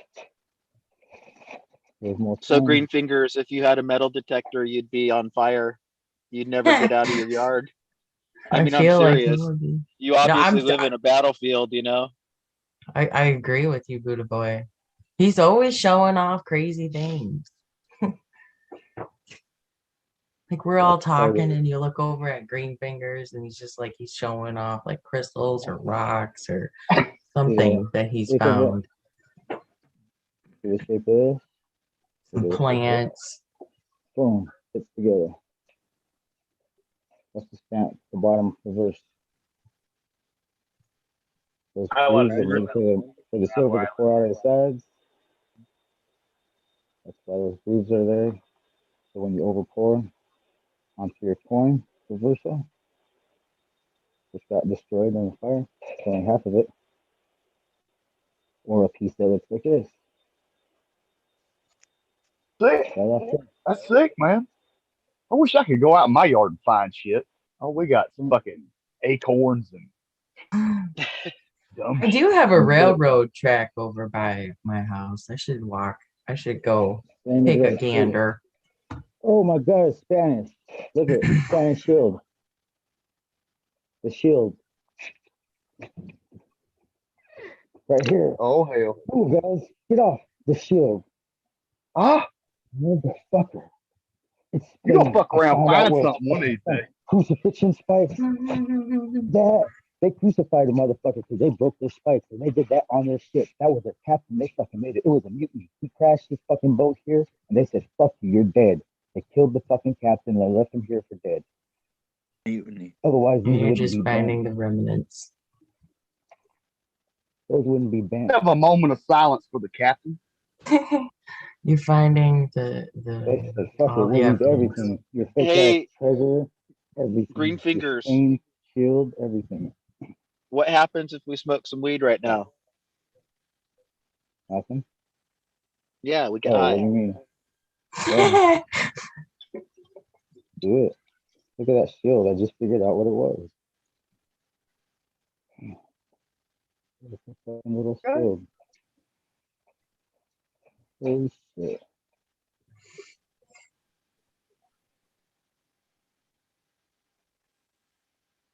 Fucking nuts.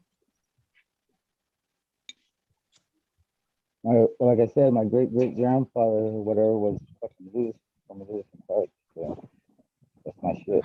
Exploring and finding fucking treasures. That's what I do. I got a memory of somebody that I don't even know. I just like figure shit out all day. Find crystals and fucking old ancient shipwrecks in the middle of the fucking desert. And that's what their fucking axe heads would look like when they carried them around on their silver shit. They'd be all fucking sharpened up and shiny. And they were small, so you could use them to kill people instead of build stuff with them because they were just a conqueror. It's like you don't need it to be big to cut no shit. You need to be small and sharp, slice and throat.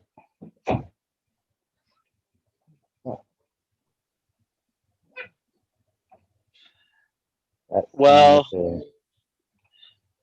damn, I ain't that's afraid it. of things I can't see. It's the truth. So cool that I found some shit. Except like the holes in the ice that you're walking across, the thin ice. That wouldn't be a good thing to not see and not feel and to not hear. Quicksand. Some of those snakes that'll get around your neck and eat you. Manure. Nature itself. I have a lot of respect for nature itself. Oh my God, you're gonna eat that. Oh yeah, it's the cow stomach. You know what's What? crazy is walking on water when ice is like frozen, like clear. It's like Right. almost like you are walking on water. That's a little It's trippy. beautiful. It Have you ever is. have you ever seen a fish underneath of that ice? Oh yeah, I grew up on a lake, so Yeah, you know what's up. yeah. Did you ever get to go like cross country skiing? You know, maybe like around the lake, or did you guys do that type of thing? I played a lot of hockey and I did like skate. I mean, I wouldn't like say like a competitive thing. I mean, I was a kid, so a lot of like the skating was just like skating. And it wasn't on like a super big lake, but I mean, big enough. You don't want Did to you have a get. canoe? We had a canoe. We've had boats. We had a raft. We've had Pontoon. We had a pontoon, and the neighbor had a pontoon. We've had jet skis. Oh yeah, jet skis. All the good stuff.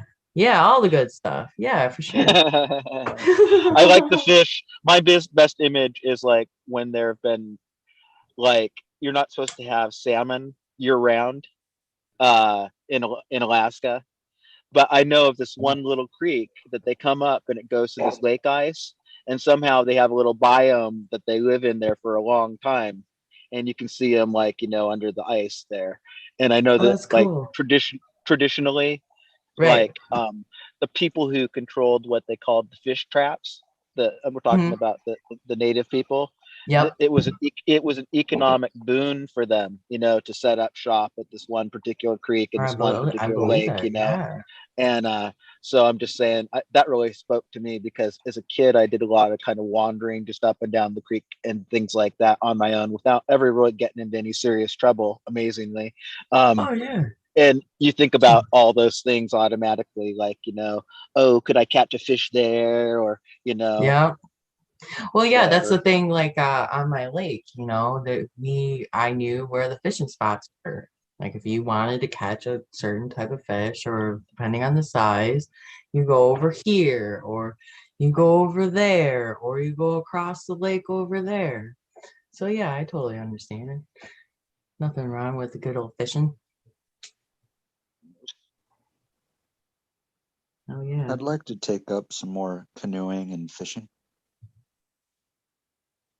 It's good living, guys. In the middle of the summer, you can go out like at, a little after dark, even sometimes, or right at dusk, and like That's be in perfect the time. canoe and maybe just dive out of the canoe and get in the water one Little last skinny time while dip action. it's still Hey, warm, why not, right? exactly. And then you fucking, do maybe a lap around, and then go back and get the fuck inside. I'm just saying, I have memories of that a few times in my life at a particular lake and with a particular friend. It's like it's good times. Look at their globe. Yeah, I've had some good times on the lake, and I've had some very, very, very, very scary times on the lake. So, This is their globe. They found their fucking globe. You got to be respectful of the powers that be, and I know like all a lot. things Everybody knows a determined. story where people get into trouble, on lakes and things is like this. It's like you say, you just got to be mindful.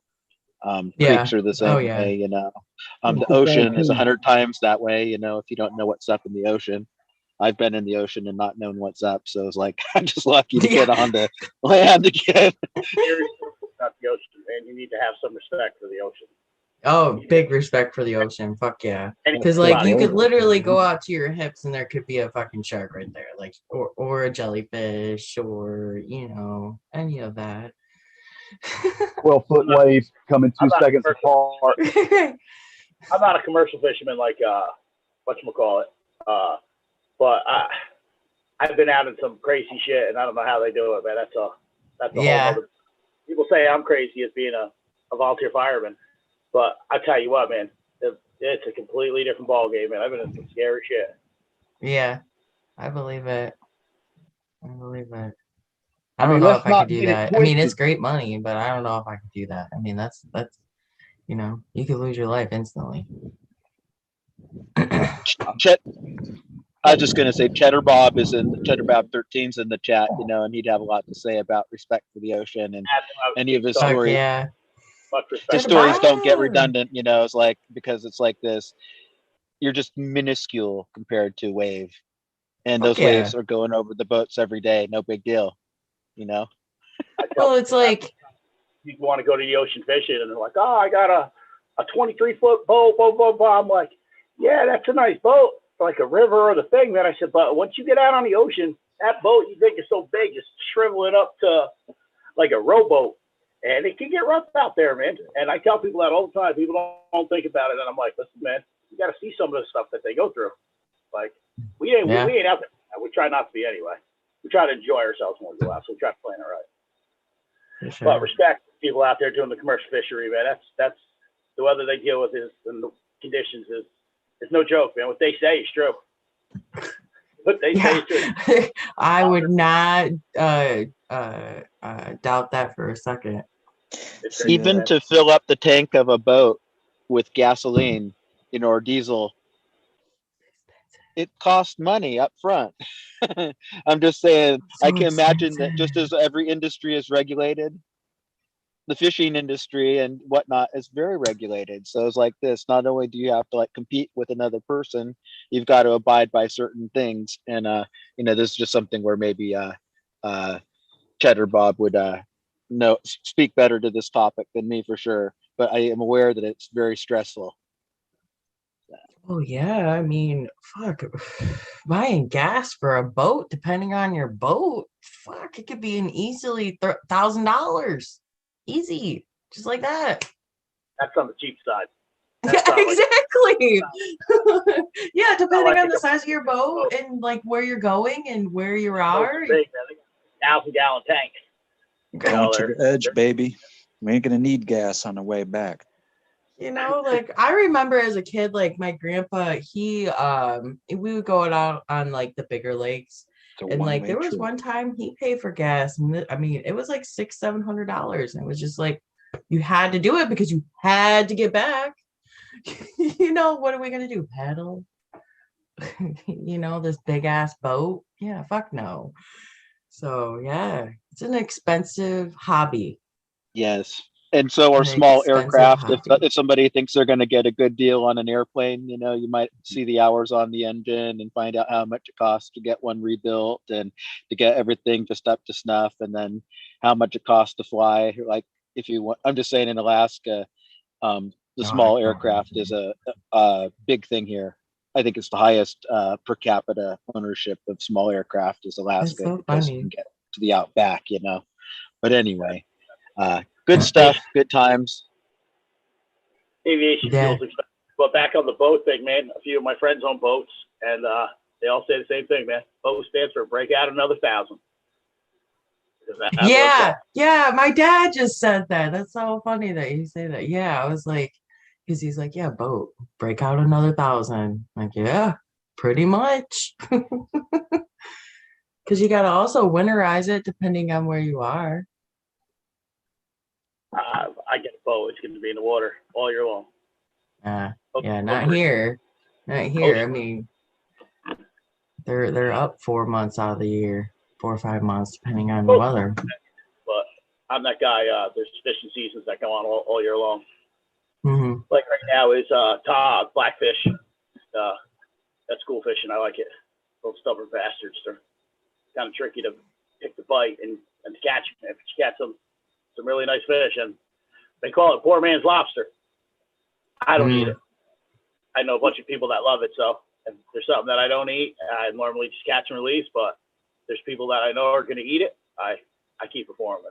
Merry Christmas, here you go. Happy birthday, whatever. Right. That's nice. I would have to say, go ahead. I just said I fish all year long.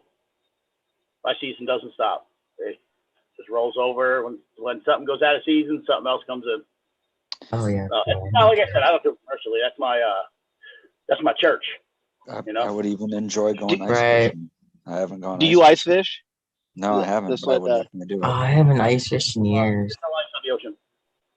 Oh, right, okay. Yeah, I wouldn't want to. I thought you either. lived inland. No. I thought you lived inland. I do. I live in inland, but like I said, man, I used to freshwater fish as a kid, and I was a big freshwater fisherman, and I didn't fish in the wintertime. I didn't ice fish.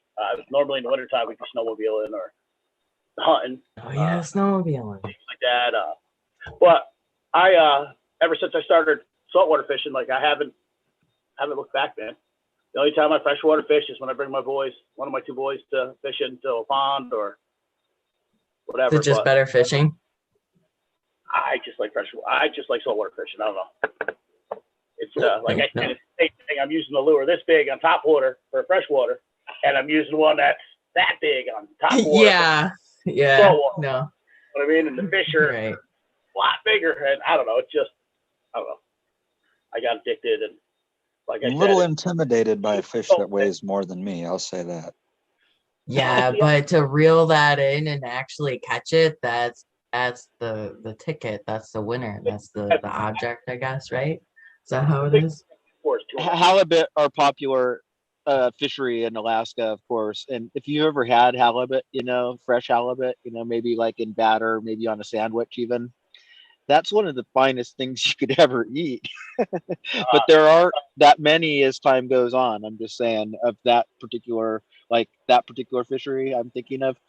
I don't know what the size, but there's a size smalling. That's funny you say that. I know halibut.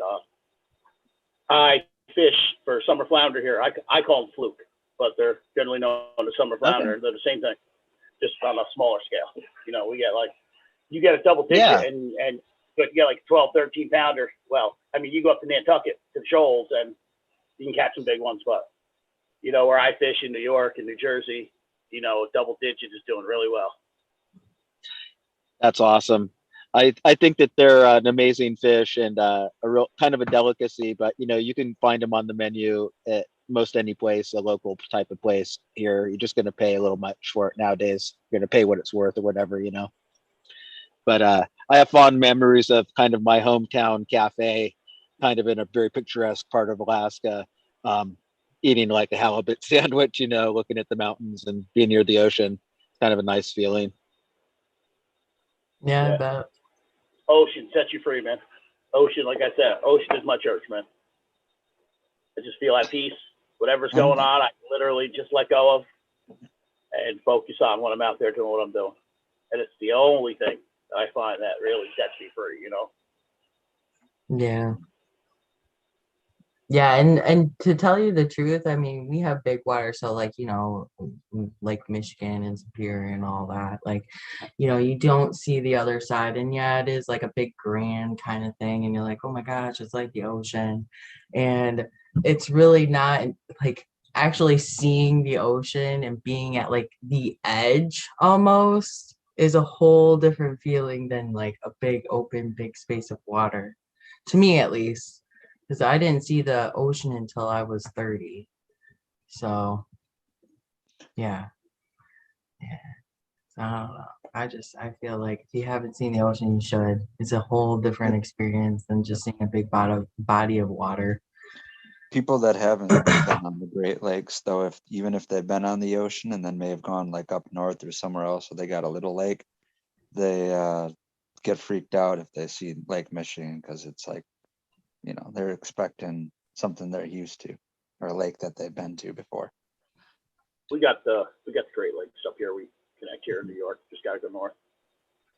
So, I mean, don't get me wrong, it's pretty like nice. I mean, you don't see the other side, but it's just it's a total different experience. a buddy of mine was just telling me there's a loop that they do. I don't know, Great Loop or whatever. Say like you start in Florida, you come north, you go up Yeah, I into heard. to the rivers and go through the channels and you wind up into the Great Lakes, and then you come down a river down from the Great Lakes back out into the Gulf of Mexico, all by boat. You got to go. Oh yeah, I couldn't. Never mind. I was going to ask if you have to go through Canada to get there, but yeah. Well, I think you do. I think you're hitting on international water because you're on like the Great Lakes up north here. Mm-hmm. Yeah. So yeah. All the lakes up north here. So I believe you can hit Canada. I believe you can sail across too. And hit I the think other you can lakes. like see Canada.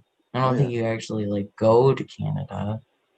I think you'll see it. I don't know. I don't know. I don't know. Yeah, I don't know how it works in the lake. If you start off in like Wisconsin, do you have to wait until you're on the shore of Canada where you're in Canada? Oh, okay. I know here in New York, like county lines are split up. Like the Hudson River splits counties, like a county line. One side of the river is one thing, and they got it all marked like in the center, like in the like you're on one side of the river, you get pulled over by like it's Dutchess County Police. If you're on the other side, you get hit by Ulster County Police. Like, Big Dave, you know, Buffalo, New York, and Niagara Falls, and you know that area. I've been to the Niagara Falls, but what is it? On one side, it's definitely New York, right? And on the other side, it's Canada. Yeah. Yeah. I went there at night, and I don't know what I did, but all I remember is being blown away by it, and it was very beautiful. It was around Halloween. It might have even been Halloween. It was dark out. Yeah. I've never been to Niagara Falls. I'm way further south, like I said. I'm by the Capitol Hill. I'm not that far from New York City. I'm literally only, I mean, it takes me an hour and 20 minutes. I could be in the Bronx. Wow. We definitely not city living up here. That's what people don't understand. They think New York, and they think of, oh my God, it's like a shithole city. But nah, I'm from New York, man. We live in the woods, just like anywhere else. A lot of dairy farms here. Big farms. I've got that. Well, I guess it's not a comparison to New York City, but I've got that before telling people I'm from Wisconsin and Colorado, and they're like, "Ah, farm boy, huh?" I'm like, no, middle of the city. I mean, It wasn't so expensive, man. And for the first time in my life, I've really been, me and the wife have been talking about moving, going south, going to Florida. why Florida? Sorry. There's a lot less restrictions. I don't want to get. I don't. I wanna know. talk I'm political. sorry. I'm sorry. Just There's a lot of shit that some states are doing there that are just Oh, okay. completely against everybody's rights, and I'm just not down for that, man. You know what I mean? It's getting that bad. Like it really is. If shit don't change, shit's gonna be popping off here soon. They're strangling people. They're strangling the people. That's what they're doing on every front. On every front. And I don't care what your political stance is. You know what I mean? They're literally killing the American people.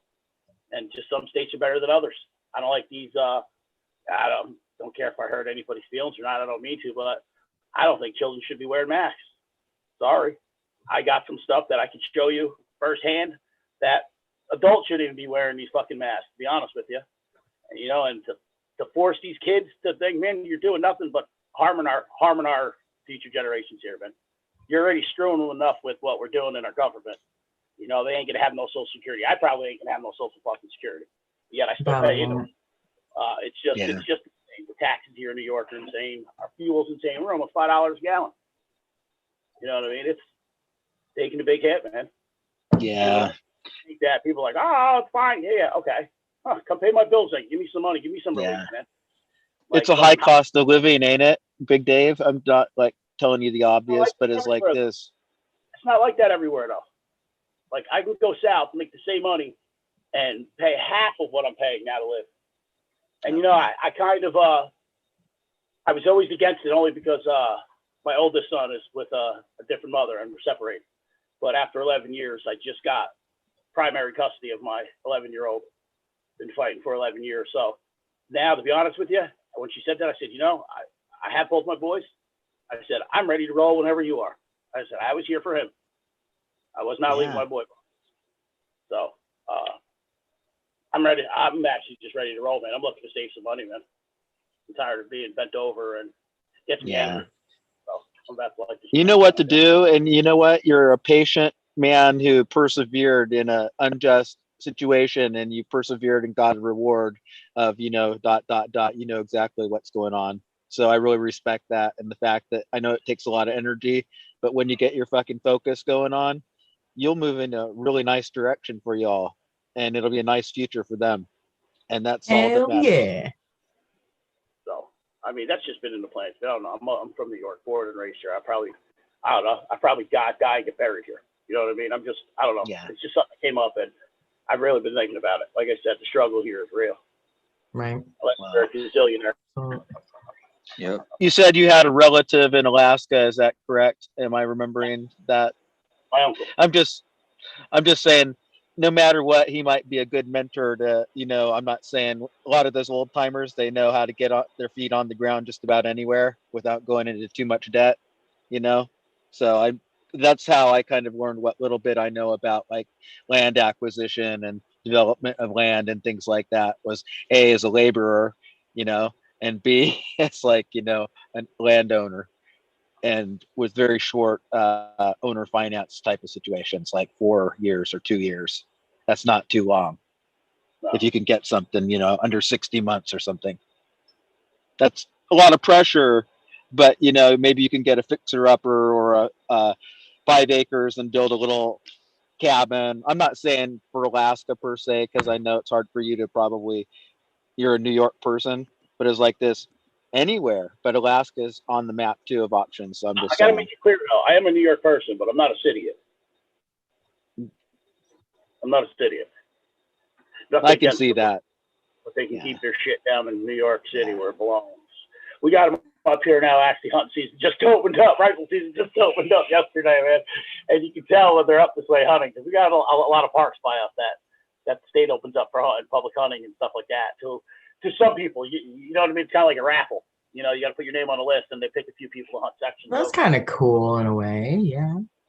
And yeah, you think so until you hear all the gunshots.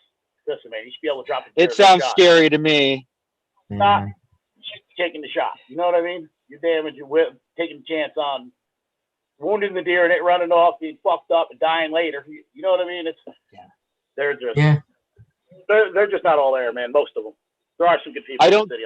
They're not, but I don't go trail running in moose season. Like I actually was a trail runner for several seasons as an adult, going out on like up to 40-mile event, kind of in the woods and stuff and up in the who knows. But by the way, I don't anticipate doing that anytime soon.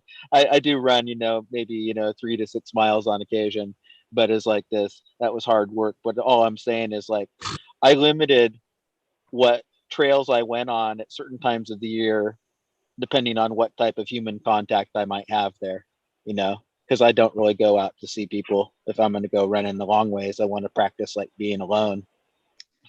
Right. Yeah, isn't that the purpose? Or with a friend, you know what I mean? A friend who you dig, or a dog or something. I totally understand. But I don't run anyway.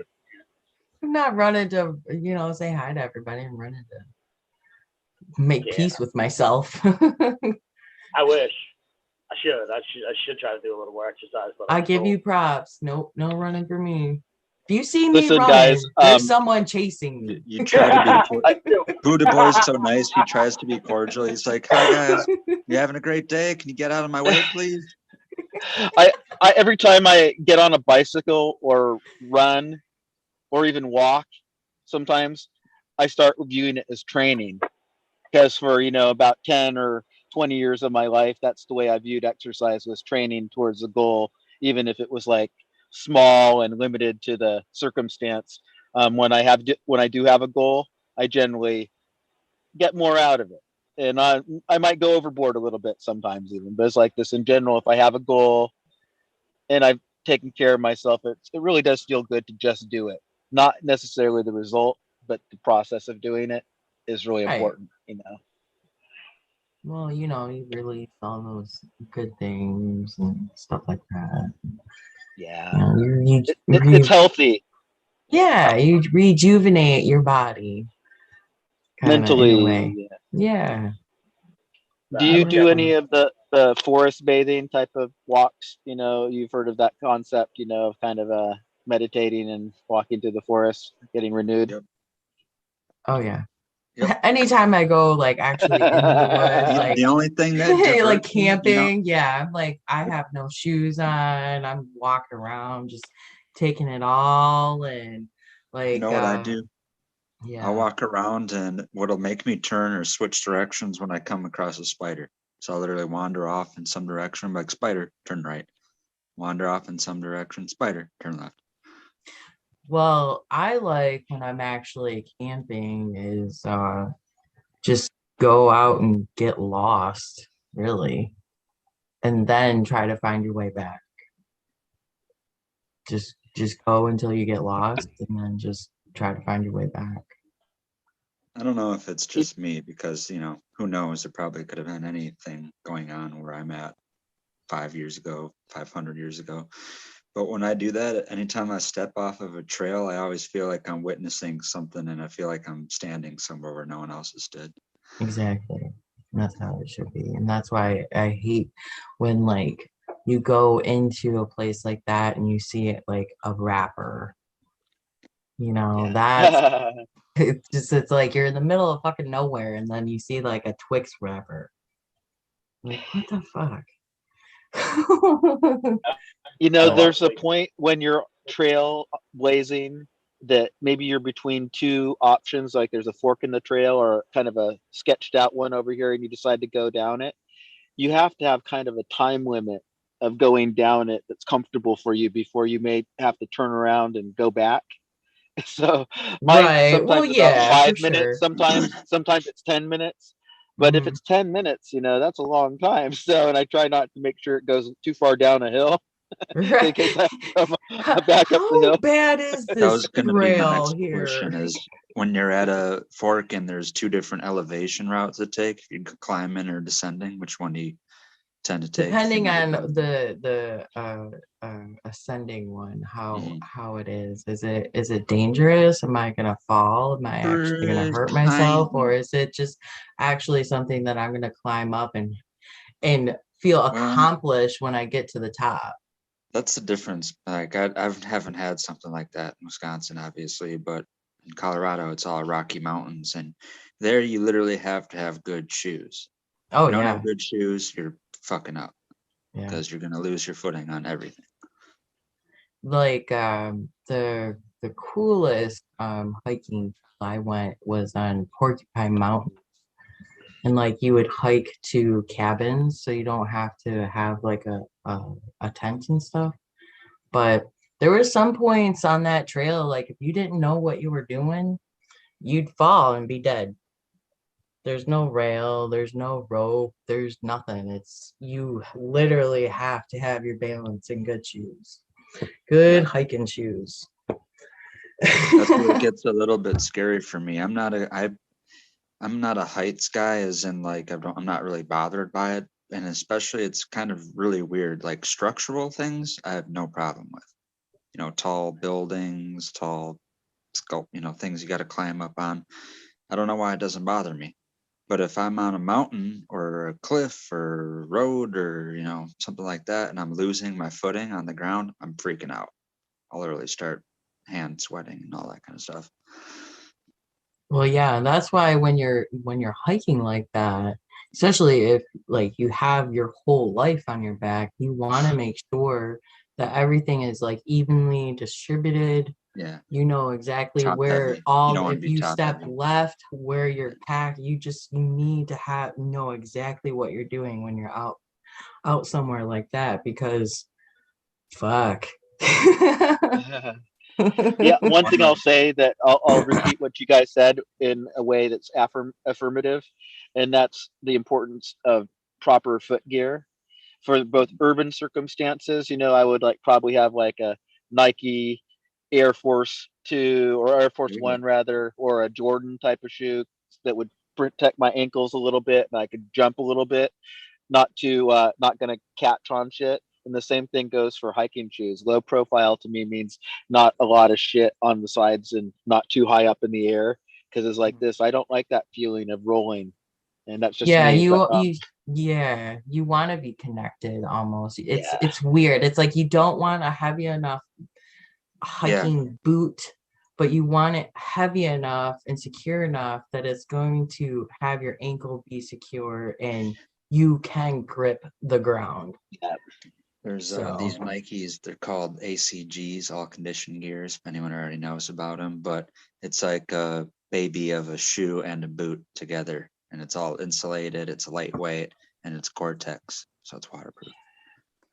it's probably a good idea for especially for even if it's not 4 seasons type of thing, but you could do it in the fall and the spring and got a little gator type of thing going on it. It's like, that's practical. When I go out, usually what I do in the winter is simply have a shoe that's sized up about a half a size, and then I wear some nice thick wool socks. Mhm. And even if I'm running, I can run at 30 below zero with that and be just fine on my feet. I'm moving. I'm just saying. They use the same sole as it's reinforced, but it's as lightweight as their running shoe soles.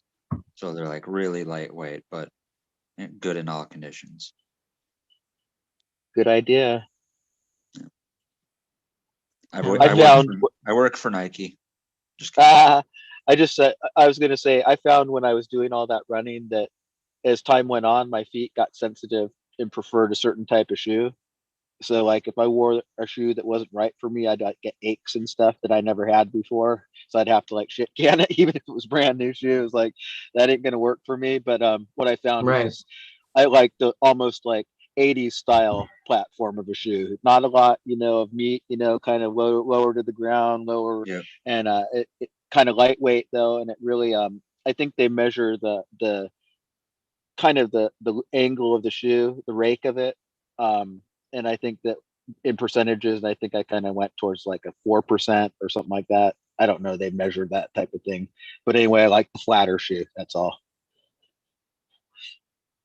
Yeah. Hey, Thunder Dan, what's going on there? Looking pretty nice, eh? I know. He's all like taking a walk. It's not even that bright here yet. It's starting to get a little bit. I was gonna say, Big Dave, the South would love to have you if you want to move down south. Come on down, bro. Hell Look at what we yeah. got. I mean, it's chilly, but whatever. Yeah, but it's not as cold as here. It's 28 right Oh, now. nah, we're 32. I mean, we got frost on the ground. Yeah. You It's probably gonna have more get to sun all be the time. 60 later, though. You know. Yeah, exactly. It won't get more than like 35 here. Here, man, it's cold. Yeah, I would love to go to Alaska for freedom, but it is so cold. I'm like, I hear you talk Buddha boy, and I'm like, yeah, nah. You know, the thing about I Alaska, would and like I to think see it. every place has its regions that have, different distinctions, the little biomes or, the terroir of different regions. There are some that are more hospitable than the subarctic that I live in. In other words, there are some places that have like year-round, small fishing activity, artistic type of places, craft type of places. And I'm thinking of one, and it's still on the main road to the main place. If you had to go get materials like the cheapest you could or this or that, and there's still affordable supermarkets and things like that in the region. So I'm just saying, it's a little more like a highway is like a river. So in rural areas, there's rivers that people live along, but in the main connected rail belt is what they call it. The railroad system goes through, and also the pipeline. Those areas are connected by highways, and oftentimes you can live in a rural place but have access to that highway that gives you a lot of access and options to different, materials and ways of living. So I'm saying you can really live far out but really close, actually, or whatever. Right. Right. And you can have like a solar farm, or you can have hoop houses, and you can have experimental orchards and things like that. But it's like, and that's being done. So hats off to the people who do that. Right. Not everybody's like up on the sustainability movement, but a lot of them are up on the living off the land and independent type of living type of situations.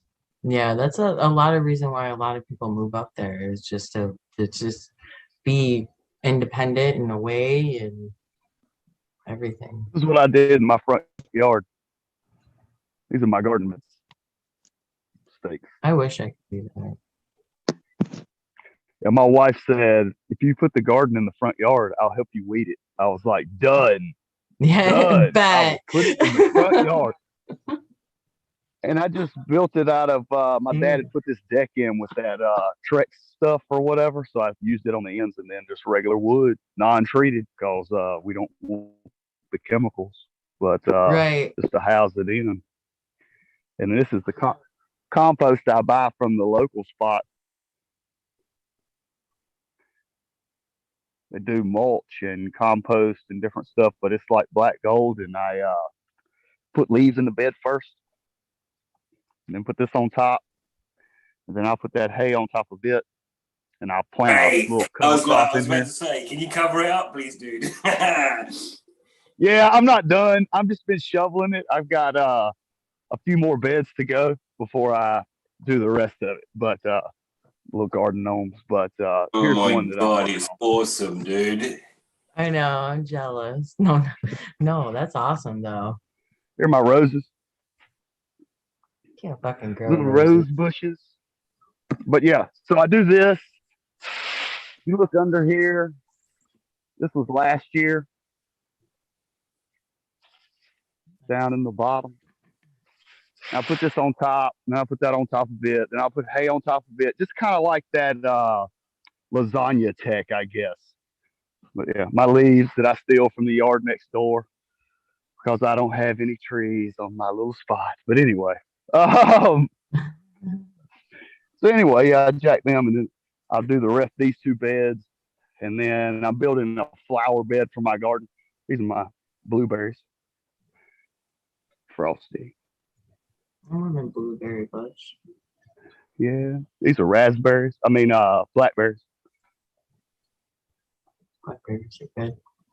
Everybody is cold this morning. Yep. This is strawberries. I'm digging back out of the weeds. Got the earbud. And this is an asparagus bed that you chop it and drop it. But in Makes the this what you spring, done this 1 year. asparagus pops up. What did you say, Green? The first year is a bust, isn't it? And then after that, you can start harvesting them. Is that right?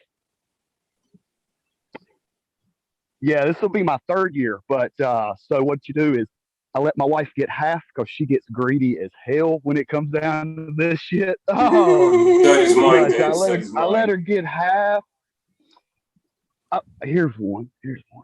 So, you know, it's a male and a female. So just like anything else, it makes these little berries, and the berries inside of them, if you squish them on camera, you see that little black piece?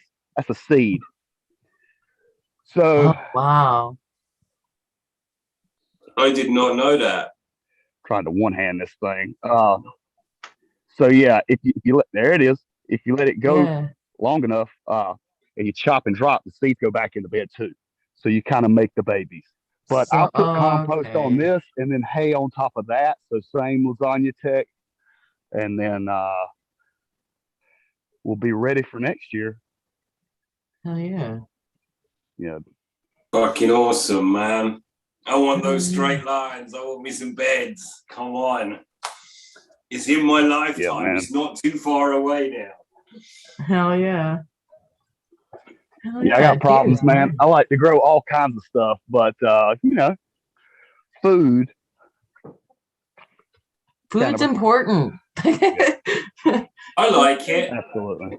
You know, I like it sometimes. I had some today and stuff, just to, you know, I sampled fuel the it. fire. To live. Yeah, I got you. Right. This as well, though. Absolutely. Oh yeah. Plus, it's also nice to know where your food came from. Yeah. Well, How it's made. I mean, that's just me. I've been eating real food all my life, so when I get store food, I'm like, store food. You know, so I try to grow enough, but it's rough, man, you know, because I like a lot of variety. So, you know, I have several beds because I'm going to grow several different kinds of things, you know. Well, yeah. And then you still have to end up like avocados. I can't grow avocados here. I love avocados.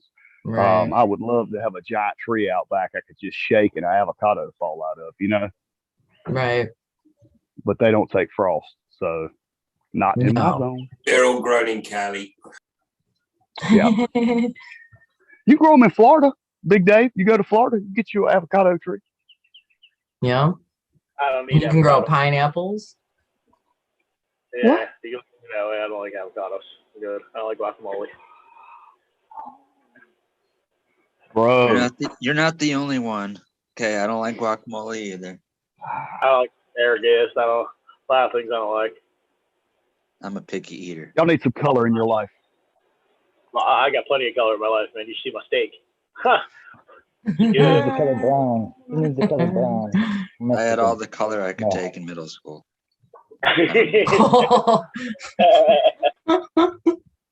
No comment. I don't even know what to say. I plead the fifth. Hey, look, y'all. I'm gonna jump out and go get my squirrel up and see what she's doing today. But I love y'all, Right man. Y'all on. be good. Cheers. Peace. Have a good day. Cheers. Peace out. Cheers. Cheers, 313. Yeah, good morning. Good afternoon. Whoop. What's up? Everybody good? Yeah. Nice to see you, man. Nice to see you too, Cheech. Yeah. And not that it's nice to see you other chaps, but I've already seen you this morning. That's all. Just kidding. I know I'm not that great. I like this. I like this Sunday morning takeover. Thank you, Red Bill. Yeah. It's Not actually always. Yeah, it's cool. It's nice. isn't it? Work, man. You get those people that work and during the week, and some more people do their episodes, so they should come out here and hang out. And Sundays now, if you're doing the show Sundays, most people are off on Sundays. Yeah. Well, that's what I thought. I didn't Could know have if worked everyone- today. Didn't know if people were going to be too busy with the family in the morning, but that's kind of what I thought. Is it's a weekend, we all wake up. There's some other live shows that go on Sunday, so I kind of wanted to shift the content. Bring the AM into the PM into the AM, the late night guys into the morning shows. So. Nice, I like it. I feel like I can sleep in a little bit. Yeah, you got to come on here and. You know what? There are good things to be had just about everywhere. And I know that sounds like a stupid thing to say, like what planet am I from? But it's like this. It's my true belief that if you have limited options, then take advantage of those limited options. Yeah. Because you never know what could come of it. Careful. Yeah, this work thing is really interfering with my life. Right. You want fucking up my fishing career with fucking hangout time, and people call me crazy, but I kind of look forward to our layoff season, just take a break. And things do get tight because you're living on unemployment for about a month or two with snow and everything, and whatever, you save for it, man. You get used to it, you save for it, you come into it, and I look forward to it because we don't get really a break. Once our season starts, we're 6 days a week, sometimes 7. Yep. I remember those days. And I really think that's as it should be. That's the rhythm, really. I've been talking about it because I'm moving towards a lifestyle that will be dictated in that way. And so I was talking to my wife about the winter months, and while we're walking along, she's like, I wonder how much food we're walking past. And it's like, but also other things that we could be it may not be food season, it may be collecting wood season or whatever it's like getting drawn by what we should get drawn by. I'm looking forward to that, really.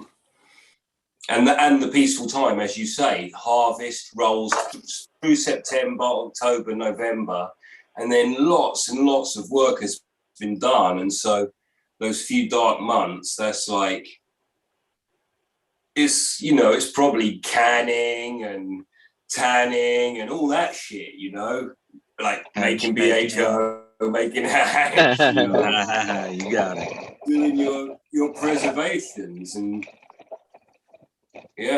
stuff to take you through until the next one.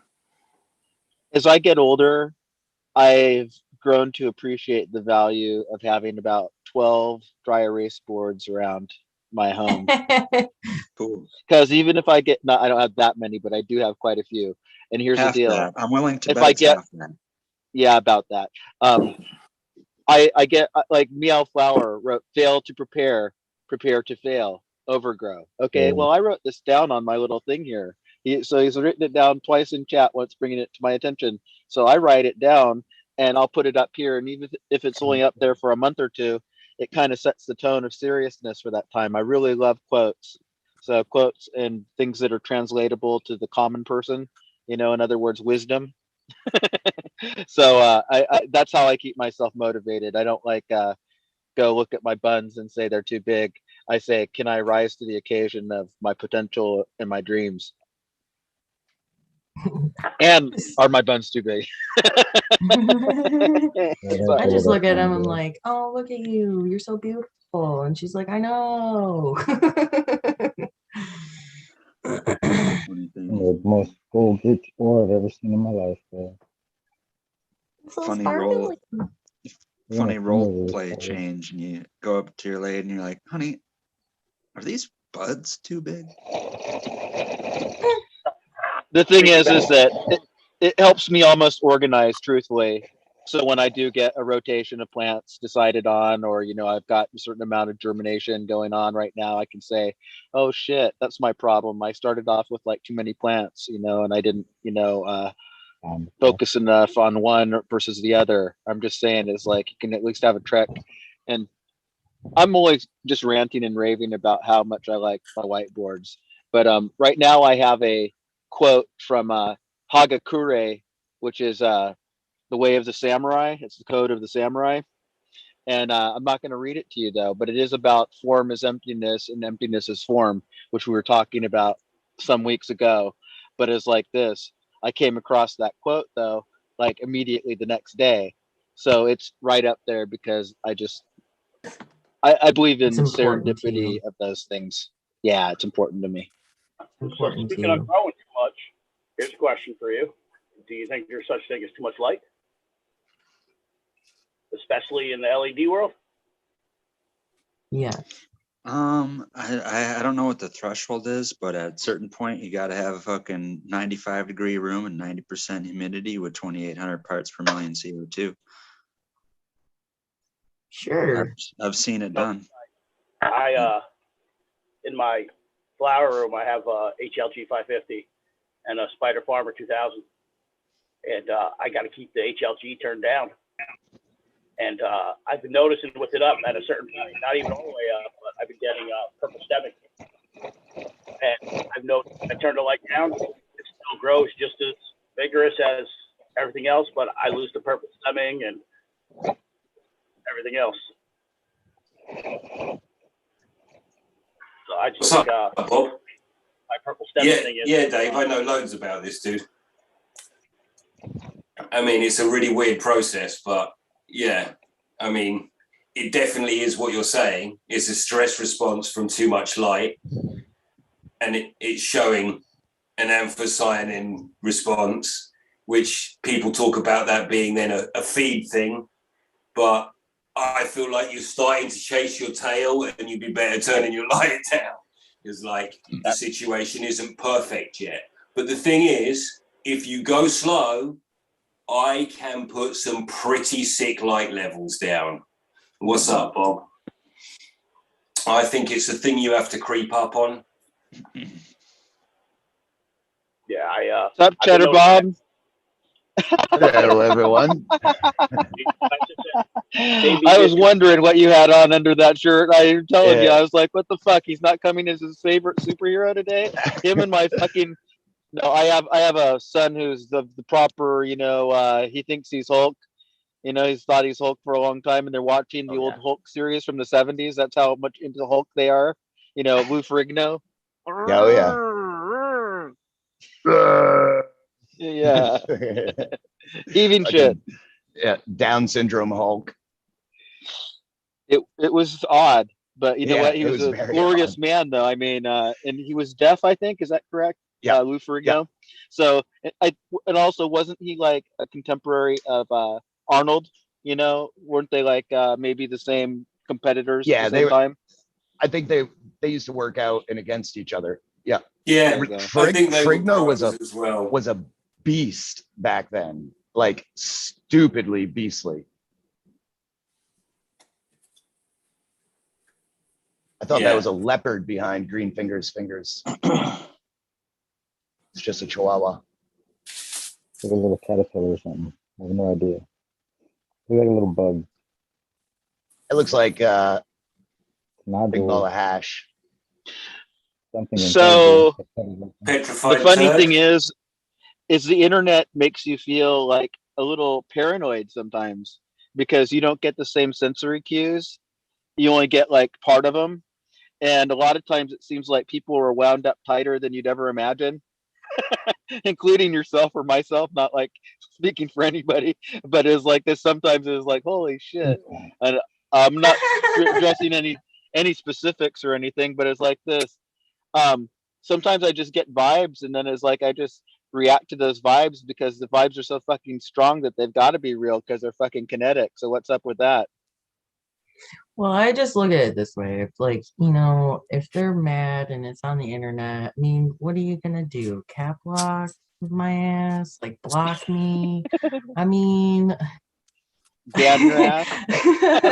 I mean, I get the passion for it, but sometimes I'm just like, why get that into it?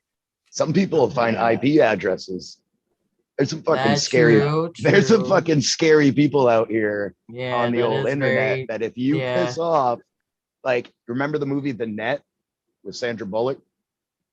I don't think I watched that movie, but I heard about it. I Yeah, should watch go back and watch it. For us, born past 1990, explain. The mid 90s, that movie foreshadowed everything that's going on the internet. It's crazy. Yeah. So there are people out there that will destroy your lives. Oh just yeah, for calling- I can totally believe that. just Yeah, for fuck calling yeah. them like being like, oh dude, you're fucking stupid. They'll be like, what? Yeah, no, I totally. I'm just saying that nobody has a force field around them that I know, like like a magical force field. So I know we're all susceptible to to everything, to all the same people, and it's like this. It does seem It's like about as close sometimes as you there come. is a climate of weirdness from time to time, i.e., associated with the full moon fever that everybody seems to be under right now. Half the people under a spell of their own fucking charm, and it's like this: they're not really looking at the world; they're looking at themselves. It's called narcissism. They don't even see the moon when they see the eclipse the other day. And I only say that because it's They true. can't even tell the fucking thing's round, right? Can't see the forest through the trees. I saw some of it. I saw an orange in a teacup. I saw orange. My daughter and I were just like, "Oh, look at the moon! It's so pretty." And then All we I'm went saying is on it's with our like day. it's very weird world, and I don't know. Maybe it's the cell phone towers that are fucking with me again, but Oh yeah, they're shutting all well, all they're making cell carriers phone in the- towers look like trees. Well, all know the that's cell right. phone carriers now are getting rid of 3G. So there will be no more 3G. It's going to be 4G and 5G only. Yeah, well, they So- better upgrade the service around here. I don't even get fucking 4G, and they're pushing the 5G. I'm like, what the fuck? I don't even They get don't- 4G, and I pay for your expensive shit. Yeah. Yeah, the world is changing, but in the next 20 years, we will not even recognize this place from the way we grew up.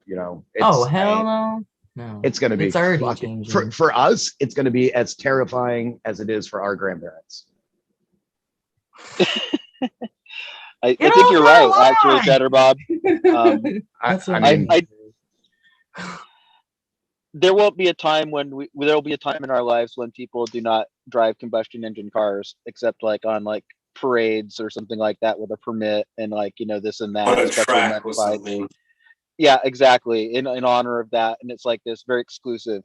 So it's like I'm not like mourning the passage of time or technologies, but it's like this.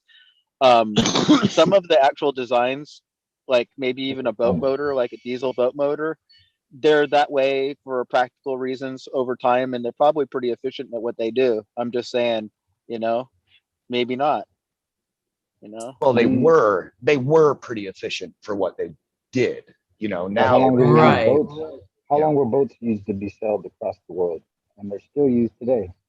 So I'm just they're saying, gonna and trains. So we're never gonna when not use the technology that we had. So we're gonna wind-powered forget something, boats. and we won't be able to fix it. So we'll have to start something new. Like every time we have to. Oh, we can't think of. We don't know how to fix that. We didn't learn.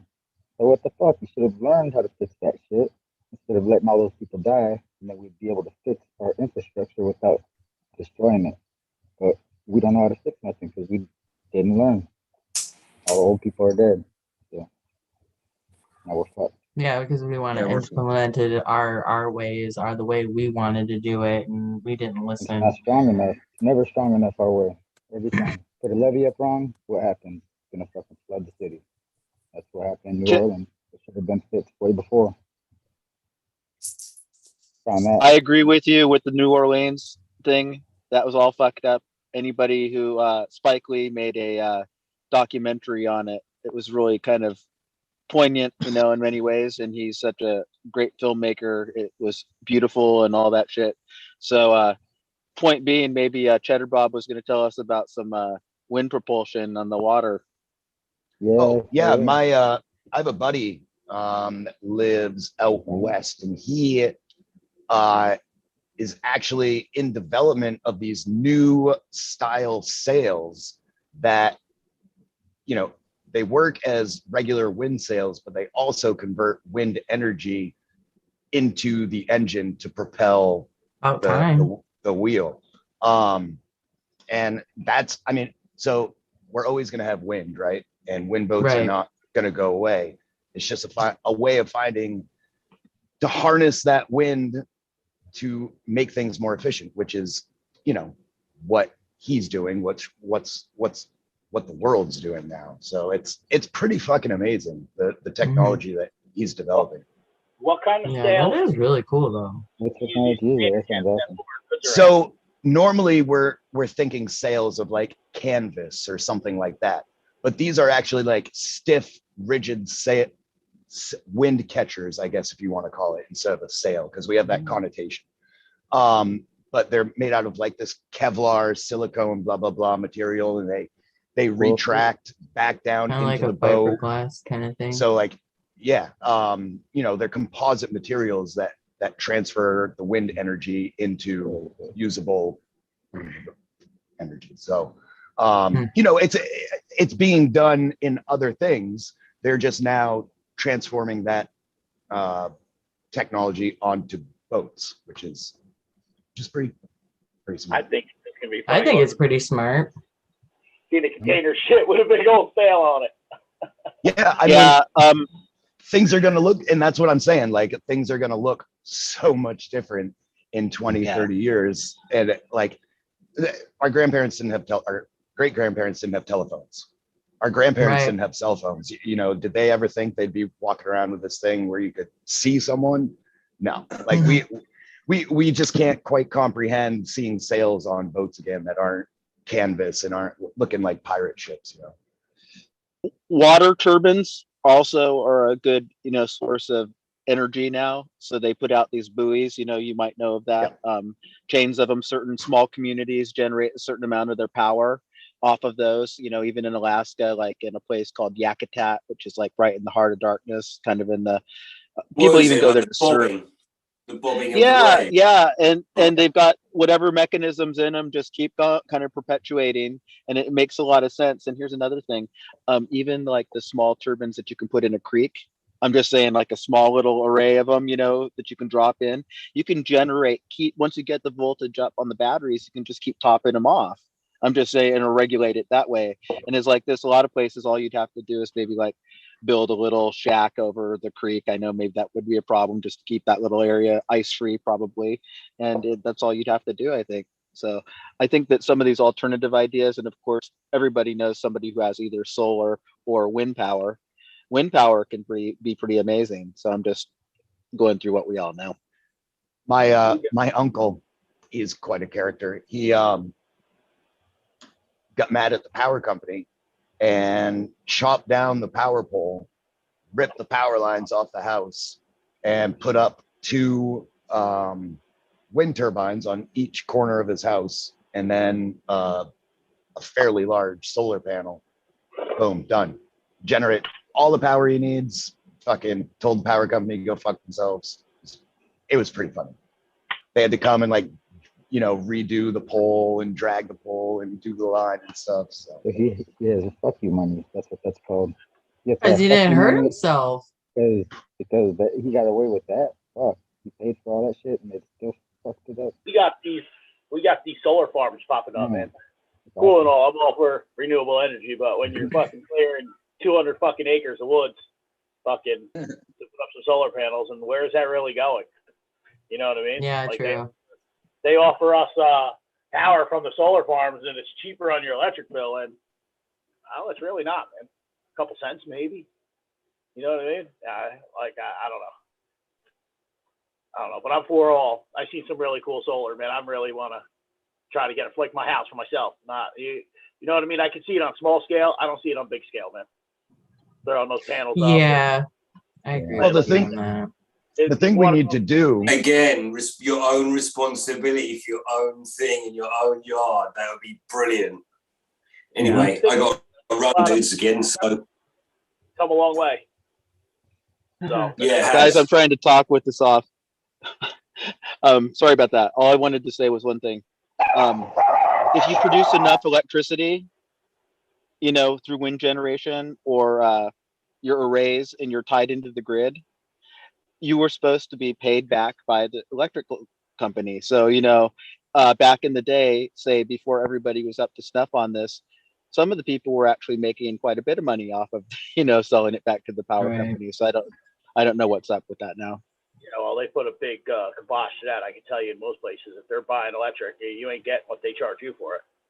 Yeah, I knew a guy that had a wind turbine, and the power company offered him a percentage back because he was more of in a city area, but at the time it wasn't legal to grow, and that's what he was doing. And he said no because he just didn't want people knowing how much electricity he's using, and if they're drawing power, kind of thing. So yeah, but he even said it's not worth it. I haven't heard too much good about the wind turbines. We have them upstate here, like Tug Hill, where we go snowmobiling and stuff. And I talked to some of these farmers that actually put them on their land, and they say they'll never pay for themselves ever. They barely run in the wintertime. And not for nothing, do you know what gets those things turning? What's the bottom of those? A big old diesel generator run on fossil fuel. Yeah, that's true. There is an engine in there that actually turns it. So it'll work, but that's not for everywhere. For heaven's sake, see what happened in the South when they got some really bad cold. You know what I mean? The things just stop working. They really don't run upstate either when it's cold out. They're, they do maintenance. They change blades. They do in the wintertime. That's what they do. Maintenance work. Yeah. Yeah, I think you're right. I have a neighbor. I have kind of a rural property elsewhere, and everybody's off the grid there. But everybody has a generator, first of all. That's the first thing. But then, some people do have the solar panels, and some people do have the, the windmills. But the thing is that they do have them kind of locked. Not going at a certain time of the year. Maybe it's the winds aren't quite right or whatever. So interesting. Yeah, I mean, you want to run it the most when it's windy, just because it's a less power on the what? Yeah, that's what a windmill's supposed to do, is run when it's windy. But even where I live here, there's a lot of hydro plants on the rivers. You know what I mean? Which is cool. I can see making power from running water, things like that. But there's a lot of times they don't run either. Like water levels get low, they don't run. They don't produce like they should be producing. You know what I mean? So everything's got to work for its area. Like I'm saying, I don't think solar should be on a commercial scale. I think that should be privately. You know what I mean? Like I said, these solar farms are cool. I'm cool for renewable energy, but when you're chopping down 300 acres of woods, you know what I mean? You're displacing the animals. You're talking about trying to save trees. Right. You are cutting down for solar. Right. Well, there's a balance, I mean, yeah, you're cutting down woods, which isn't necessarily good, but if your overall benefit from cutting down those woods is way greater than the loss of those woods, and those woods are being replaced somewhere else. Not really. Yeah, but what about the animals? What about the ecosystem? Yes, that is a concern. I don't mean to sound cold-hearted. No, I get what you mean, but yeah, you're losing an ecosystem. You are, and there is no perfect way to get anything really done, unfortunately. So there are going to be consequences from trying to do the right thing. You got to crack an egg to make an omelet.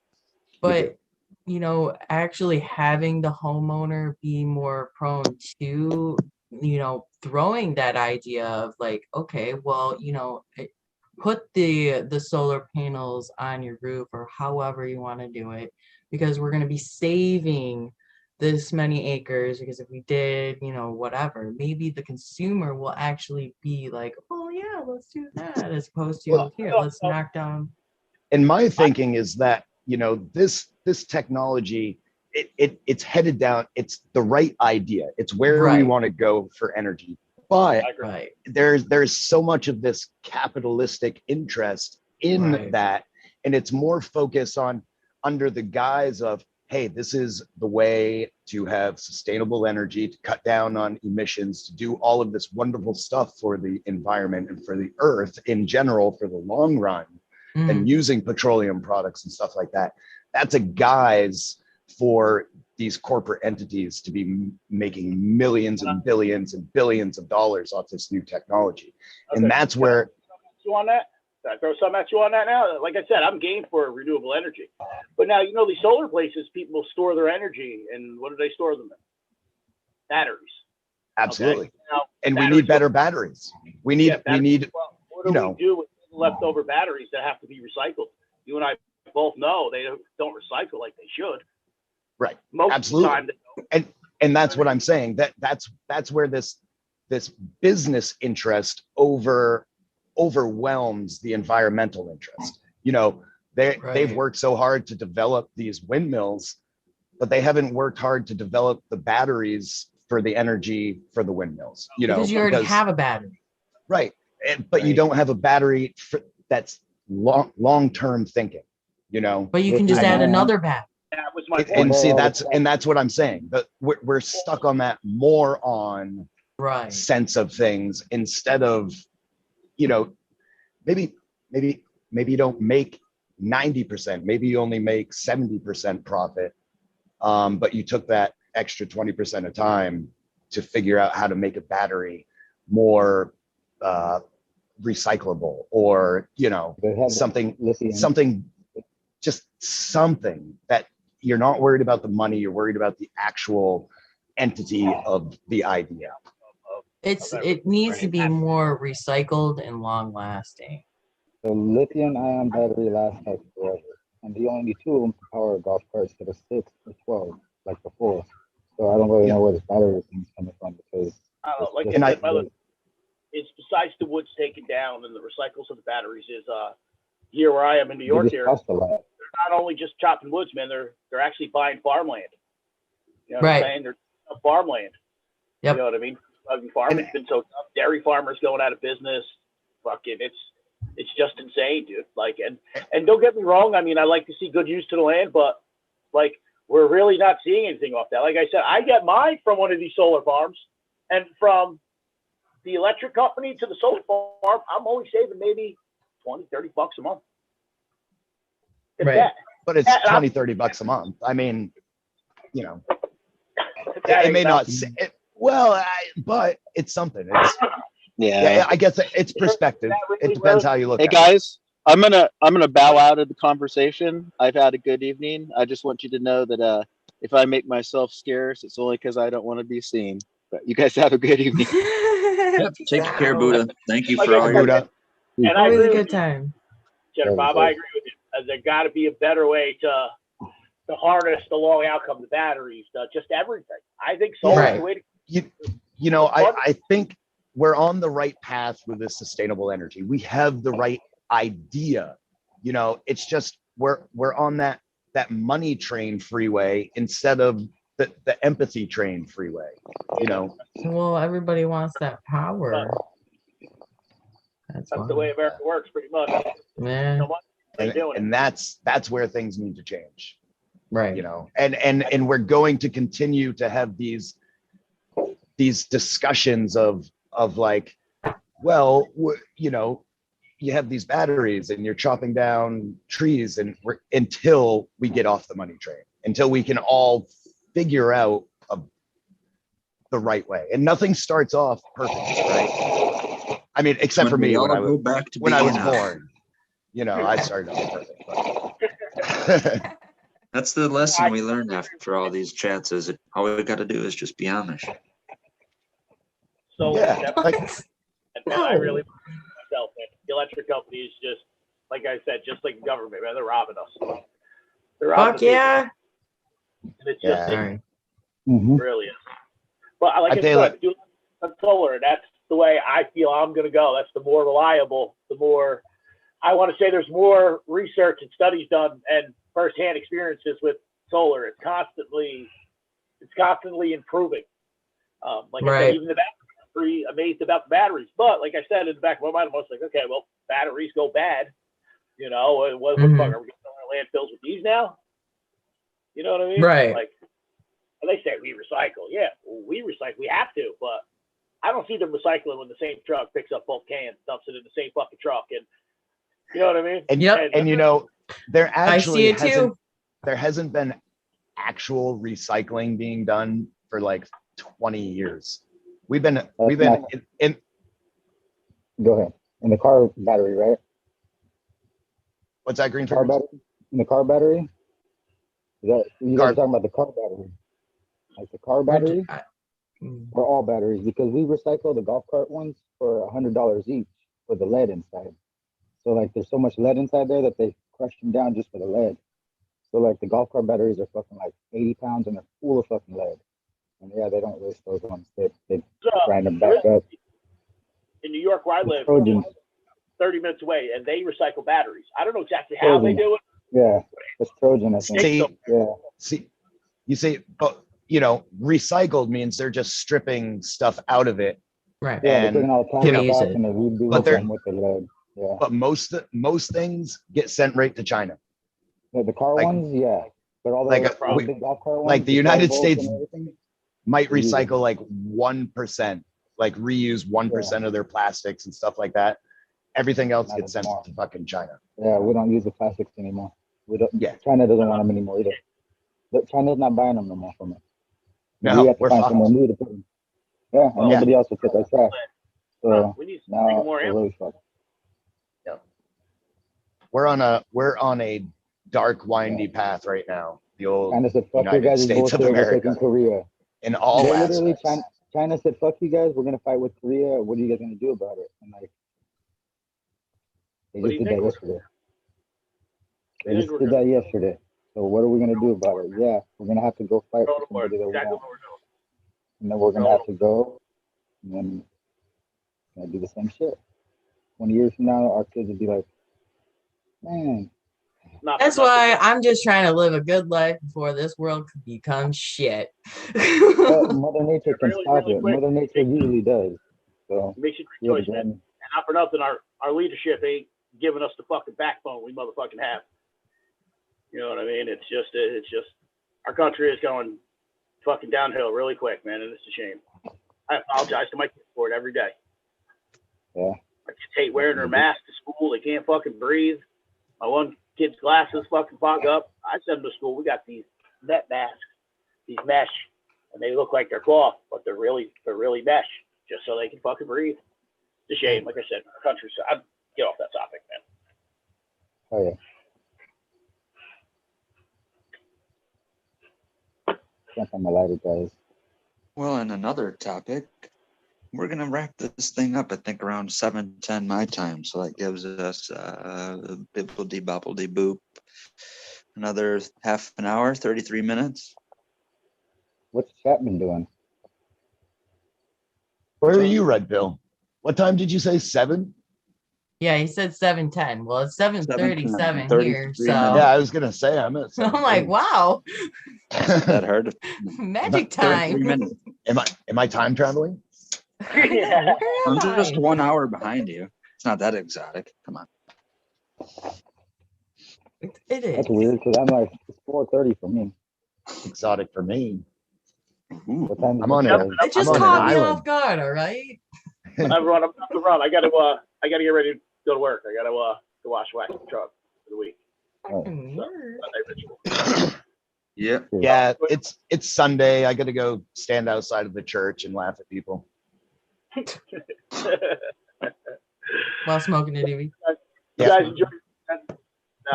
Red Pill, thank you again for this, man. Yep, no problem. Have a good day. Yeah, Red Bill. Bill, Green Fingers, Cheddar Bob, pleasure, and especially Eagle. You the man, brother. Oh yeah, cheers. Yeah, I'm gonna jump off as well. I got a morning ahead of me, so it's nice to see everyone. Chicha, Green Fingers, Red Bill, Green 13, my boy, Buddha boy. Have a great morning and the rest of your day. Chat. Cheers. Peace out. Peace. Bye-bye. Wow. Well, hell, should I just wrap it up now? I don't know. That's up to you. No, No, Someone's you're got to at not least laughing stick at No, around. that. creepers, no. Someone's got to stick fucking around at say least long something enough to for me to chat. take another dab. I'll So I stick have to stick around. around. I have to stick Okay. around I for just didn't chat want to. because I didn't I know was if I gonna cleared stick the around room. until 8:10. chat Okay. said that they want. Chat Okay. said they Let's want form you a to stay around till triangle, like guys. Everyone, put your backs up against each other. I don't know what lighter is. I don't know what the hell happened. Oh. Get my lighter out, guys. What are you dabbing on? I have white runts live resin. All right. White runts live resin. Sounds pretty intensive. There's not a lot of left in here, but there you go. There you go. Well, there is a lot of left in here, but it's. I mean, that's a lot to me, but I don't dab a lot. I say that because it was a full jar, and now it's just the crumbs in there. But luckily, I got some more. So good. How long does a jar last you?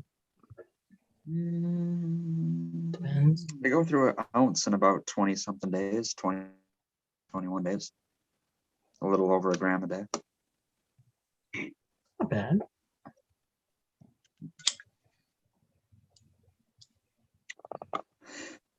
Use it up enough to clog the dab rig.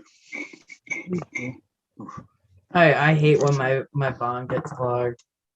I'm like, what the fuck? What happened to my lighter? Lost my lighter.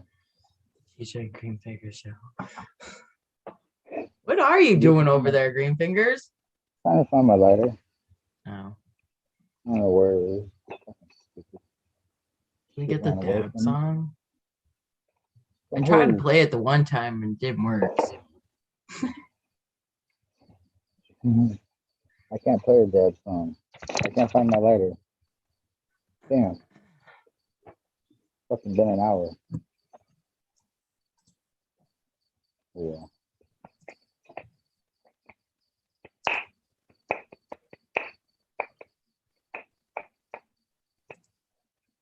No dab song. I found 2 different lighters.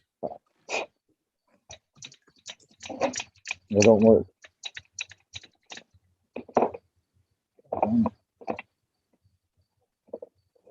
Don't work. Sounds like a I think I left personal. it in the shed. Fucking, or in the shed, in the greenhouse. I think I went Looking out there for for his a bit. mic. Are you looking for your mic? Looking for my lighter. Lighter. What happened? I'm upside down for. How'd I get upside He's down? upside down. What's going on here? Where's my lighter? Damn, these dogs are thieves. Son of a. Well, guess I'm not smoking no more.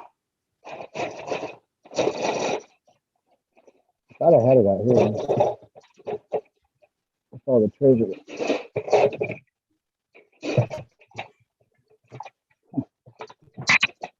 Son of a bitch. Yay!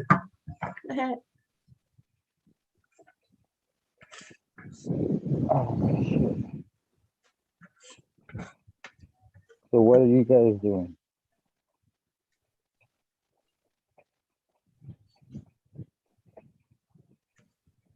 No. Nope.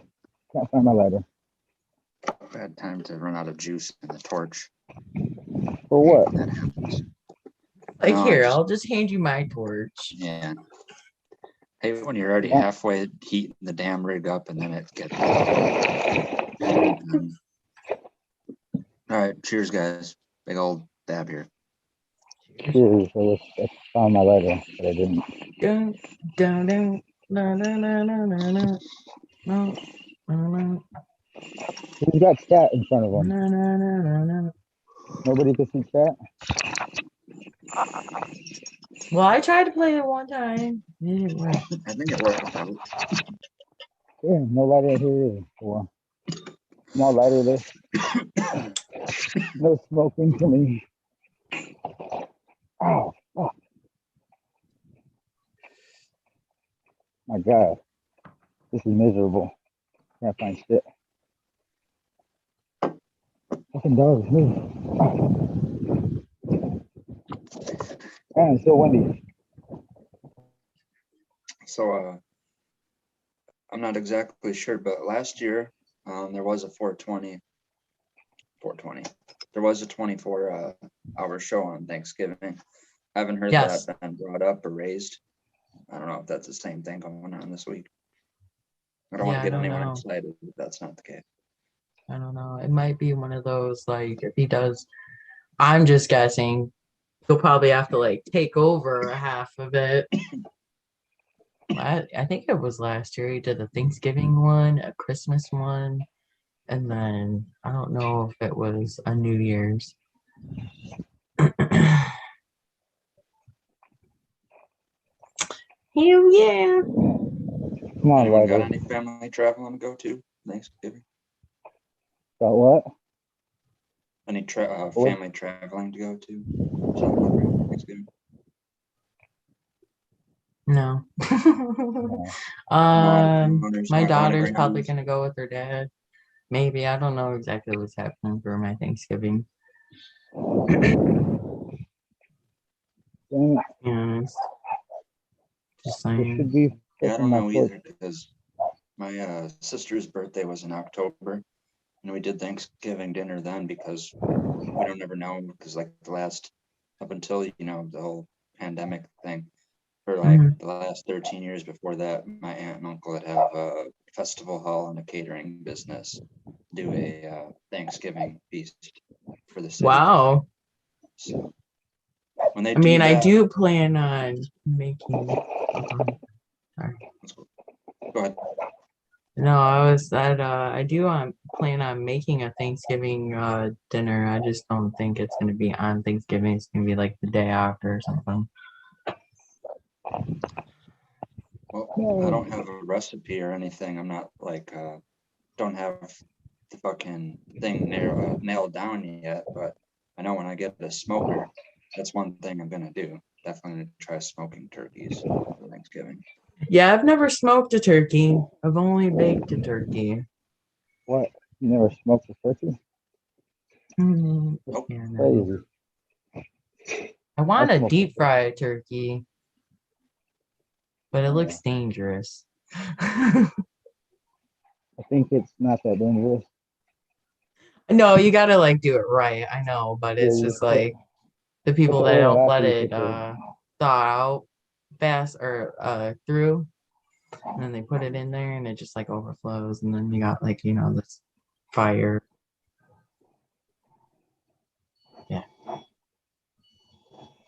For Christmas one day, I'll try to be fancy at least. Definitely want to do a beef Wellington one time, even if it's in the middle of the year, one random year, but it's supposed to be for Christmas, but maybe that's what I'll do. Hell I need yeah. help for that though. I don't have that much, whatever it is. Skills, culinary Well, skills. the skills I Is that feel what like they just call have it? to be like, like if I do it enough times, then I'll just get it down. But the thing is, I'm bad with utensils and cutting boards and wrapping stuff and The prepping. yeah, the prep and all that stuff. That's where I'll get a headache and lose. Just Or I'll take your get frustrated time. easy with it. Take your time. That's, Practice I mean, you makes need. I feel like skills. if it's with someone that's like already done it a million times and then they're patient with me, it goes easier rather than me just losing patience and giving up. Yeah. Oh, that's one thing I wouldn't mind doing too. I mean, I didn't go to school for it, but I wouldn't mind looking up and 'cause I talked about doing the stuff with trees in the springtime, or maybe I can find a place in the wintertime to do it. But another thing I'd want to do too is actually take a cooking class. Yeah, cooking class is important. Cooking is important. Hell yeah. Yeah, I Just heard a 'cause little it's bit about that the tree stuff they were talking about. I don't Yeah. really remember all of it, but yeah. I Seemed don't cool. know. I just thought, like I said, I'm right now. It's taking too long for me to save up enough money to move out again. So I figured, what could I do that's a job that I can get paid for that I wouldn't mind doing? That's one of the first things that came to my mind. Other than I got a couple other things I want to get going too, but that's something that would be more of like a during the day type thing. Oh yeah. Where's Do my it. lighter, guys? Do it up. Somebody knows where my lighter is. Shit. I'm dying. Need to smoke. Everything starts with an idea. Well, and then all my ideas is be like, oh, it'd be great if I could do that. But then I'm like, I need money to do that. And I don't got money. So what do I do to get money? Got to do what everyone else does. Right. Hell yeah. Man, my lighter should be somewhere. And it's just not. You're still looking for your letter? I thought you found it already. What the No, I did not find it. He's like looking in the oven. It's in the oven? Yeah. Well, I was looking at that until I ate. Where is your lighter storage here? Man, this is stupid. Who's looking in the oven? Looking everywhere I mean, now. I guess you could like get it really like the coils really hot, you know. Man, I You thought I ever took done it that? outside. And then Light your doobies. I mean, electric stove. The coils get It's all been hot. done before. Oh Someone's yeah. like, yeah, we got to light the fucking, we got to use. Have you we ever gotta used light a toaster? No, I haven't well, used toast. The most ghetto thing I've ever seen done is my buddy did some science fucking shit. I wouldn't do it again unless I needed to, but he took, I can't remember if it was paper towel or if it was an actual piece of paper. We got a pencil and then scribbled like a hard, circle in the middle of it. It's like a deep mark of pencil right in the middle. Stuck it in the microwave and it lit on fire. Took it out of the microwave and sparked the doobie then. Don't do that, kids. this is deadly as spider. Wait, spray what? We making torches? Found out how deadly this thing is. I looked it up online. It's fucking deadly as fuck. Yeah. Ned says, Red Pill, come work for him on harvest and transplant weekends. That's what he says. I think I am going to need to take my services on the road. Oh shit. I could do that. Traveling Red I Pill. definitely could do that. I mean, it's not, it's like an arrangement thing and, a little bit of details this and details that and then make it done. And that's where it starts, right? Maybe, I start off small and just work my way up and hey, Red Pill will come and help you do this thing. And who's Red Pill? I don't know. Yeah, it's all about just getting it out there. Start. You gotta start it. Nothing. You can talk about it all you want, but until you take the first step. I don't know what it is different about this place. There really must be good vibes and we're not just all blowing smoke up each other's butts, but in other communities before, never certain opportunities like that just never opened up. And a little bit of me kind of getting, I don't know what it would be, disappointed in Colorado was, for one, you have to have a thing called a badge there to do anything, even like a trimming job. And that's what most people do. Like, oh, I'm just going to, find whatever position I can and work my way up from there. Mm-hmm. And then I was thinking like, I get annoyed because of the situation that I was in Colorado and then coming from Wisconsin to Colorado, getting annoyed that my grow wasn't as good as the one I had back in Wisconsin, got busted for it. And then because I got busted, I couldn't get a badge to try to work my way up from the top. And then it became kind of like, now I'm talking thing, a consulting thing. And then even before, like I said, I ran out of the patience for having to grow for the ability to grow my own medicine because I was spoiled in Colorado. You can go to a store and get dabs for cheap. So it took me like a year and a half of living there even to get a tent and a light. And the only reason I did is because I was on shows talking then and they're like, we need to see you grow a plant because, the grow information you're saying, and we don't believe you and this and that. And back then, this is literally right before the big LED boom then. And right before then, there's a CMH, ceramic metal halide boom. A lot of people were, I would say, skeptical of what a CMH light could do. And I'm like, fuck it. People don't, there may, in order to, I guess, I don't know, for people to see things that I do, and I decided to get a tent then to grow and then grow with the CMH light, just, I don't know, for lack of better words, to shut up haters. right? Pretty much what I did it for. So Who's a hater? where did I start leading off at the start? Somehow it winds up with me working for people around the country. Oh, that's what I Somebody said wanted. they Well, wanted because to do Ned it. wanted you to come work for him. You should go work Yeah, for that's what I Ned. mean. That's what He I wanted seems to like a do. legit dude. So, you Yeah, know why thank he you, Ned. doesn't want to though? Because he's like, I want to be the boss. Like that's No, I would definitely help Ned, but my whole thing was I wanted to do that 5 years ago. I wanted those opportunities, and then because Well, people look, now they're judged me coming and they were around. like, yeah, they were like, you've never grown a plant before. I'm like, I got busted in Colorado or Wisconsin. I had to move here to be able to do this. So now I feel like, there's less of people second guessing me. So it's a different deal. oh, everybody second guesses somebody. But it's mainly the person who. If you want to grow, doing- grow. Yeah. That's what I say. Yep, definitely want to grow now, but just literally it has to be a full moon thing, and just like the way the stars are aligned, why I'm here now. Even Subcool and Eagle having a relationship, and me having Vortex. What is it? Almost 12 years ago now. That all has to add up to make sense why I'm here right now. Literally, it has to be For sure. something.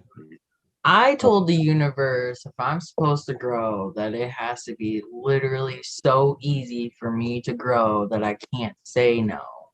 And it's literally been that easy. So Oh I'm my like, god, okay. LED, some decent soil, a LED light, and an a feminized autoflower. Boom, right there. Right. Well, now I'm growing a photo. I have a few photos in there. So yeah. So yeah, I want to get back on the pony, and I have to get a little bit of monies to move out to do that, because I'm respecting my dad's wishes not to do it here, because we already got busted. He himself got busted, and then we got yeah, busted. no, I get that. I totally understand that. But hey, you'll figure it out. You'll get there. For sure. Yeah. Almost Thanks for the support. Oh yeah. Yeah. I have no idea what it is. Really hard work. You'll get there.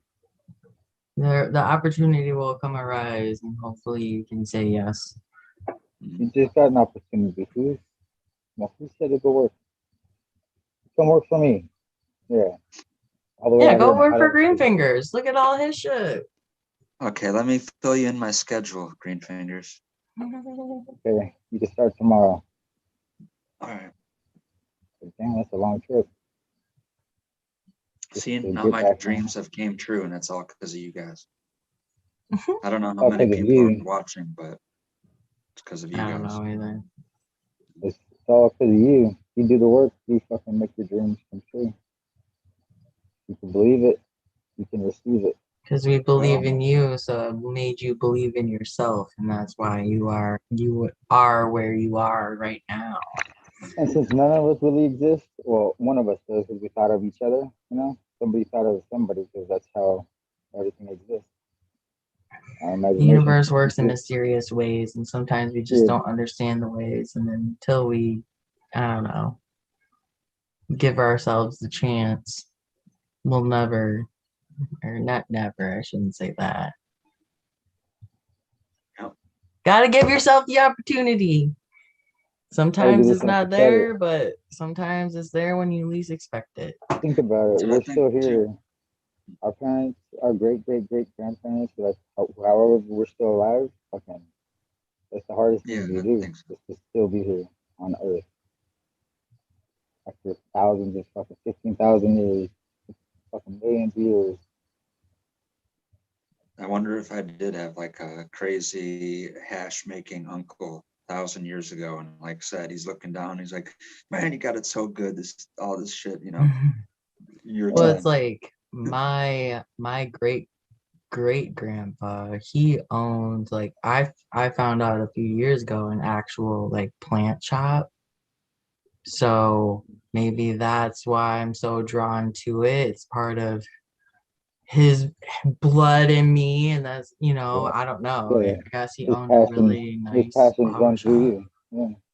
Your great grandparents' passions usually run through their kids or you, or you could through your kids, and like you'll see your parents and your children, and be like, "What the fuck? Stop doing that. You're just like my mom. You look like my dad. Stop." Like, so yeah, but look forward to that. I have a little bit of suspicion of like those companies where you send your DNA into and they'll tell you your Nope. whole family history. No, thank you. Oh, yeah, that's what I mean, I know that I don't want to do it myself, but people in my family have, and then the same Right. thing where like things I know now make more sense based on what my ancestors were doing. And what I don't believe, like I said, I think they tell you this to make you feel warm inside for paying to give your DNA away. Right. But apparently, my ancestors on the Armenian side are like one of the developers of Armenian cognac, or the really good Armenian cognac that was over there. And that made me think with the whole plants and then distilling them and doing that kind of thing, extracts and all that kind of stuff. I'm like, huh, yeah, makes sense. People are already doing that. It's a different plant, but same process. There's the pins. There's like little lead pins or some shit. 3 of them. And then one right there. Yeah, when you put that together, it looks like some kind of like, I don't know, like maybe tool or something. I don't So even know. the broken crest thing, yeah, it looked like the broken crest. Like somebody chopped their crest right in half. I said, "Fuck these things!" Like, right, they just chopped their shit right in half, and I was like, yeah, "Oh fuck!" something. Yeah, it Like, would be like really this, cool if you like put them together like how you had it and like wrap them. yeah, see that little edge? This corner is fucking pinned on there. Same with this corner with the 3 pins. And that's just like precision. That's where the fucking captain would be. None of the other ship would have that kind of fucking work, where it's just 3 little things. Oh shit!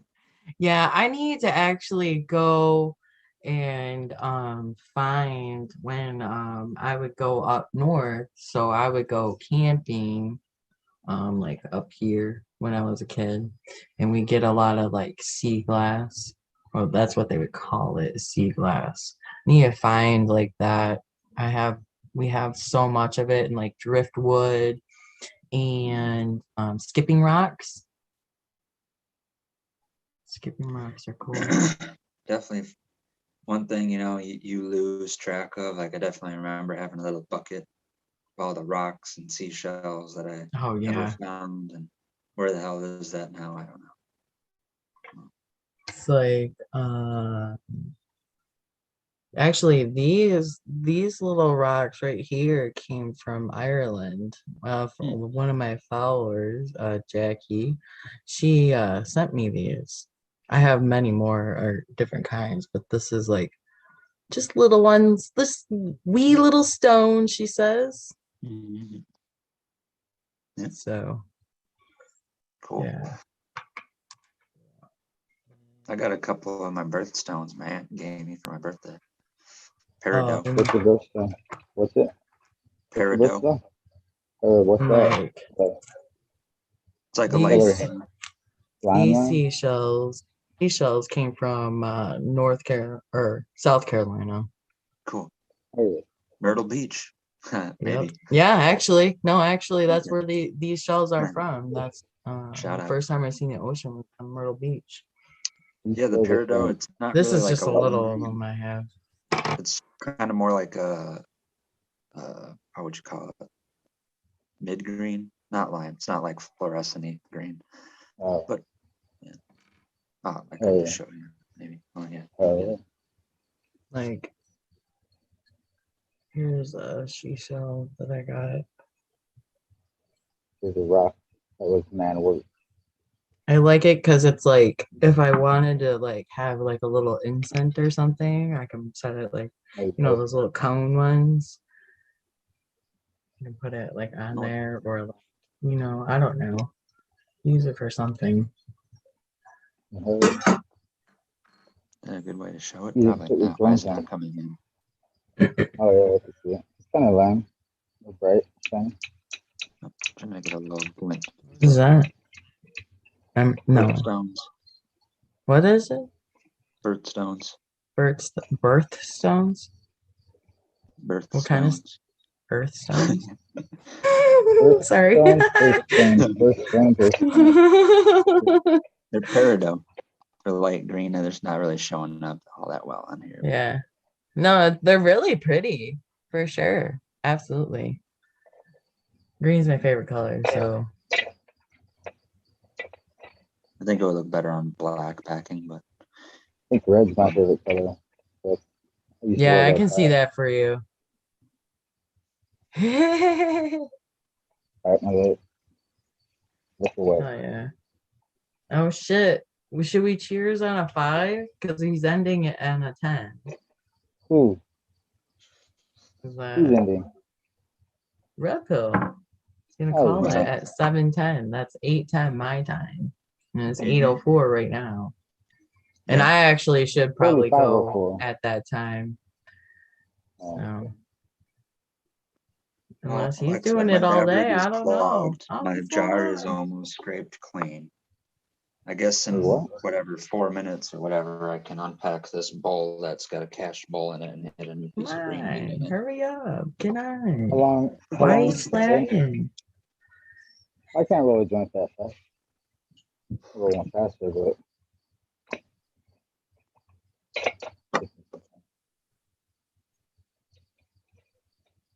okay. Somebody's got to talk. I'll talk. Remember, I found a rock when I was a little kid one time at the beach, and I had no idea how it got the mark on it. But one side, it was mainly an all flat, kind of like a skipping stone, but it was more rounder, not as flat. All gray and all flat, kind of definitely like it was around the water. But one side literally had like a rust tic-tac-toe mark on it.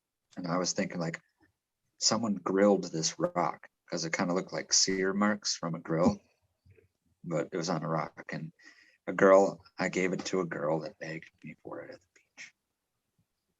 That's from the Don't rust. give your rocks to girls. It's rust from a steel or some shit or a I like flag. rocks. If they made a fucking, you get a Chris. little piece of treasure. Once the girl's out of your life, you'll never see that rock again. Hell no. Just kidding. See what my mom found? I don't know where it is. It's a big ass one with fucking got like fucking calcium or something built up on it. Fucking something. White shit. What would they use? Lime? To crush up like lime, make white fucking paste and putty their boats with it. So I found some on that piece of wood. Two of them, two pieces of wood. Right on the crack, on the joint. Oh, where'd it go? Lost it. Yeah.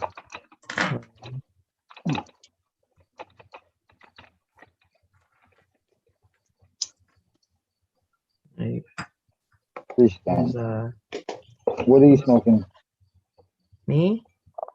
Yeah, it's a piece of what? This I thought guy. that was weed at first. It's called. I It's thought that was called. weed. Yum Yum Please.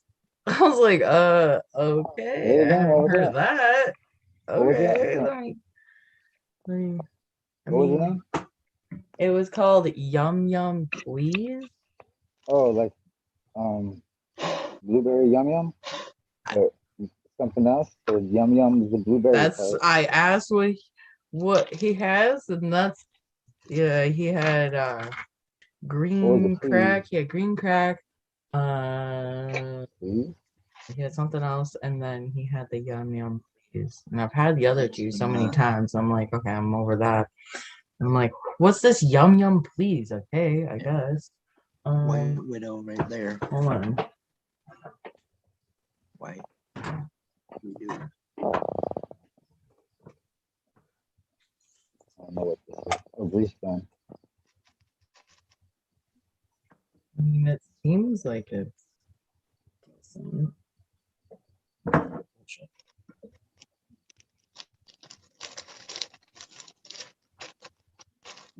I'll have to post a picture. But I mean,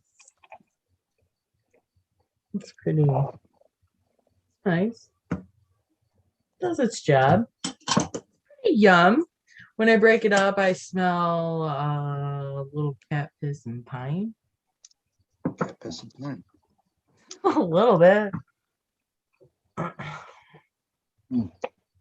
Mm-hmm. I had actually, I did encounter, well, you know, whatever, buying bags of weed as a child or high schooler, encounter cat piss. Well, and then also another time I experienced it in a Pineapple Express plant I grew, which, yeah, you know, you get Pineapple Express, and hey, where's the pineapple? This is cat piss. Kind of a letdown. Not a fan of the cat piss, you know, just because I own cats, and that's just that. Nope. I like it. And so many people like it. I'm like, how? I hate walking in my house, and I'm like, what? Oh, I could the fuck? smoke it. I like to Oh. smoke it, but I don't like growing it. Like it's really hard to grow. It's just you don't want to smell it. It just stinks the whole house up, and it's like, what the fuck am I I can only growing? imagine. Why am I growing piss in my house, dude? I can only imagine. I keep thinking there's a cat. So I like, motherfucker. I'm gonna catch him. I'm gonna catch a I can stray only cat. imagine because I don't like smoking it. But I when I smell it, I'm like, I guess it time to needs like light a more garlic, candle. more garlic fucking flavor, or fucking onion, like a like light shallot or some shit, or like a radish. It's not even like kind of spicy, like hash, but not piss. It's weird. Yeah, Or dust. I like spice. Spice is Like cool. smoking dusty, spicy hash. And some of it smells really like dirt, like not bad dirt, but like you taste it and it's like, what the fuck? It's not piss. And then you smell it, and it's like, fuck, it's piss. And then you smoke it, and it's not. It's like weird. My favorite stuff tends to be the stuff that either smells like church incense or men's cologne. That's just the frankincense. What the fuck? Frankincense or fucking myrrh or yeah. Or yeah. sage. I mean, as long as it smells good, I'm just not into that whole like the cat piss, you know, like even if it was to smell like skunk or like That's what you're gonna say, the whole pine Catholic or thing. That's what you're gonna say. whatever. I'm just not into the whole Catholic thing, but you're like the whole cat piss thing. Oh, the Catholic thing, yeah. Not with a cat piss thing either. I like it because I grow it. I don't like it because it smells.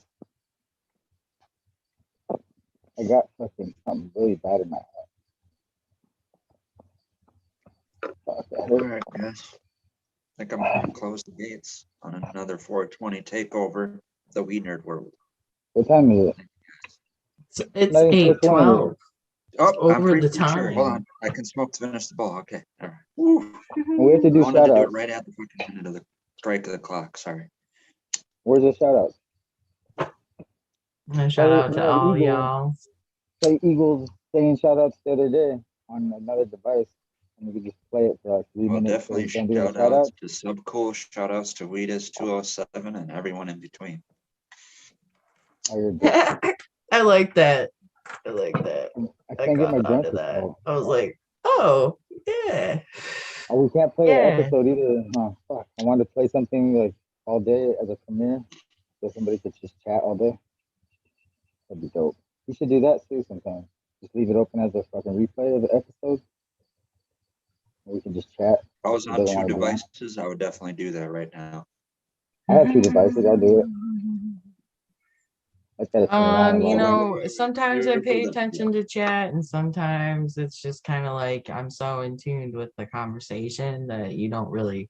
It's hard to read the conversation because sometimes it's totally off topic than what we're talking about, and you're just all Yeah, that's the best confused. You're part. like, "What the fuck is going on here?" Who's in chat? Nobody can see chat. Fuck, I could see them if I do that real quick.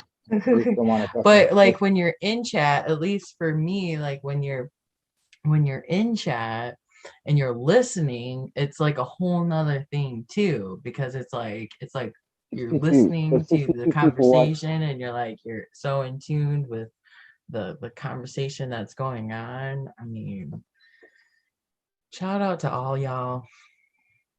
It's definitely awesome, and I do appreciate you, Red Pill, doing the whole Sunday thing. It's definitely cool. It gets a chance to see all of you guys and talk to y'all.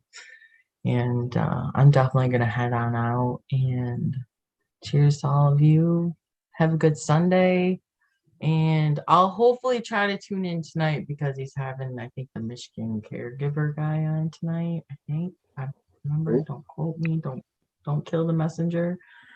But I'm gonna try to tune into that and What have a time? great day. Huh? Oh. Sweet. Peace out. I thought you were talking about. Thank you. Shut up. I thought she was talking about fucking. Who's on this today? What did she say? I was I think fucking somewhere else. yesterday there wasn't an episode. The day before was Who's on today? I don't know. She It was just on said first it. base. Oh, who's on first base? Who's on first base? Fuck. I don't know. All right. Green Fingers, thank you again for hanging with me to the end. The 62 watching. Thank you. 62. That's the Mark McGuire. Fucking Mark McGuire number or fucking Mark Sammy Sosa? McGuire. That was one of my favorites. Yeah, I'll be the Sammy Sosa. You can be Mark McGuire. Fucking, Okay. Hell yeah. I don't want to be fucking another player. Yeah, I loved Mark McGuire. That's one of those great eras. Oh yeah, Jose Canseco fucking told on everybody. Oh, you wouldn't know about that shit right now if you didn't tell on everybody. My memory is of Mark McGuire pointing his finger at that judge. He's like sternly yelling at him, getting all red in the face, shaking His his vein was finger. getting bigger and bigger and bigger, and the side of his head was getting bigger, and it was just getting bigger, and it just kept growing and shit. Fucking, yeah, that was fucking magnificent. He was like my hero. I was like, I want to hit people like that with a baseball bat though. Yeah. All right, everyone watching the show. Don't do steroids yourself, but give your plant steroids and smoke them. Okay, no, we're not talking about PGRs. Everyone calm down. That's not what I'm going to leave off on. Not everyone, not an advocate for that. But I do want everyone to have a great day on their Sunday. Join us again on another Weed Nerd World, on another 420 takeover, and try to do something nice for somebody. And I'll see you guys later. Peace out.